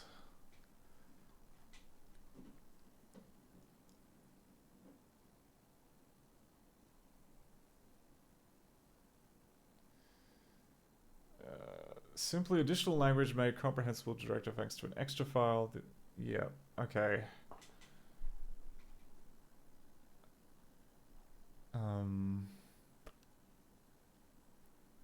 Well, here we go. Talking more about the architecture of this stuff. View the Macromedia Studio okay, MOA, which is the open code approach, which lets the extras directly tap into the processing power of Director and other applications. Sure, sure, sure.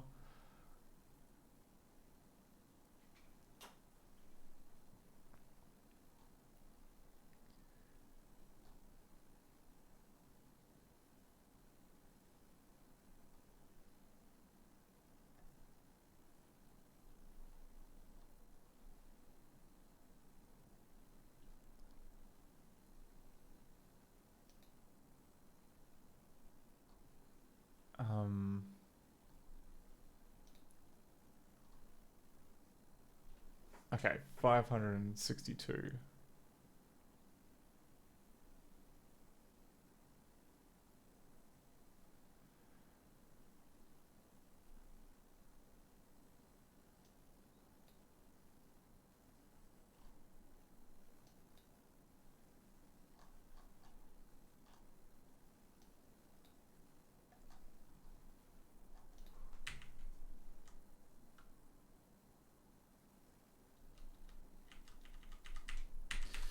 Working with digital video, that's not quite what we want.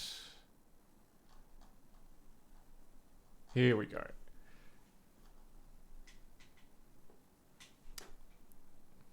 Extras almost entirely supplanted X objects. Main limitation of X objects, they are... Ooh, okay.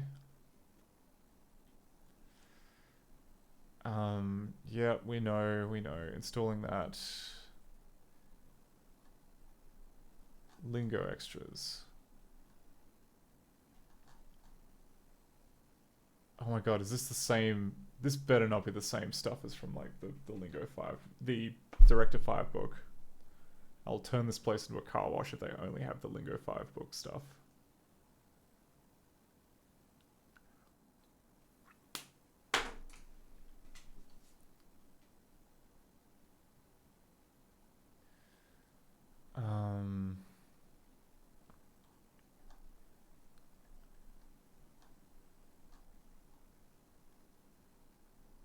Okay. There's like bundling extras, there's headless extras, extras as objects, a key concept.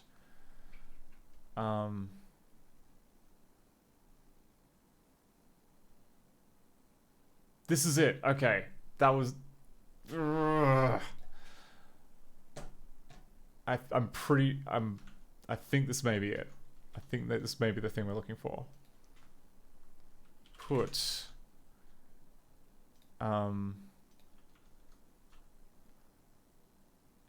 end message list.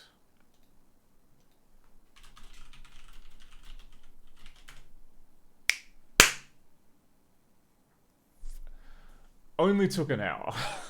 Only took an hour to find out the most basic. Oh, kill me. Alright, that's done. So this is the message table that we want. And unluckily for us, some libraries will dynamically generate this from a bunch of stuff that they have. But I think we may have to just kind of like probe around and see exactly what this one is doing. So it looks like it's sound extra TM. Okay.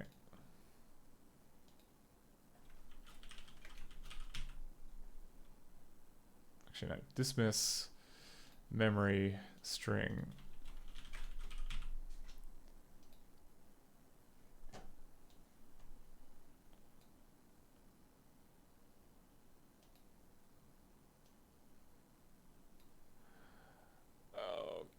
So help me God, if this is stored as a resource, I am... Oh.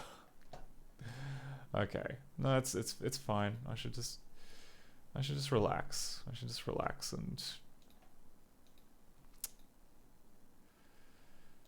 What's the worst possible way? What's the worst possible thing they could have done to store this? It can't be that bad. I refuse to believe it's that bad.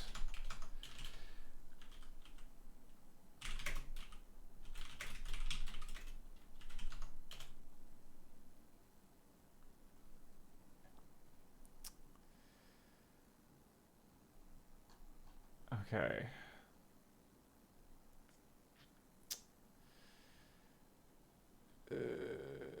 Got some stuff.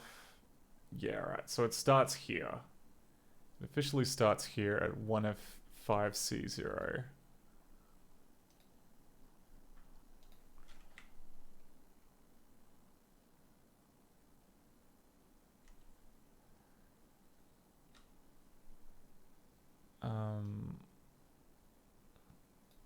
Where did oh my god! All right, here we go. And okay, and it starts at offset 0, so 1.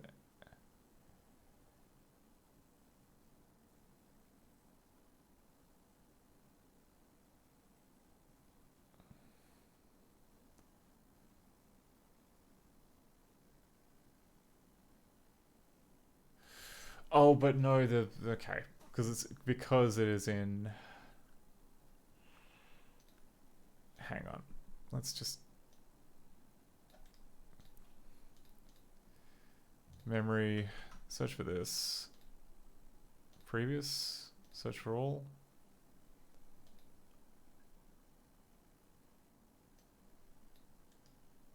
Huh? Oh, because I'm searching as a string. Okay, fine. Next. Cool. Alright, it is in...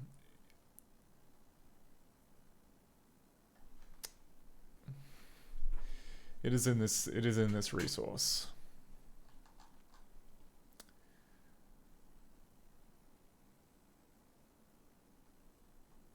So according to the...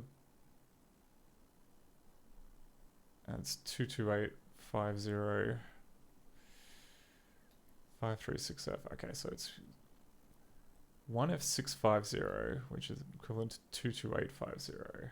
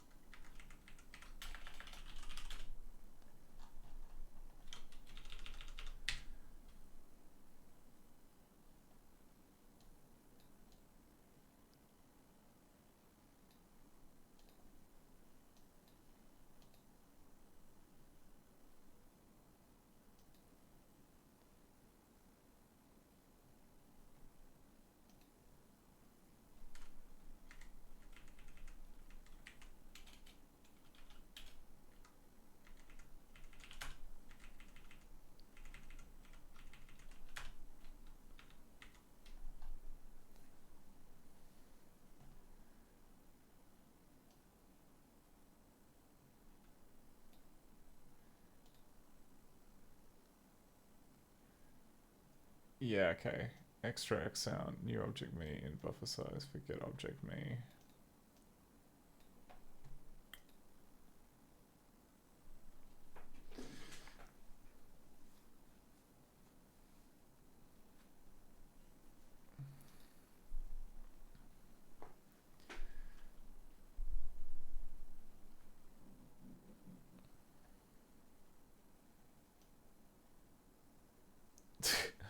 Oh, cool. So like it has like a registration call as well. But what does it do? It just tries to... Okay, so it's like some kind of like custom audio playback library. That could be potentially be problematic. Well, problematic in the sense that like, I mean, it's, you know, it's doable. It's just, you know, a ton of work to add in all this stuff. But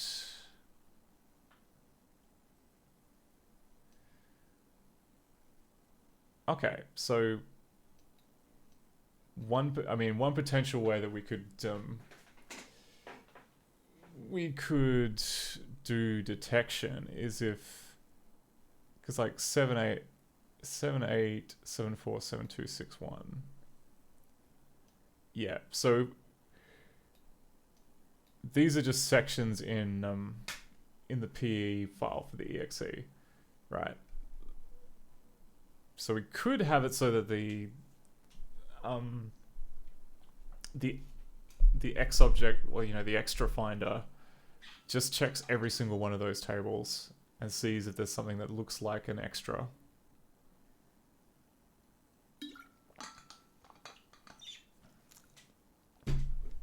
Like that's absolutely doable.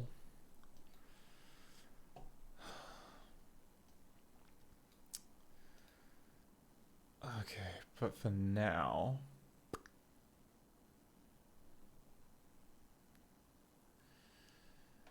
Reddit.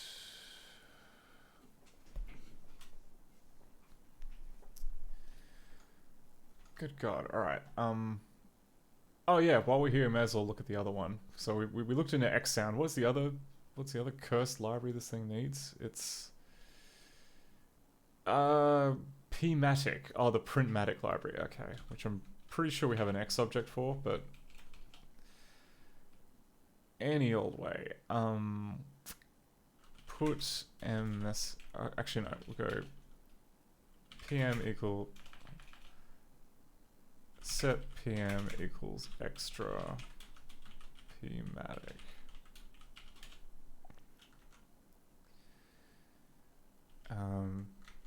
How about pmatic.x32?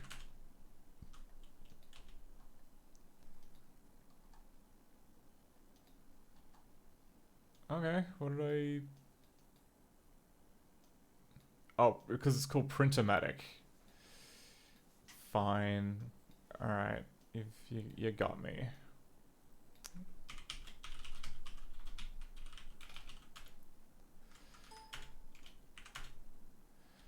Okay. Put message list.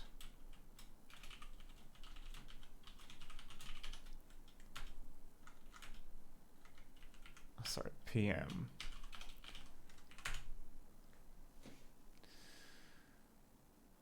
Freak me sideways. That's a lot of methods. But it does start with the word extra printomatic.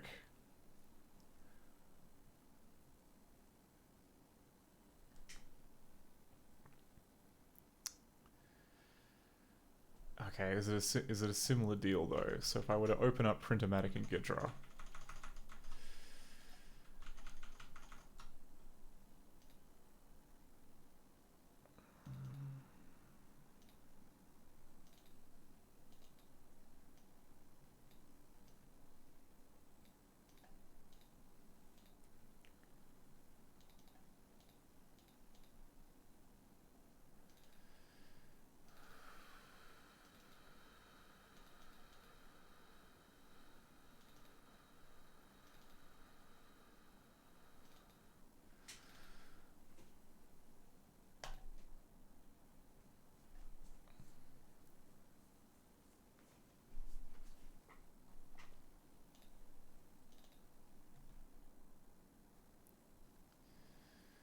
Would you like to analyze it now? Sure. Love to analyze it now. Memory. Search for the string message table.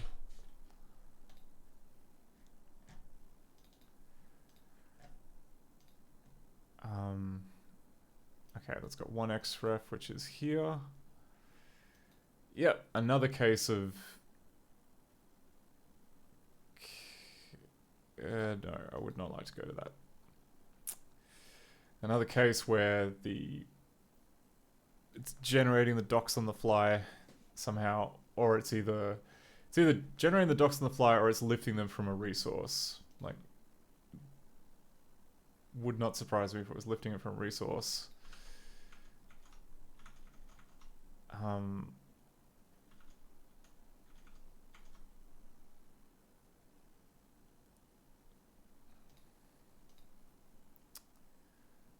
Search for memory.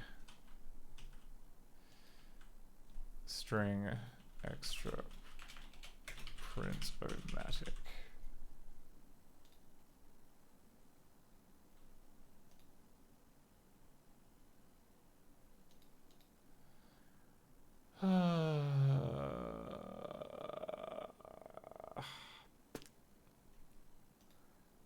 Okay, how about this too? Print-o-matic extra.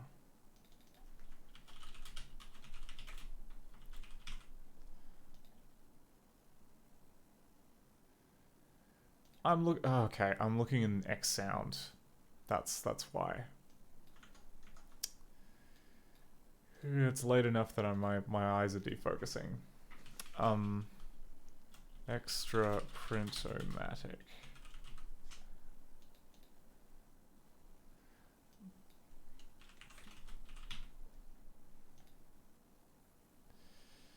All blocks. Extra print-o-matic. Heck. No. Oh, okay. No. Okay.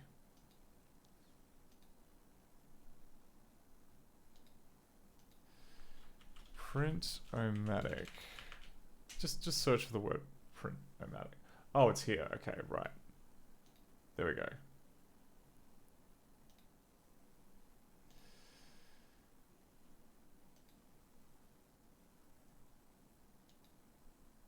Okay. I see. Okay, so I think maybe generating that part dynamically. Memory, because like if we where is this referenced?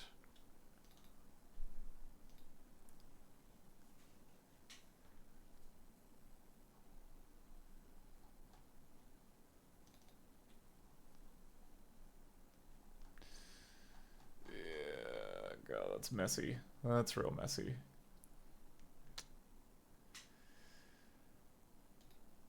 Okay. How about copyright 1994?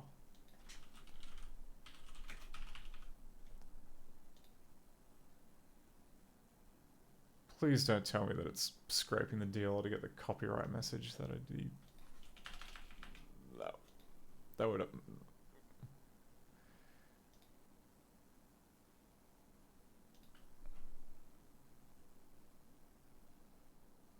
How about the word published?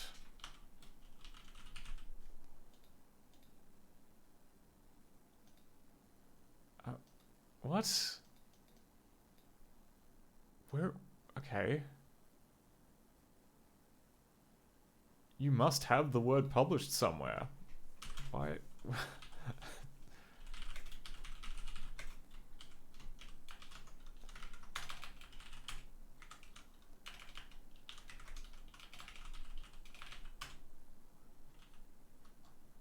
Okay, no, not brute. Encoding. It's in Unicode, presumably because it isn't a resource. That's okay. That's a thing. Yeah, all right. Oh, yeah.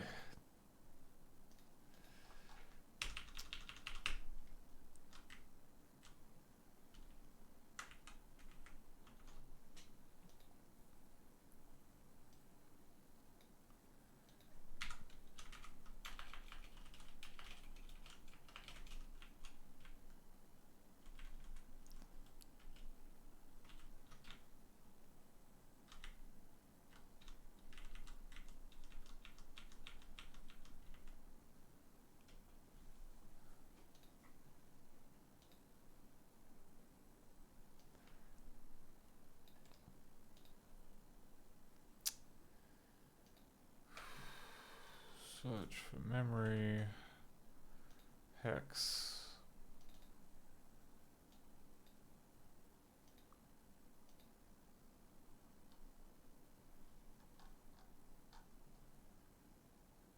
Okay, it's in a resource, but it is all, yeah, it's all chopped and screwed. So they are generating all of this on the fly, like a.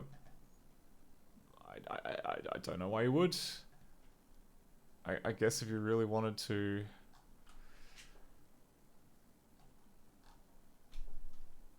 Oh wait, no, it's using, no, sorry, what am I, there. So it's generating this header here, I think, from the PE copyright information. Like, we may be able to see it if I... Oh, that's on Z drive. God, that was a mistake. Okay. If I go in here, I open this up, we go details, and more importantly, if we copy this and then call it pmatic.dll, and then we look into it, because Windows does not have magic detection. Yeah, it's pulling this information here from the from that section of the PE, which cute trick and all, but that makes my job like a lot worse. So the actual meat of what we're looking for is gonna be from here. Well, I guess, like, let's search for the words reset a document, and hopefully that stuff is all okay. Reset a document 3ED60.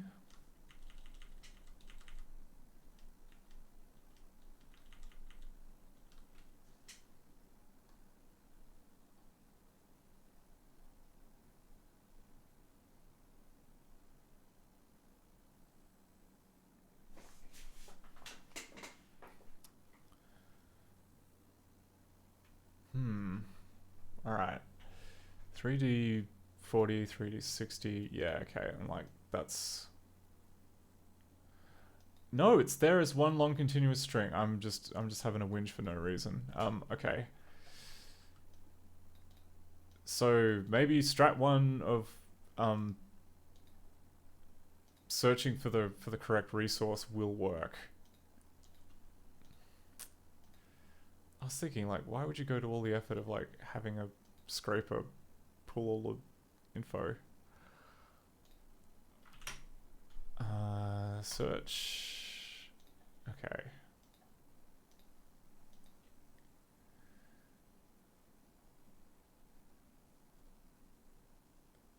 Okay, it's still a table, but whatever. It's...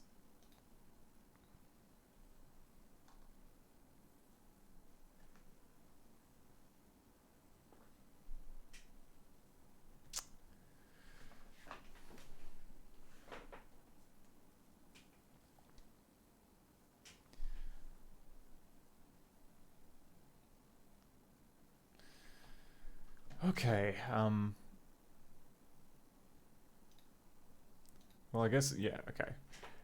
Sorry to anyone who was actually kind of expecting gameplay tonight. It's going to be mostly just laying down the train tracks to get to that. And, like, this is actually quite, like, what we're doing now is, like, a very important load-bearing part of getting Director 5 stuff working, which is having like a nice, quick, thinking-free way of turning extras into C stubs. So I prefer not to have to like crack open Gidra every time just to get an offset. I prefer to just be able to I prefer for this script to just try and find it for me. But we need to be okay. So we have all this here. So it's like message table found, cannot find message table. Okay, so we're gonna have to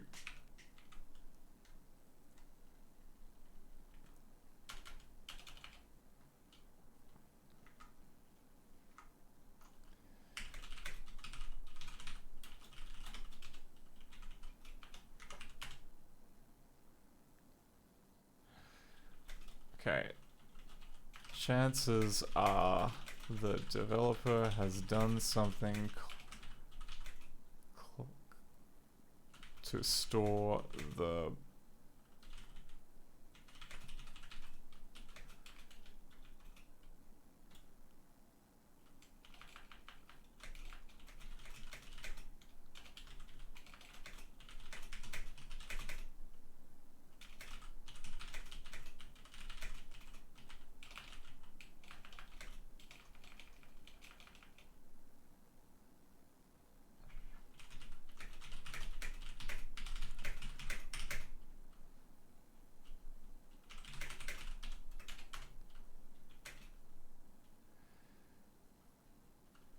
check all of the PE resources to see if they have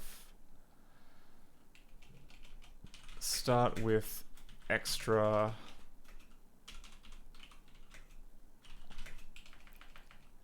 this might be good enough. Oh, sorry, this might be what it needs. Or what it's...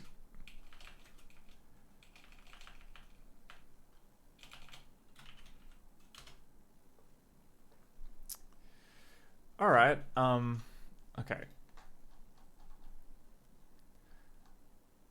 So I've got like resource dialog registration of, okay.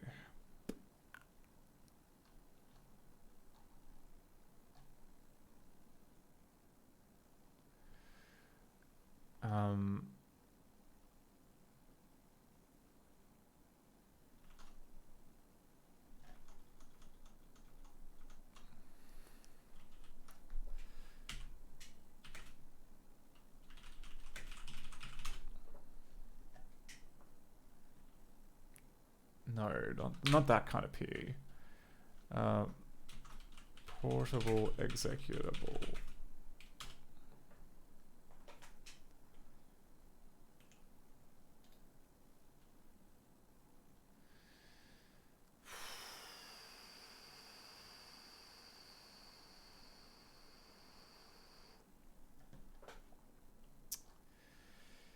Yeah, alright. So header followed by stubs followed by PE header.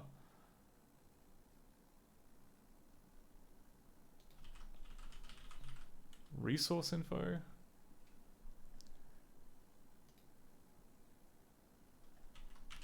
Because like right now, ScummVM DevTools Director Pmatic. Yeah, okay, so we know the resource block is from like here to here.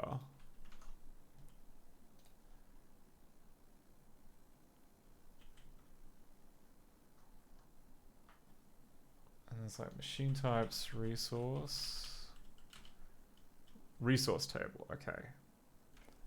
So tell me more about the resource section.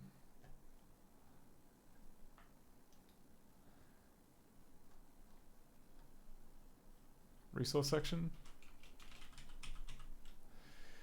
Resources are indexed by a multiple level binary sorted tree structure. Jesus.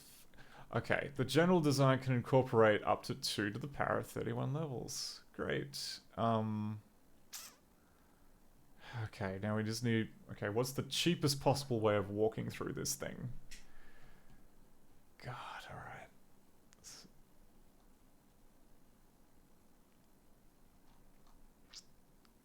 A series of tables. Each node's in a tree.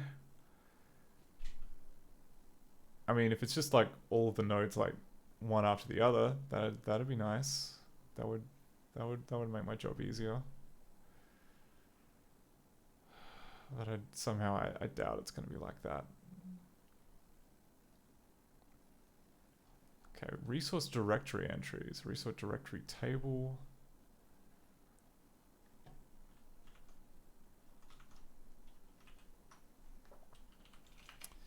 Python P format.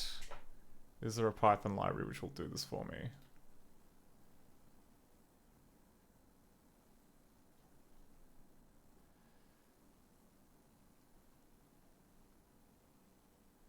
I mean, I do want to read strings from the resources, and this does look like it might save a bunch of time.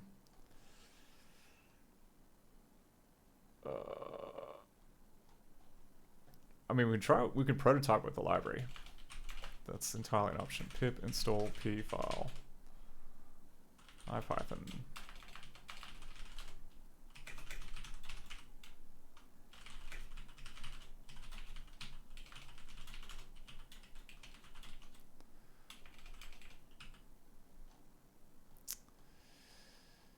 Okay. .p.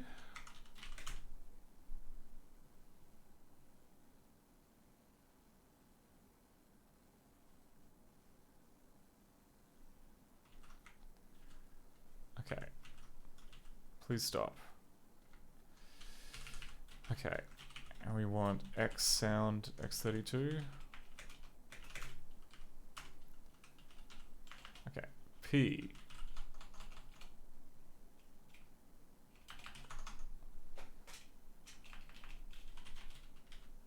What do we got? We've got P, got pass relocations, pass debug directory, get overlay, get resources strings.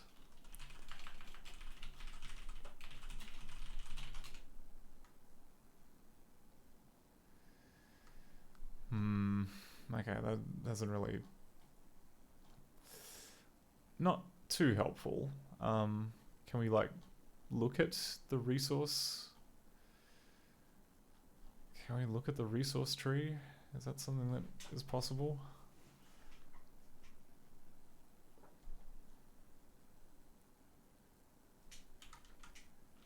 P pass sections. No, it is not. Oh, okay.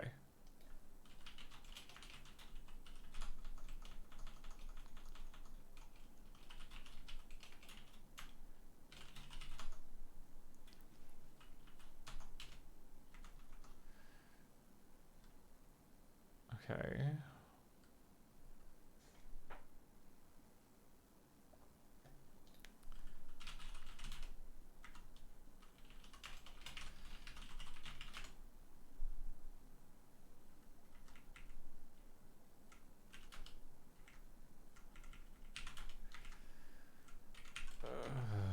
Oh my god.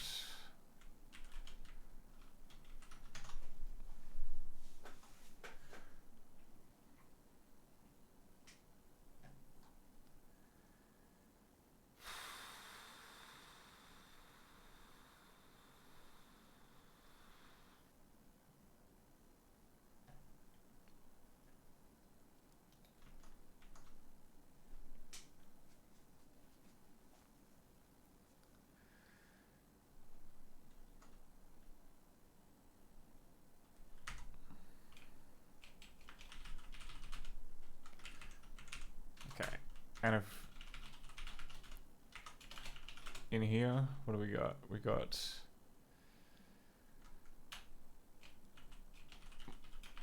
more entries.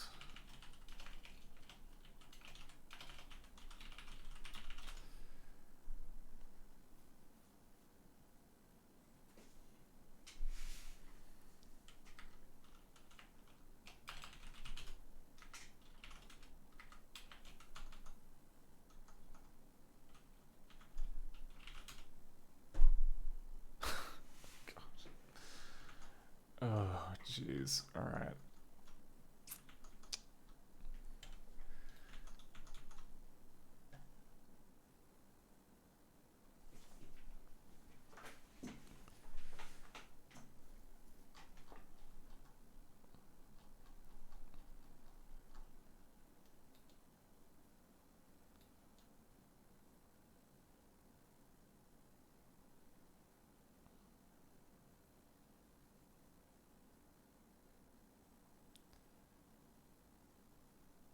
Ooh, we can look at the... we can look at like the little about screen as it is embedded in there with all the other stuff.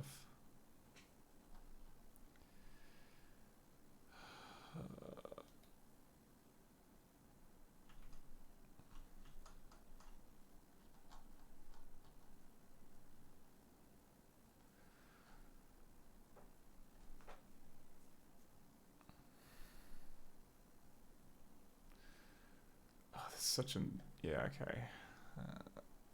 No, let's stop reading that because that seems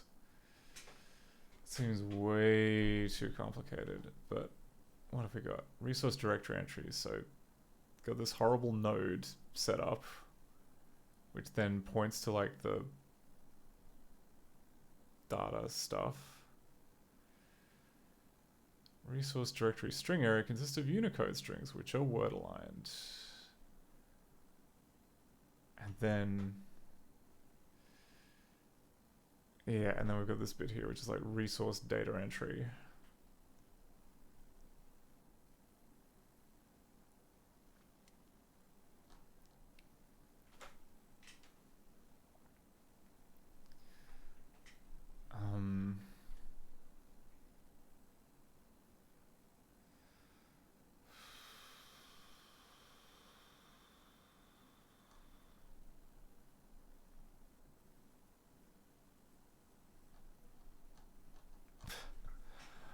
Okay. I'm not gonna lie, like kind of looking at this documentation for how to read a resource from a PE file, it's making the life force leave my body. I mean, it's already kind of teetering on the edge, and this may be the thing to just push me over and straight up die.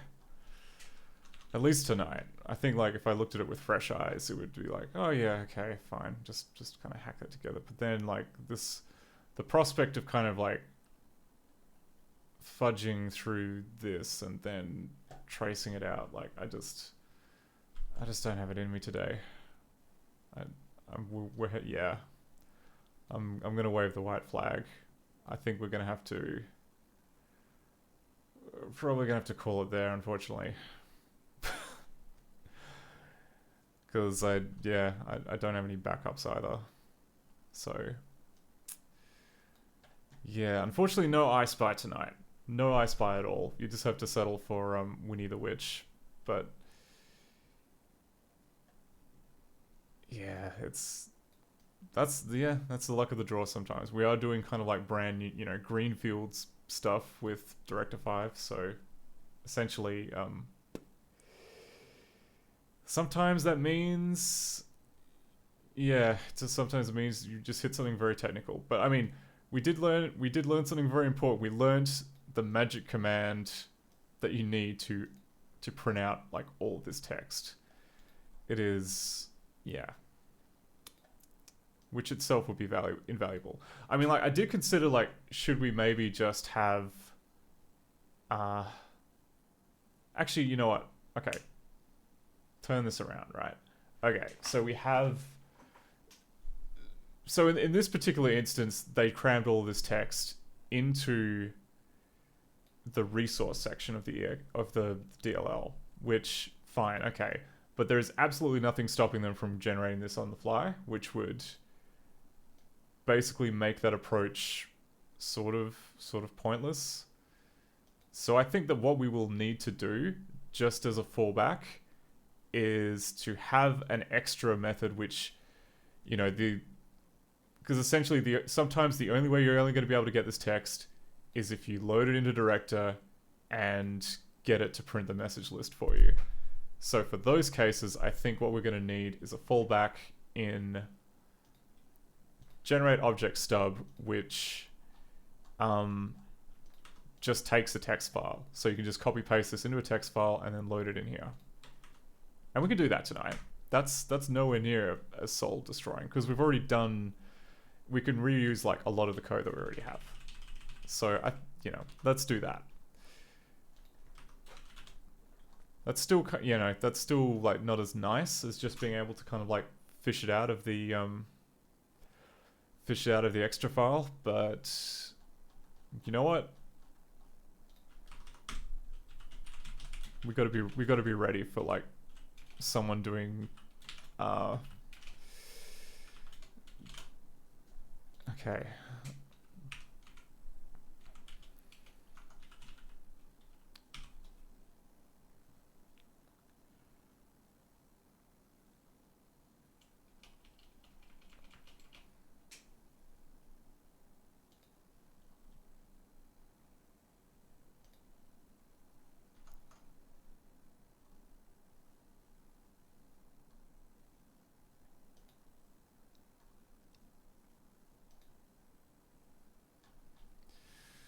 So we've got the path. We'll go if file path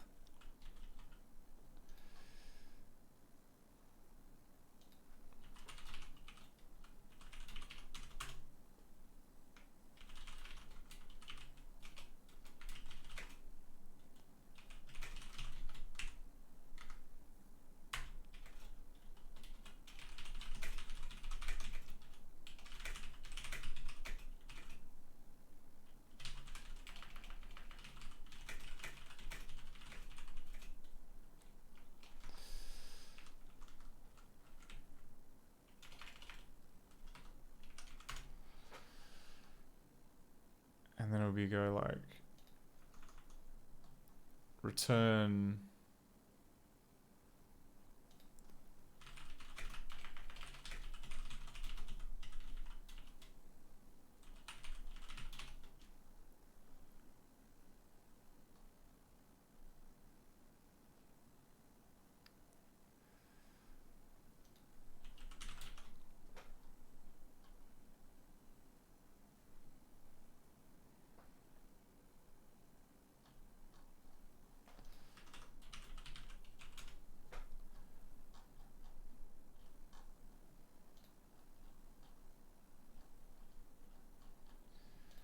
okay, so we'll go def extract xcode text file binary IO.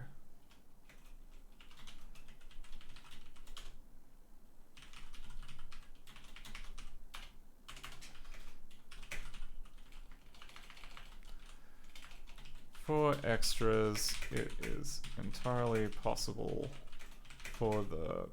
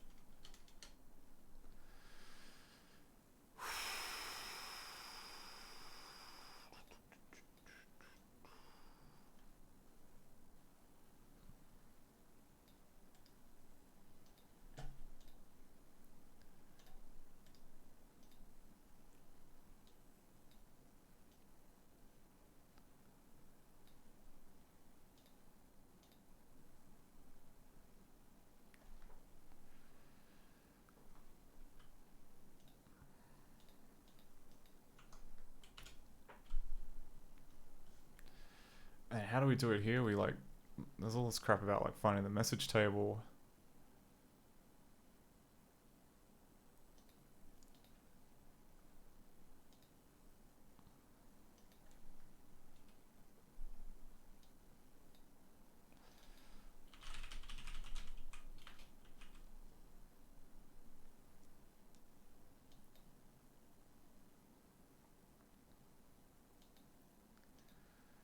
So I'll say the encoding is UTF-8.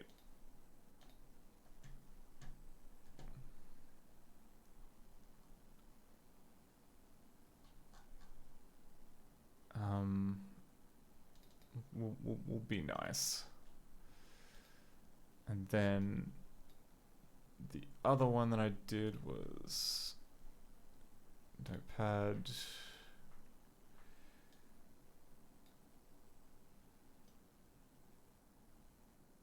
Oh god, come on.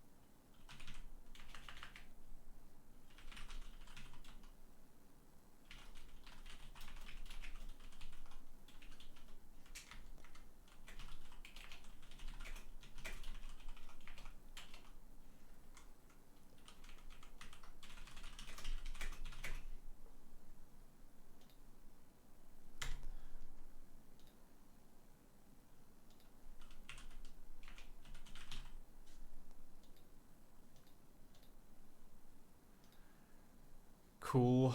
Now to just ship that back.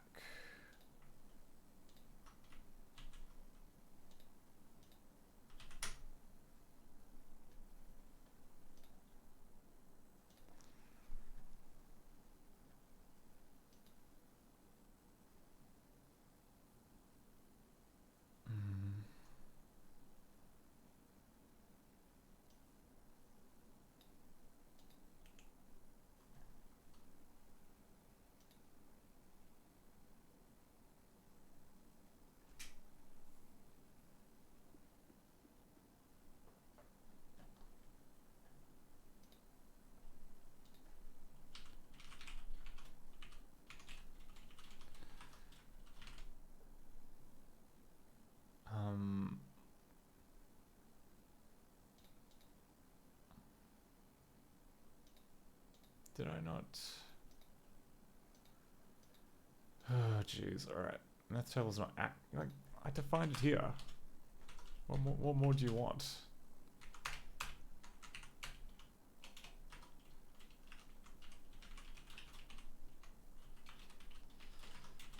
And these are going to come from Windows, so I'm guessing to make life easier, it would have to be public shared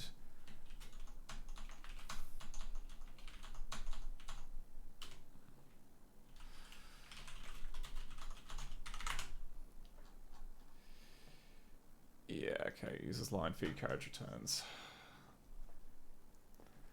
Oh great, it uses line feed carriage returns and the stupid thing that Microsoft does for UTF-8. Stupid byte watermark.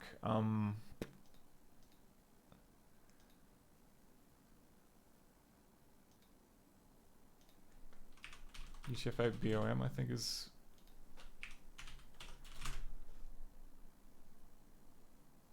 like maybe that'll work.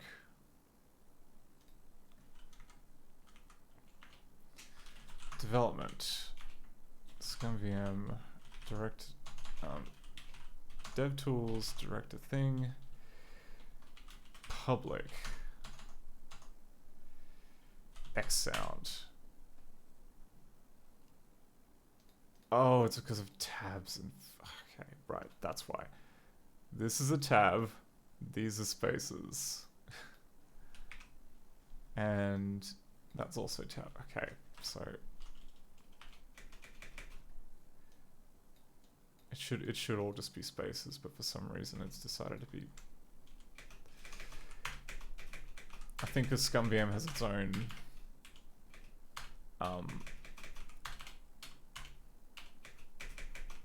formatting settings that is getting mixed in. I know there's a Vim setting that turns space into tabs. It's not coming to me at this point. It's too late. It's too late. Oh, okay, yeah, that's fine. We can just fake it. Line 708.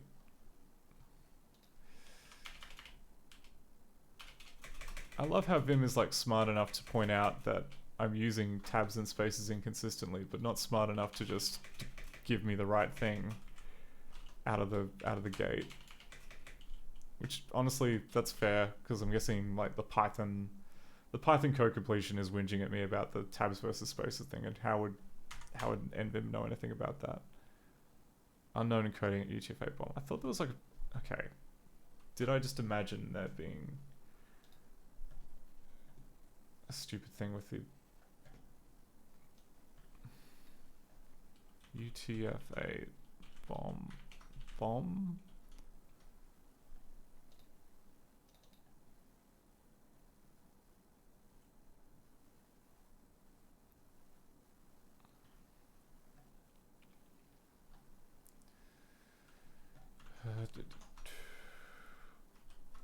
Python UTF-8 bomb.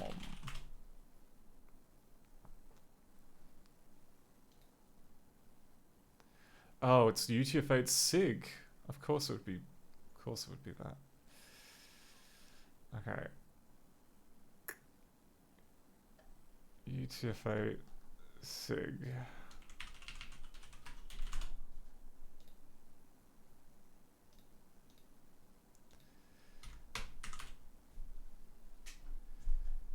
And I can't. Okay. UTF-8. UTF-8 SIG. Thank Christ. Okay, so that seems to have worked.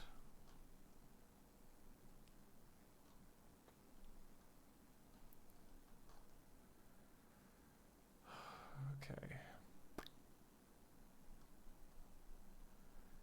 So actually, maybe we can start the game after all. It's getting late, so I'm not sure I'm going to continue the stream for much longer, but may as well just see how far we can get with this. So version is going to be 500. Name is going to be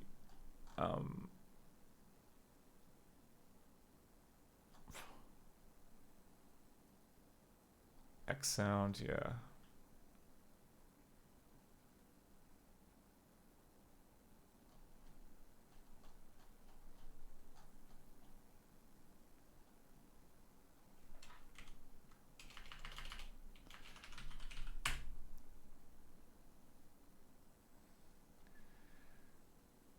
Cool. All right. And then the other one was Printomatic. Cool, which also seems to work.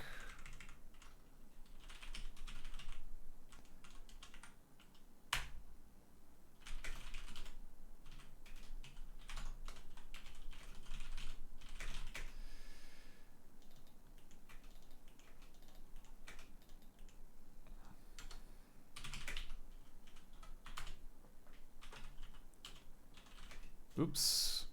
I don't know. 173.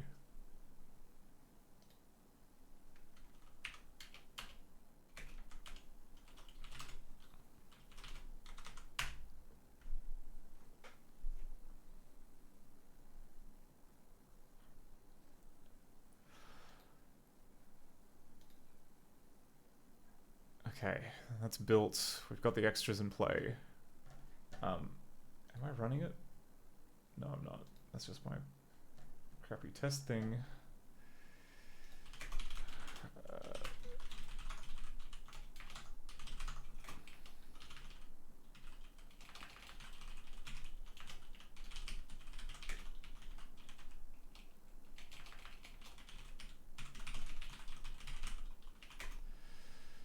Director, I Spy.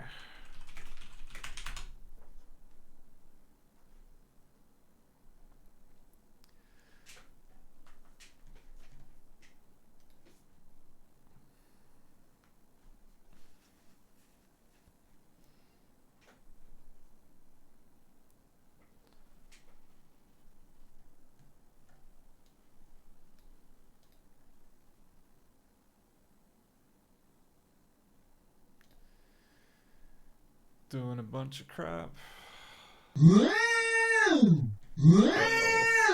Oh no. Hi Sean, how's it going? We're at the moment of truth. We're about to see if like this I Spy game starts after 2 just torturous hours. And the answer is no. The answer is that it crashes immediately. How are you doing? How's it I know that you've been having stream difficulty. Has the adjustment to like the more minimalist style of streaming been a relaxing one?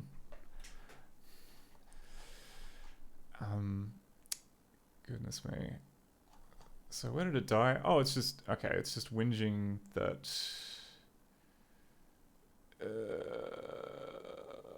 I hate all of this. Okay.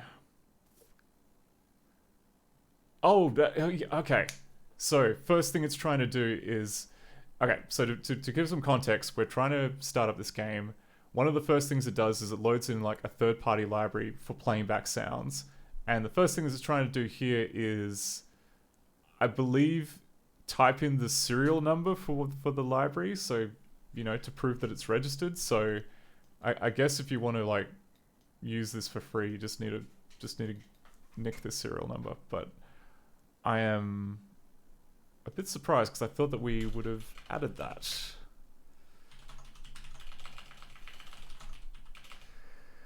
Lingo, no, friggin' there. Extras.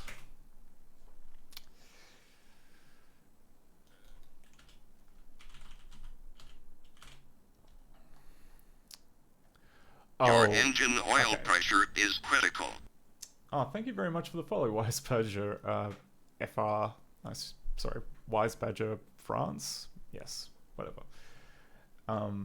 Okay, and I should also be paying attention to the chat, which I've not been doing. Oh, Sean says, I have to say that command won't work anymore every 3 minutes. And everyone's toxic to you. Jeez, I'm sorry. I'm sorry to hear that. That's I know that your community has some quite unrealistic expectations sometimes when it comes to the gimmicks. So I'm sure over time though the message will sink in, much like it'll sink in, much like, I don't know, some kind of, I want to say kind of like one of, you know, like radioactive material into calcium that, you know, they're gone. You can't get it back. You can't unbreak the hard drive.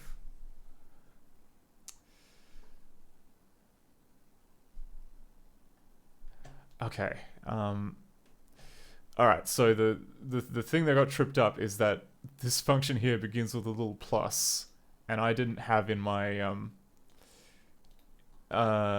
fixing uppy script here something that would check for the plus at the front, because I didn't know the plus was a thing, so it didn't create a fake stub for that. Okay. How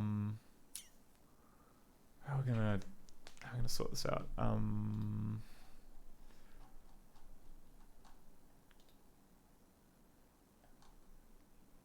Let's generate X object stubs, generate X command stubs, okay, this thing here.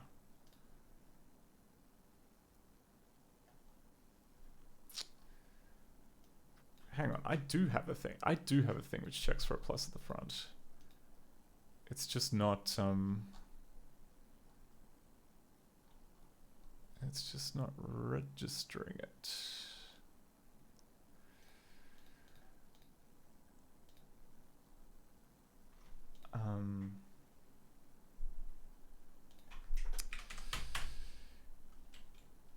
Okay, just, all right, to begin with, just print everything.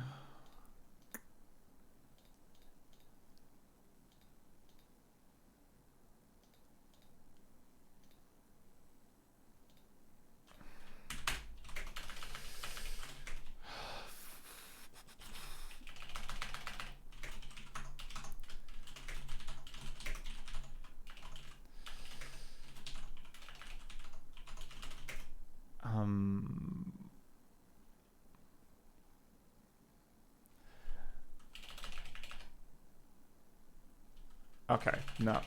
I don't think we're getting I Spied going tonight. Yeah,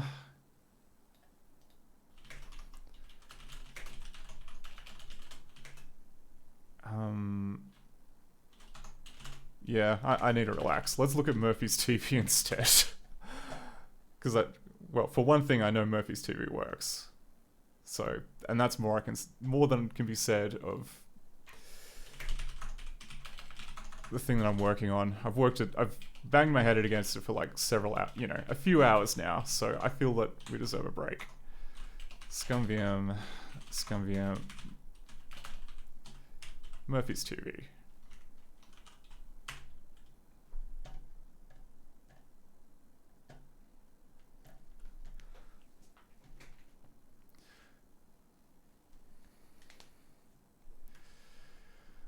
Funky says things don't need to work to have value.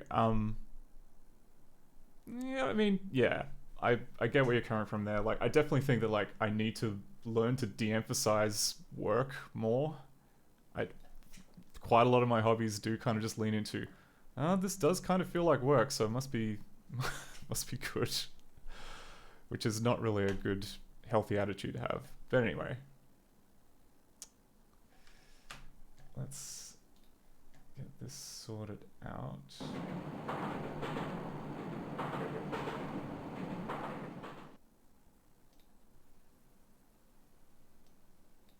Crap.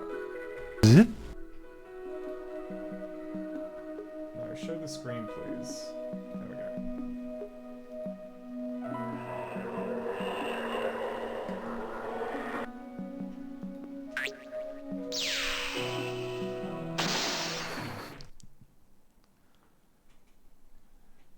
So this is what's it called? It's a CD for learning English, for Japanese people, or Japanese speakers, and they do it by kind of anyway, we'll show you how they do it, but essentially it's based around aphorisms, or rather like videos of aphorisms. So we'll pick American, go to return. Oh wait, no, you've got to pick something from the list. That's how this works. So we'll go this.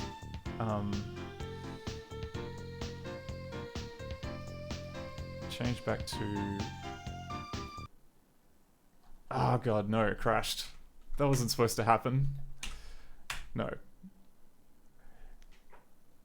I remember now how it works, but I should probably fix that crash at some point. What's it trying to do? Oh, it's trying to duplicate a cast member. Yeah. Ripe ground for like things going wrong. So start this again.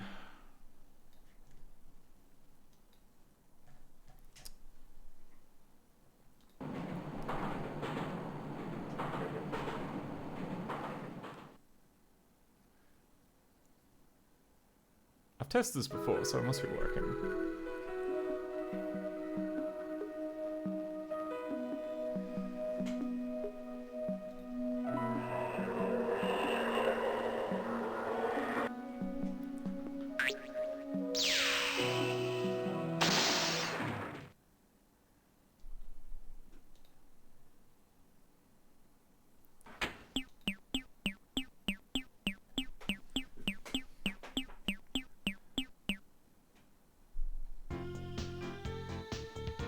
Okay, so let's go straight to statesmanship and eco-morphology.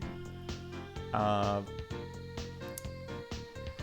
yeah, it's just And so you have like these little kind of aphorisms, like aphorisms and like witty. I don't know what you call them, but essentially, there's that. Now, how do we view it? Because you're meant to be able to like watch this on the TV.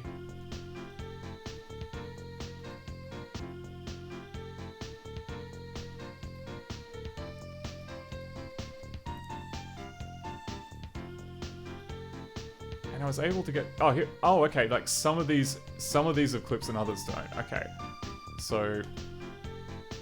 And I think there's a bug which is... There we go.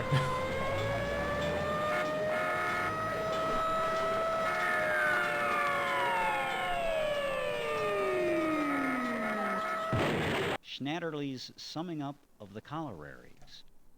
If anything can't go wrong, it will. Okay, so we played back 1. No, we want random mode. Oh my god, how am I screwing this up?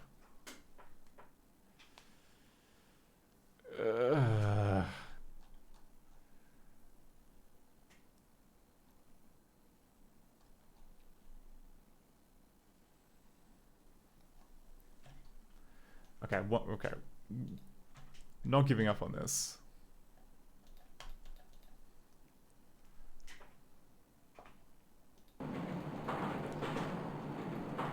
Sorry, we have to watch at least some bits of the intro.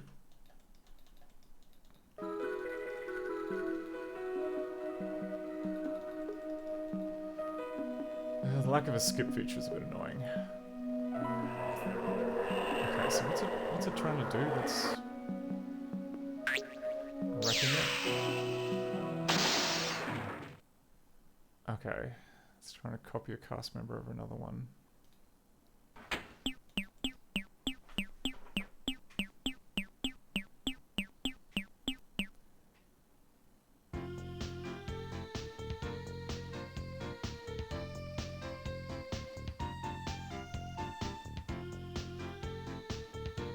Okay, no, that's not the opposite of what I wanted.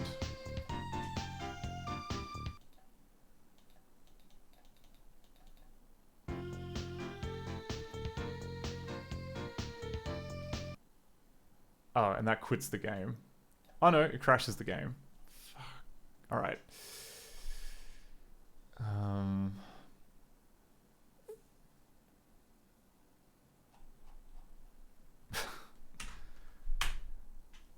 Well, hang on, we got to the, we can still like view the aphorisms through the notebook.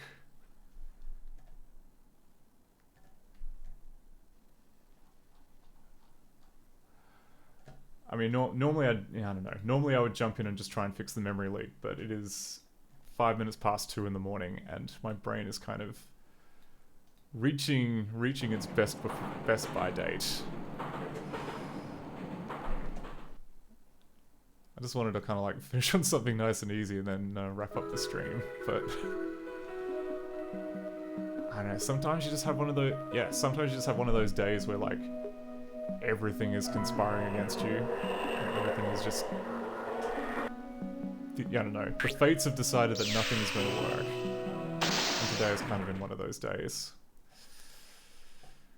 And that's all right. You just got to kind of acknowledge it. Put it to one side, and then move on. Okay. So as you can see here, it's always showing this one here that's about the rule regarding medications. That's a bug that I need to kind of figure out what's going on. I think it's got something to do with the... like, I think these are stored in a text file of some description, which is then not indexing properly. But the clips work.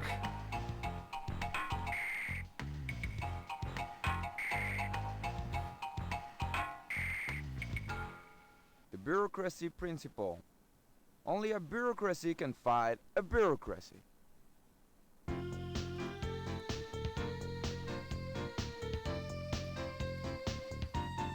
But like...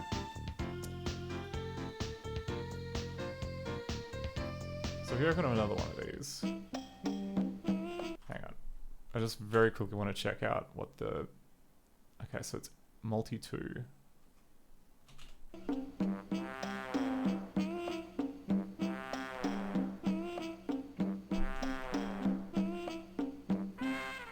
Post-managerial observation. The inefficiency and stupidity of the staff corresponds to the inefficiency and stupidity of the management. To answer your question, Gregor Smith, I think it is just whoever was around the office that could speak English. Or maybe, I don't know. Like, I don't think they hired dedicated voice actors for this. Oh, missed one.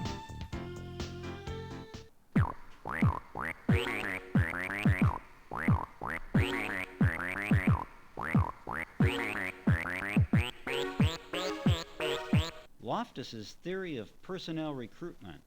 Number 1, faraway talent always seems better than home-developed talent.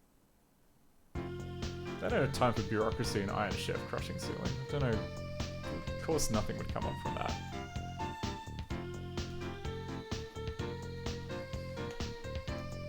Okay, come on, gotta find another clip soon. There we go, clip.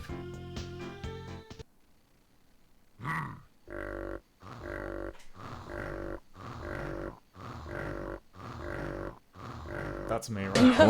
Water your flower, love your people, and love is what makes food great. All right. The speaker with the most monotonous voice speaks after the big meal.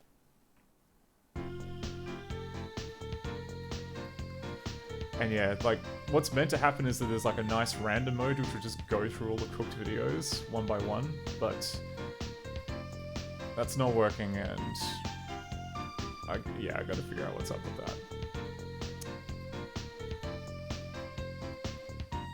But I guess, yeah, it's like flashcards, so you've got like the English version down here. And what part of our beautiful city would you like to see today, sir?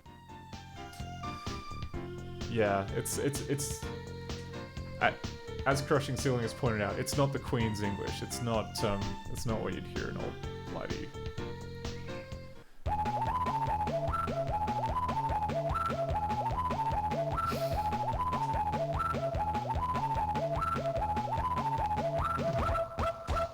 Dingles low. When somebody drops something, everybody will kick it around instead of picking it up. That's a little cynical, I feel. Like, it's been a while since I've like dropped something major in public, but generally the reaction from people isn't to just go ahead and like give it a big, I don't know, give it a nice punch.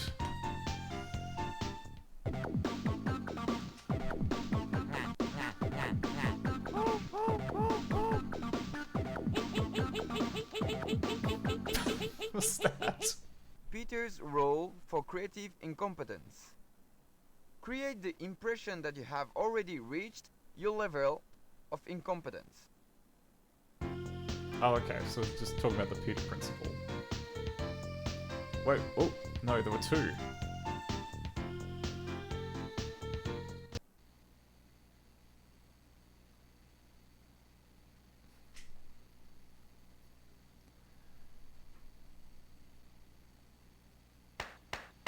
Peter's theorem. Incompetence plus incompetence equals incompetence. How informative. No, yeah. Thank God we have this wonderful game to give us such insights, such cutting insights.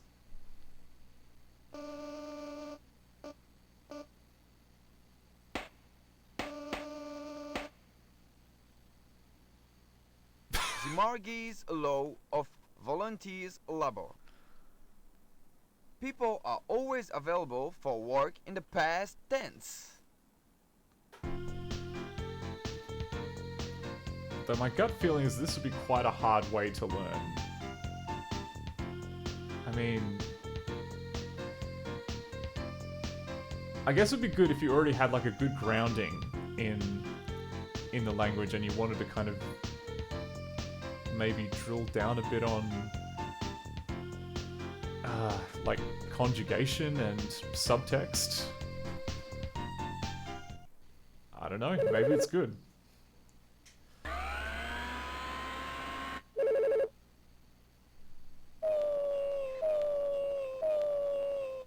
Murphy's observation of business.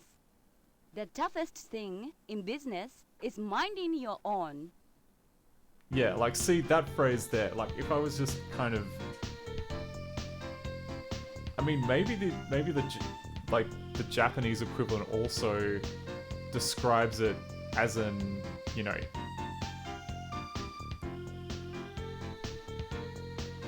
Oh, I don't know. I lack the words to kind of describe what I mean, but essentially, like, if that kind of, like, subtle wordplay was also replicated here, and then you could maybe, like, map one to the other or see how it kind of compares, but, like, if it's just, like, two completely, like, different types of wordplay from here and here, like, that just seems, like, hellish to figure out. Oh, this one.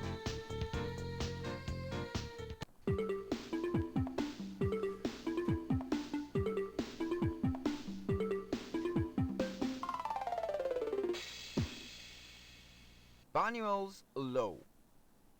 Overdoing things is harmful in all cases, even when it comes to efficiency.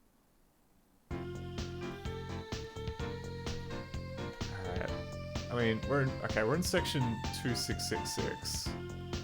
Let's go to a different section.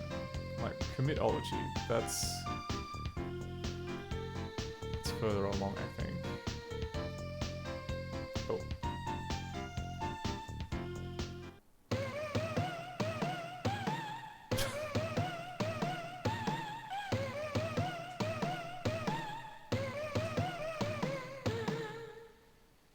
Law of triviality.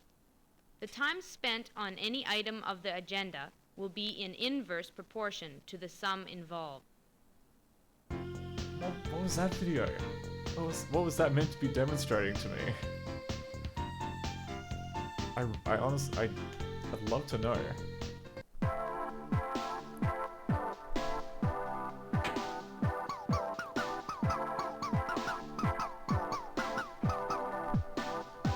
Matilda's law of subcommittee formation. If you leave the room, you're elected.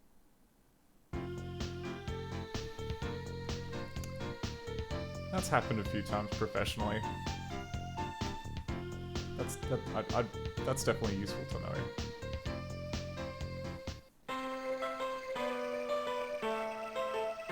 What? Okay.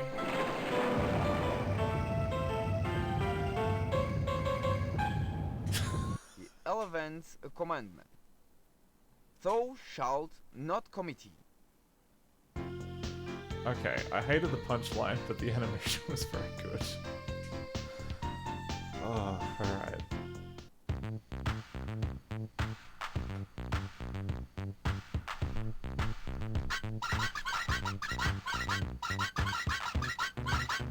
Kennedy's comment on committees. A committee is 12 people doing the work of one.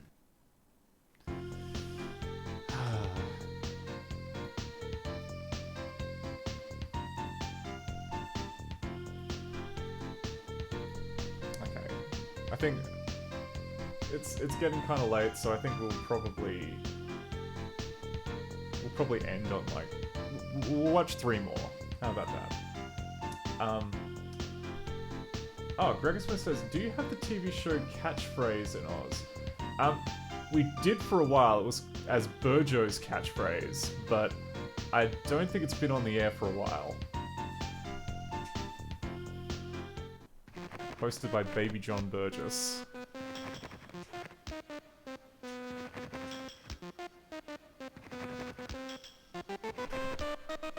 First law of business meetings. The lead in a pencil will break in direct proportion to the importance of the notes being taken. Gregor Smith says, this gives big catchphrase vibes to me, but the catchphrases are impossible. Yeah, it's also reminding me a lot of... I don't know, maybe it's just because like all of these last ones are business focused, but it reminds me quite a lot of... reminds me a lot of Dilbert, actually. Like, just kind of... the same kind of, like, themes and aphorisms would often crop up there.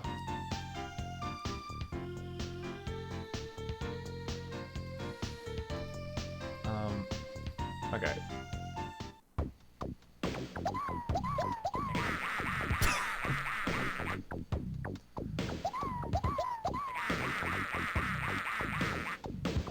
Whippler's rule of order. He who shouts loudest has the floor. It's little too depressing. Okay, and I think this is it. This is going to be like the one aphorism which will just sum up everything that you need to know. Everything you need to know about existing here in the 21st century.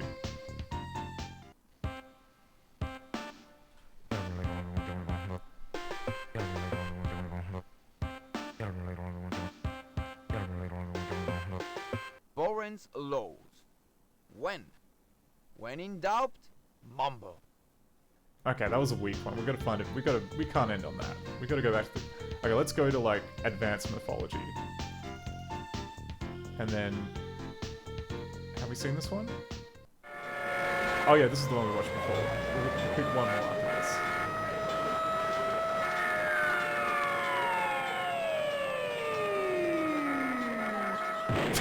Schnatterly's summing up of the collieries. If anything can't go wrong, it will. Okay. And this one.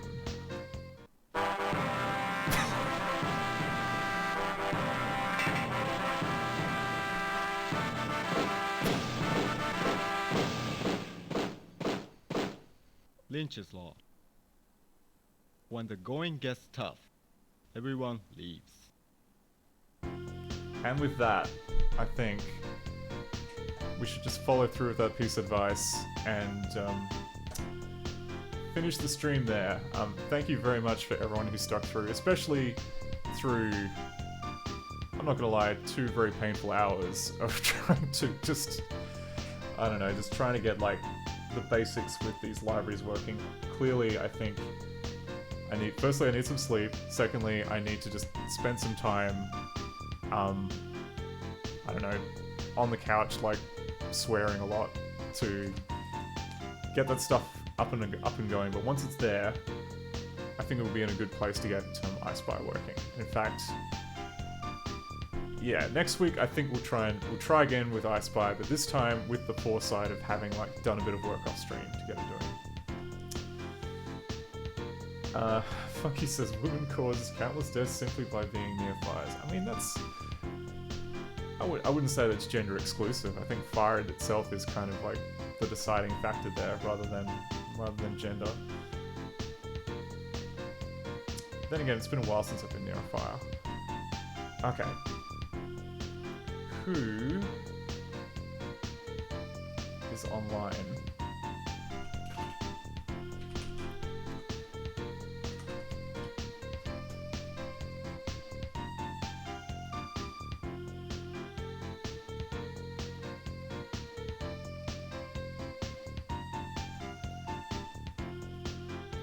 Okay, Absnerdity is doing some weird ROM hacks, so that's good enough for me. So we're gonna just jump over there. Otherwise, yeah, I'll probably be streaming again next week, maybe earlier in the week, possibly Monday or Tuesday, I haven't decided yet, and then again on Thursday. But yeah, thanks for tuning in. Have a wonderful rest of your evening. I will see you next week. Bye now.